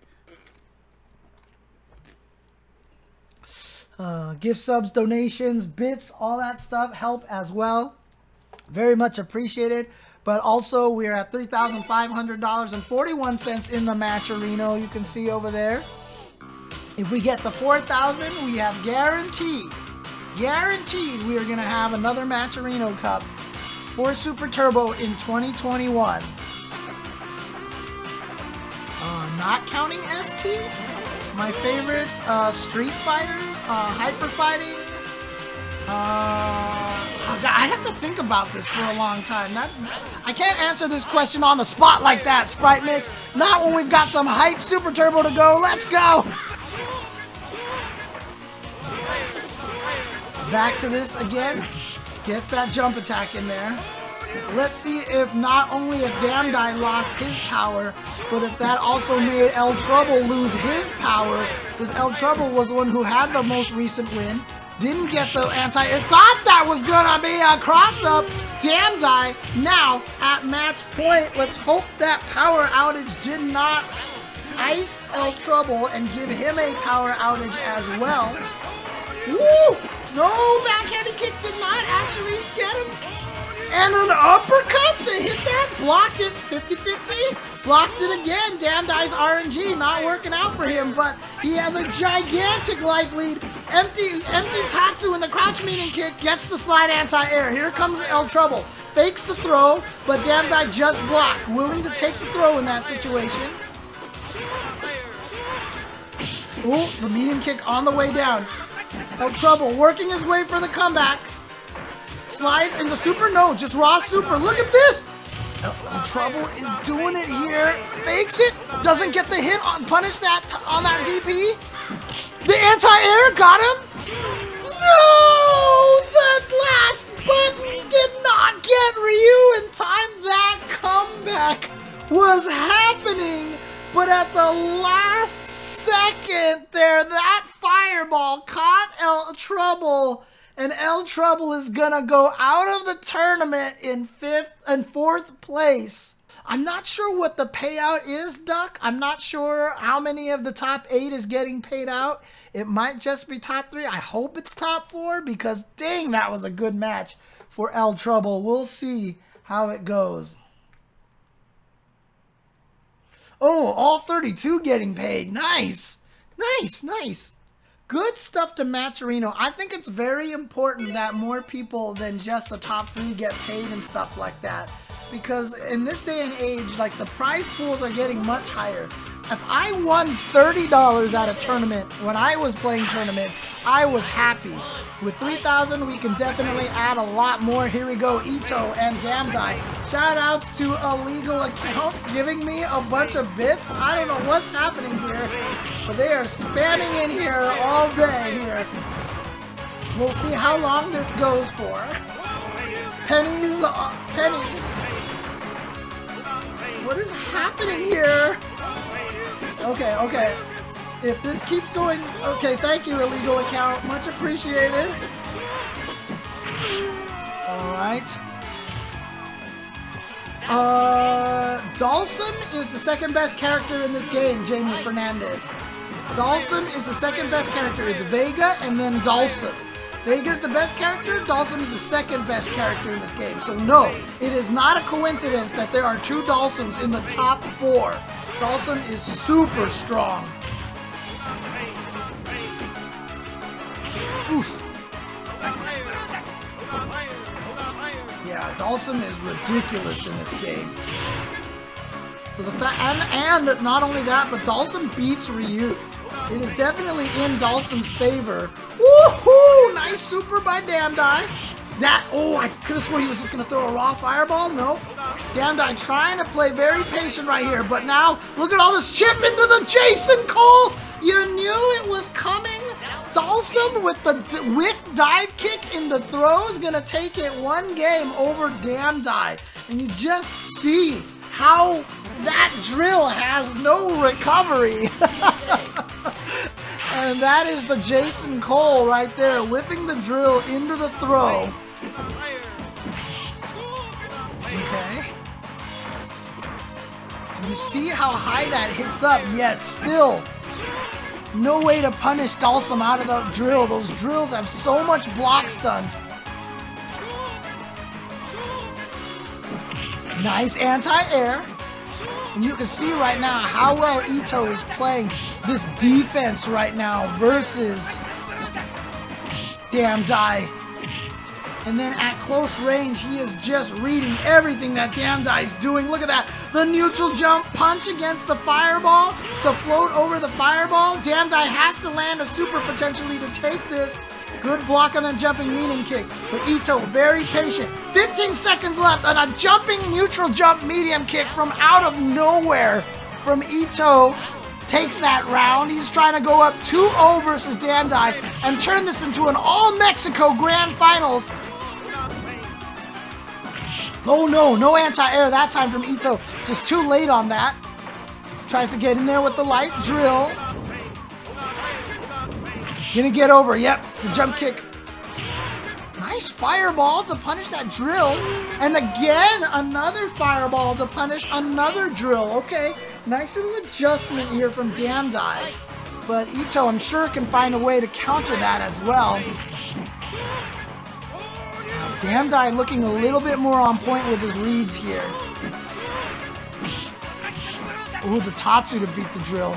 Good block on the cross-up, trying to bait Ito into trying to stand up and tech a throw. Nice! There we go, throws out that overhead attempt. Damdai's gonna get away, doesn't throw the super.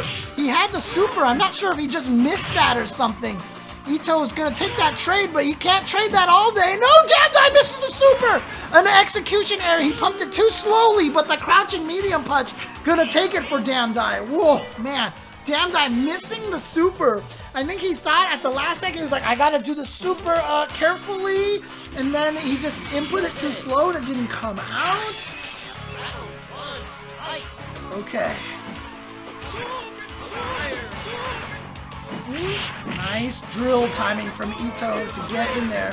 Dalsum has so much ability to control his jump. It's so hard to predict what a Dalsum is going to do. Nice jump. Wow, wasn't expecting him to Tatsu at the last second. Drops that combo. That's supposed to be a combo that... Oh, nice. He stopped the Jason Cole. That might have been one of the first times I've ever seen anybody throw the Jason Cole first. Didn't think the super was going to reach him in time, so he didn't go for it. Again, those fireballs to stop the jump. Blocks the drill. Here comes Ito. He can get in there for another drill, potentially. The super is gonna go through the Yoga Flame. Oh man, I'm not sure what Ito, I think maybe that is what Ito was trying to go through for, but that super gonna make it all the way through. Oh my God, those uppercuts, when they hit limbs like that is so good. Jason Cole is the player who was the player who would always use the heavy drill to whiff into the throw. That is Jason Cole, two-time EVO champion here in Super Turbo. No Tatsu for Damdai this time. Ito trying to go up 2-1. And that is, of course, the Jason Cole right there. Oh, what? He got the reversal uppercut in that? Wow.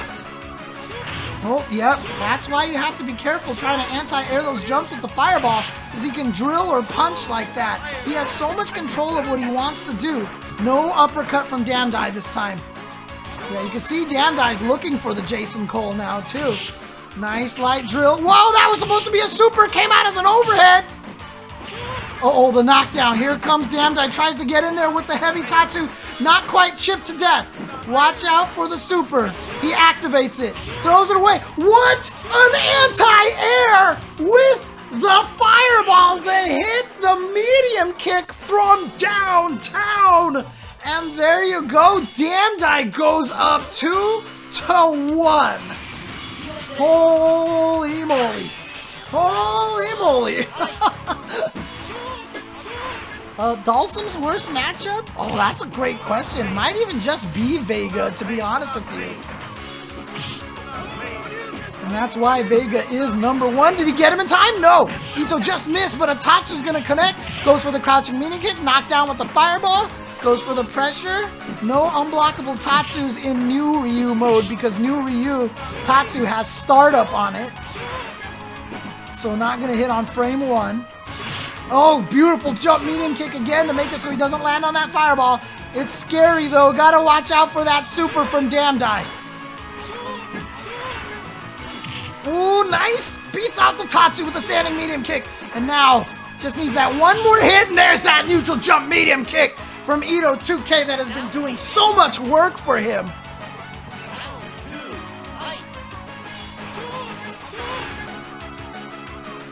Oof. Nobody doing anything on that neutral jump. You can see how much they're respecting each other. Nice down back medium punch. Catching Damdai. Oh, the flame beating the Tatsu. And here, yeah, that's gonna flame him to death into the flame. And there you go. Ito 2K ties it up. It's coming down to the last game between Damdai and Ito 2K. Final game. Who's gonna go up against Hokuto's Vega in grand finals? Is it gonna be Ito 2K or is it gonna be Damdai He is going with the old Ryu. I heard the Hadouken. It's old Ryu time. He's going to bank it on the unblockable Tatsus. That's 1. That's 2. 3. Oh, too early. He jumped too early, that one. Missed the timing on that one. So that's 3 unblockable Tatsus in a row for Damdai on the 50-50. That is the power of the Damdai RNG. Fakes it the sweep.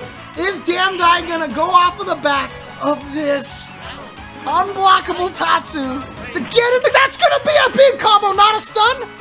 Oh, he missed the air Tatsu again. He missed it, but there's the cross up. Good block. And here, Ito 2K gets him with the flame. Now here comes the corner pressure. Flame, flame, flame. Oh, he's out of there. Oh, beautiful stuff from Damdai to escape that. Jump back air Tatsu to not land on the fireball. Nice light drill. Oh, God, they were both scared. Oh, one more hit. The slide into the throw from Ito 2K. It's going to the last round. It is going down to the last round. Here it is. Final game, final round. Who gets in the grand finals? Will it be Damdai? Will it be Ito 2K? Here we go. It's a good start for Damdai. The unblockables. 2 in a row. 3 in a row. 4 in a row. Okay, finally, the 50-50 didn't work out for Damdai, but that was 4 in a row that he got right there. Oh, boy. The switch to old Ryu may have paid off for Damdai. No, here we go. Corner pressure, fake cross-up, stun. Ito 2K didn't get the kill, but the back medium kick is going to do it. Ito 2K survives 4 unblockable air Tatsus in a row and takes it with the fake cross-up drill. Hits him, throw into stun. Didn't get the kill combo, but managed to take Damdai out of the air with that back medium kick. Ito 2K is going up against Hokuto in grand finals, and there you go. It is going to be Mexico versus Mexico in the grand finals. And don't forget that Hokuto was the one who sent Ito 2K to losers bracket in the winners finals very convincingly 3-1. Hope you guys are enjoying this tournament. Hope you guys are enjoying this high level super turbo action, giving you guys an indication of why I love this game, why all these players love this game, and why so many people still play this. When I visit Japan for EVO Japan, I go to Hey Arcade, and every night, those players in Japan after work show up to the 10 yen ST machine. That's basically to play for a dime. You play for a dime, and they are there all day. I was there one year, and it was Matsun. It was like Kotaka Shoten, the greatest guile on earth. There was so many of the strongest players over there. I've gotten a chance to meet so many of the best players, and they're just there because they love the game.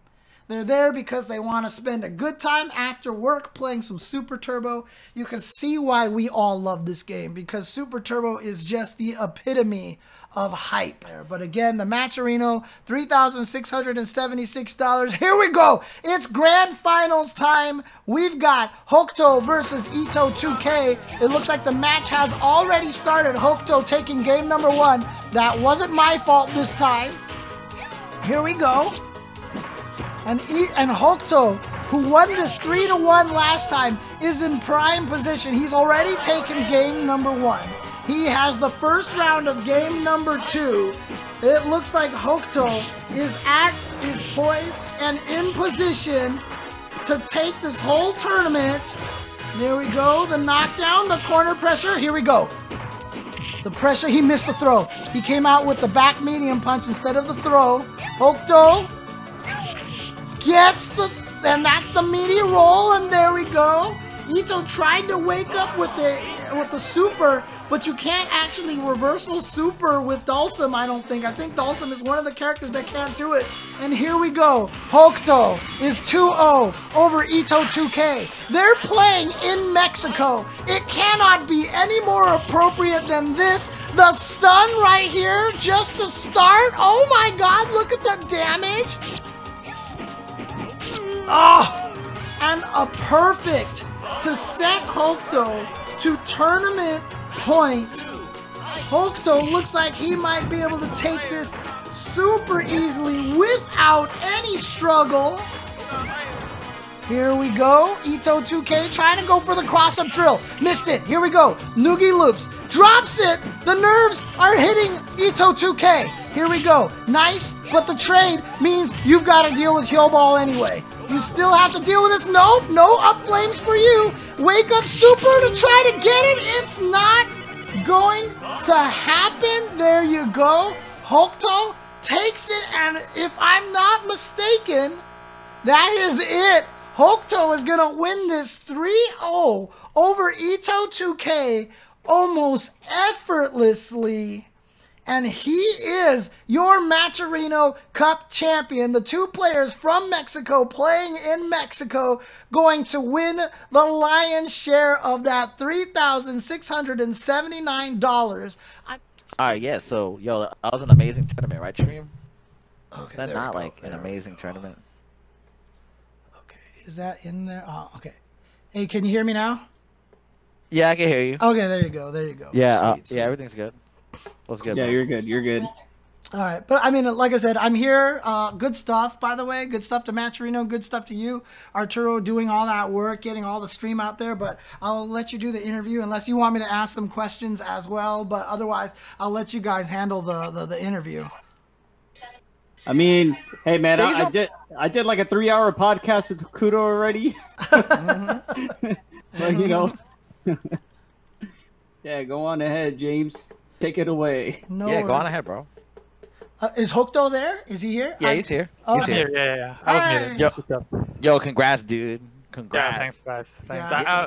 Sorry, first of all, let me apologize to all the viewers because I know that Grand Finals was kind of a buzzkill. But hey man, Dang, I gotta do what I gotta do. I gotta do what I gotta do. Now, I'm guessing you play against Ito a lot, and generally that matchup, I guess, doesn't go very well for Ito. Yeah, so let me elaborate on that real quick. I'm sorry. So when I first started, they used to beat me like 50-0, 51, and then as I got better, I got the hang of the matchup, obviously like better, and then I mean, as of lately, I have been winning every single time against Ito, but not to knock him because he's a really strong dolphin. Oh, yeah. Like you all saw what crazy shit he pulls up, yeah. But I mean, it basically just boils down to the player knowledge this time around. Because I'm not exaggerating when I'm saying that I have probably like 2,000 games or more against Ito, so I know him really well. That's fair. That's fair. But Yeah. how do you? I mean, tell me what this means to you, to Mexican Super Turbo community, to the Mexican community, Super Turbo community, that Mexico took it in grand finals. You guys even played on the Mexico stage as well. Yeah. Tell me what this means to the Mexico Super Turbo community to get both Mexican players in grand finals. And I think not even just the ST community, but the Mexican FGC as a whole. Is I'm pretty sure you saw like Capcom Cup results for the most recent one, the Yeah. Central American. Kusanagi got taken on both of them, so we were short of making something like happen. But now, I mean, just it's great for all of us because now I've proved, and Yito as well proved that Mexico is no joke on Street Fighter, because you know the stereotype, like everyone thinks, oh yeah, they only know how to play KOF. You know, That's not true. That's never been true. Yo, like it's crazy because like he's been in my tournament since the very beginning when I was doing them with Karopi in the King of 10 GGPO. years ago, yeah. Like 10 years ago. Yeah. That's 10 years ago. Yeah, Oh, yeah, 2012 King of GGPO tournaments, man. Oh, yeah. I mean, a lot of been these holding players it. from Mexico as well. I mean, I know we run like these beginner Street Fighter V tournaments, and a lot of the players there are from, at least they were born in Mexico and maybe currently live in the States, but some of them from Mexico as well. So definitely you guys have a pretty strong, thriving scene down there. But how much has the pandemic affected the Mexico, the FGC in Mexico? Not by much, really, because the thing is that we live apart from each other. For example, like I live in the border, like right next to Texas. Then the the other players, like for example Yito and H0, they're from the same city. They live like a 20-hour drive from me. They're really far from me. Mexico City is really far as well from me. So we like from the beginning we've been playing pretty much online. Gotcha. So yeah, it doesn't affect us that much really. Okay. But yeah, I mean, there was obviously a very strong presence of. Let me grab the bracket over here. Oh yeah, so like yeah, and actually DJ Frijoles couldn't even enter. Right, DJ Frijoles. Yeah, so that would have been another Mexican player, and you know they're actually Mexico is in my events a lot. You know, like Hokuto is part of the show crew, so. Because I mean, definitely the homies, definitely all the homies. We the show boys. We definitely the show boys. Definitely show boys won today. Also in the top 8, of course, was Kyoya as well, also from Mexico. And so, yeah, you had a lot of players representing from Mexico out there. So, once again, shout outs to that entire scene out there. And I know you guys are playing a lot of Fightcade, right? It's not even just Super Turbo. You guys play a lot of the games on Fightcade, right? Yeah. Totally. Yeah, definitely. Like, I mean, at least us, like the SC Mexico community, like we try to just stick to ST, sometimes Champion Edition, depending on the player. That's my jam. Yeah, that's your jam, Chris. But yeah, no, like Mexico in general has been blowing it up on Fightcade too. Like if you go to the KOF 2002 room, KOF 98, it's full of Mexican. Nice. Yeah. Cool. So, I mean, do you feel like that this encourages the players in your community a lot more to go out there and keep fighting for all the, because one of the hardest things is that, you know, Mexico included, Latin America, Mexico, South America, it's a lot harder for players to be able to travel and to show off their stuff. And with it becoming more global, more online and stuff, I feel like, you know, it's not even just like the Mexico players are stepping up and the Latin America players are stepping up. It's like you guys have been here the whole time, and now you finally get to show your stuff, right? Yeah, exactly. Because like you said, I mean, we haven't had that many chances to travel. I've had the most chances, so like I've been, you could say, the ST Mexico ambassador to the whole to the other communities, to the whole world, because I've already like been to Tournament of Legends like twice. I qualified. Like I've traveled to Spring Series, to France, to play ST, so they see that it's possible, and now with this tournament, like this, the Fightcade more for sure. Yeah, dude. I mean, dude, he's been winning. He's been winning all. He was #1 seed for a reason. He was winning all of my tournaments for a while, James. I mean, look. Like, I mean, isn't it wild, right? I mean, Super Turbo video games. You said you've been to France. I've been to Spain for Super Turbo. Like, the Fightcade offline festival, right? Dude, it's so crazy. I mean, and now with thanks to Matcherino, you get to play online Fightcade, win a tournament, and gain like the lion's share of this $3,681. I mean, how awesome is this, right? I mean, it's so cool. So, it's given me a lot for sure. Yeah. He's getting first place says 920. Nice. That's what you're getting. Oh dang. Good amount right there. Nice. Well, yeah, that's. I got a question. I got a question or two for you as well, Hokuto. Yeah, sure. By the way, my name is Riz. What's up, y'all? All right. So, nice to meet you. Actually, so just so you guys know how Hokuto practiced up for this tournament, this afternoon he played comeback in third strike. But anyway. Yeah, that's how I practiced for today. I'm not even kidding. But yeah, I just wanted to ask, like, were you worried about anyone this tournament? And you know, just straight up. Yeah, like straight up. Like first, I was worried about AndyMac because Mirror is so whack, dude. Like actually, props to AndyMac because he actually was 2-0 up against me, and then I had to bring that shit back. Oh shit! Damn. Yeah, he didn't make it easy. That could have been a blow up. Yeah, that could have been a blow up for sure. And then Fromo, of course, like he was on my path as well, and Fromo actually beat on the Aztec Challenge Invitational tournament we had a couple months ago. Yeah.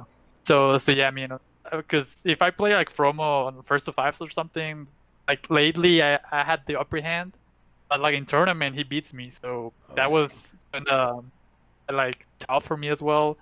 And Damdai, of course. Like I was praying for Ito to beat Damdai so I didn't have to run into them. No offense to Ito, of course. Yeah, no offense to Ito, man, but I'd rather fight Dalsim than Ryu, O.Ken, you know. Yeah, Damdai was also on prep mode for sure. Like as you know. I saw him play a ton against Ganelon, so he definitely was prepping for me. But yeah, too bad it couldn't happen because this would have been the third time, the third run back. The previous two tournaments I've beaten Damdai, so this would have been like yeah, that's true. Time of That's true. redemption. Yeah, no, yeah. I mean, the whole top 32 was full of great players anyway. That they were in the top 32 for a reason. And what would you say was like the best way of prepping for this tournament? Like what were you doing every week of this month? Like how were you prepping? I can't say that on stream, dude. What? I can't say that on stream. You can't share your secrets? You mean, or... No, just kidding. I mean, I just relax. Like try not to like overplay, because I know like a lot of the Mexican guys were playing like every single day, like first to 20 sets with each other, with other top 32 players that could help them out with the matchups for hours. But if I do that, I know that I'll eventually like get just burnt out and won't play my top game when the tournament comes. So I just try to like chill, play Street Fighter 5 for a little bit, Third Strike, watch videos, sleep early, you know, things like that. Nice. Yeah, so you try to keep it like as like casual as possible. Like you said, don't burn yourself out. And I think that's a good way of trying to handle these tournaments, because you don't want to get into a situation where you're overthinking and you might like second guess yourself, right? Yeah, exactly. And what also helped me out was that I didn't go in tournament like pressuring myself, you know, like telling myself, oh, like there's 3K on the line, like I gotta win those 3K. Like nah, like whatever happens. I'll just play my A game, and from there. Nice. So I'm gonna give you a chance to try to pop off a little bit here, but you know, you're definitely one of the strongest Vegas on the Western world. But you know, Mao is in Japan over there. Who's better at Vega, you or Mao? Let's go. Oh no, Mao definitely. Dude. Come on, man. No. They call the Mexican Mao. I mean, they call the Mexican Mao. Yeah, they definitely do. Yeah, because at the Spring Series last year, so I was playing just casuals, just fooling around, and Murasaki was sitting. No, he was standing up next to me. And then he taps me on the shoulder. And he goes, Mao. Like he pointed at the screen. He was like, Mao. And I'm like, no, dude. Like I wish it'd be Mao. And then he goes like, okay, then open my. You're open my. I'm like, no, dude. Like. And then someone else goes like, no, he's the Mexi Mao. And then Murasaki just bursts us laughing like, yeah, Mexi Mao. You're the Mexi Mao. The next time I go to Japan, I'll be like, yo, Mao, you're Japanese Hokuto. Yeah. That's what we're gonna call him from now on, Japanese Hokuto. So yeah.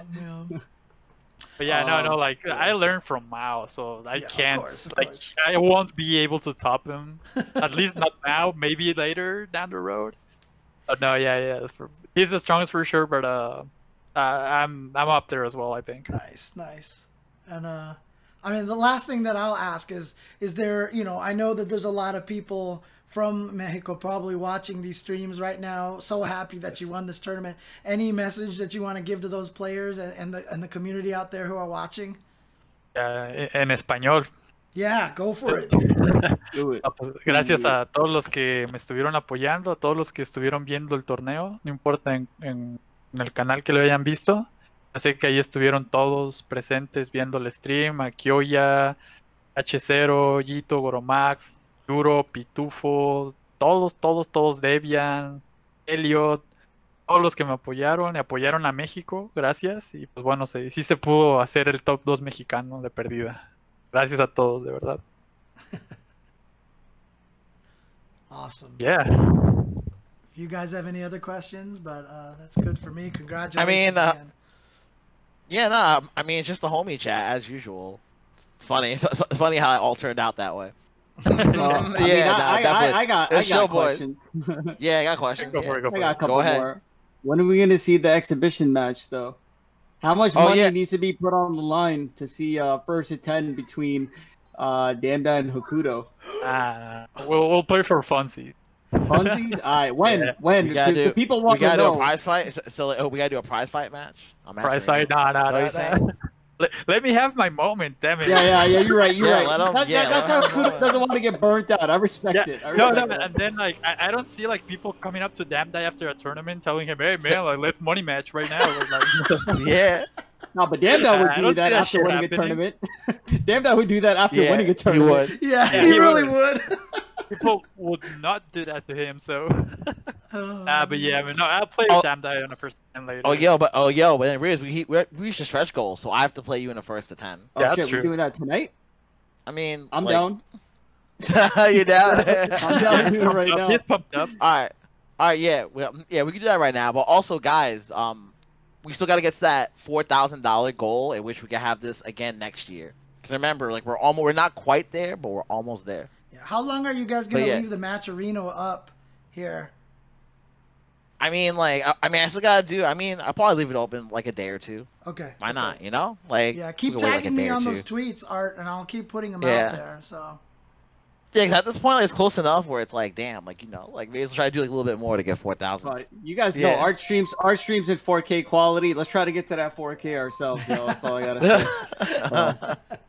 Nice. But yeah, now it's definitely very good. You know, I want to thank like all the partners involved. Like, you know, you yourself, James. Like, you know, Rizwan, he did a great job. Like, you know, helping out the event. You know, with like seating and stuff like that. Like, he's doing a lot of the seating. Made sure that like a lot of the rules were in place. He did a really good job blowing it up. Like in his qualifier, $500.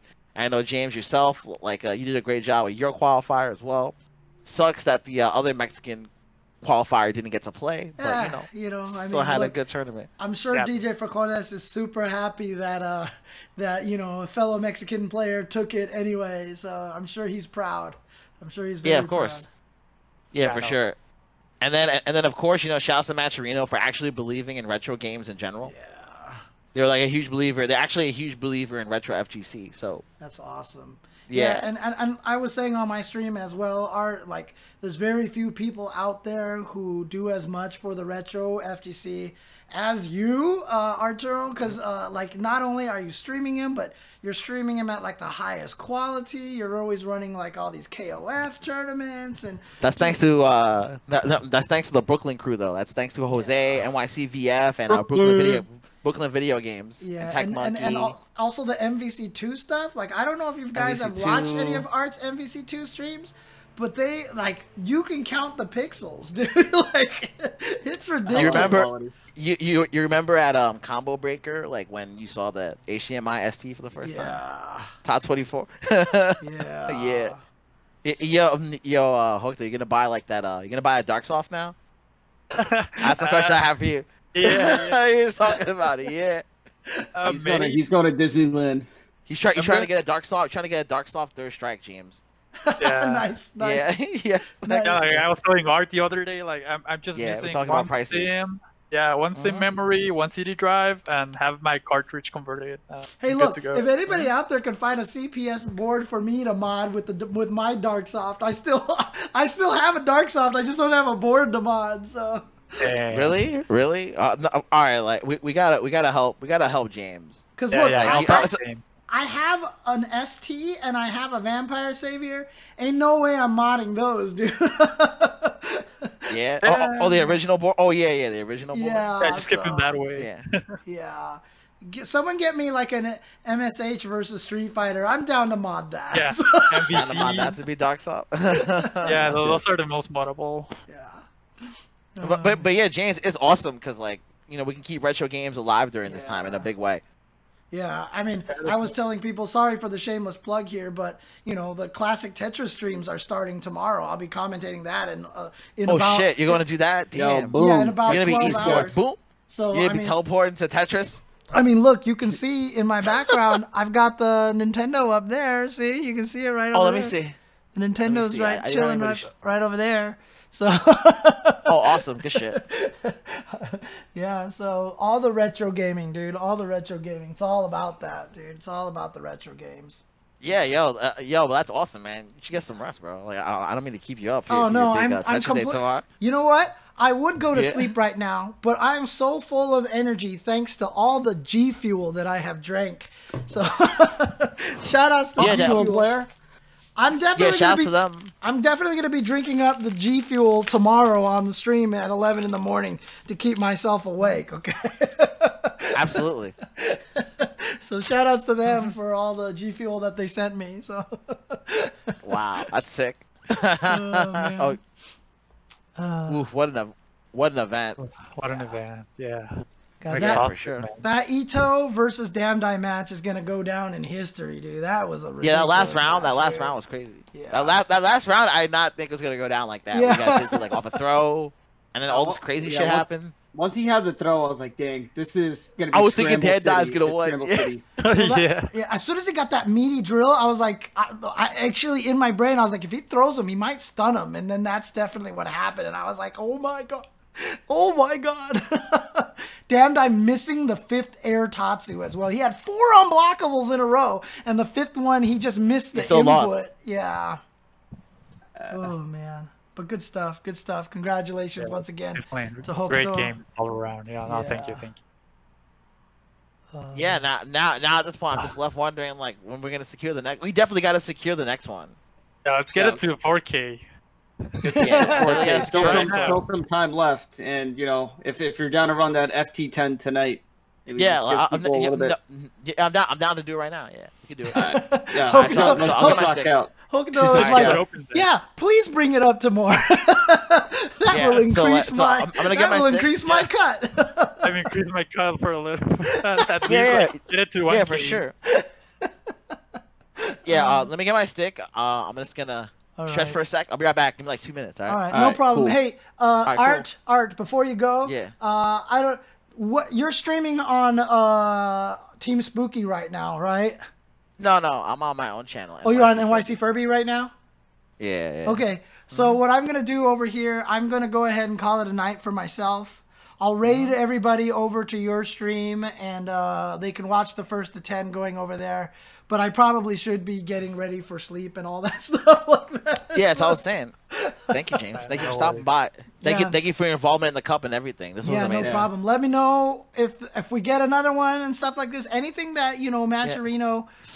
So the cup is that okay? So we're definitely gonna have a Matcherino Cup again. I can say that. It's just that we just wanted to secure one for SF2 as well. Right. Okay. Next year. That's all I was trying to say. But yeah, I mean, yeah. I hope people have a chance to check out. I mean, I felt like I tried to be as professional and really nicely done on my stream and everything like that. So if Matcherino wants to work with me and everything like that in the future, just let me know. So. You in there, bro? Like I was just worried about y'all with the feeds and stuff. Sorry, had some glitches sometimes. It's all good, dude. So. And then one time, like it went down, I was like, "Damn!" Like it went down for like a 1 second, and then you guys all had no feed. I was like, "Fuck!" Blow up. Streaming is a blow up. Streaming is a blow up. Yo, got him.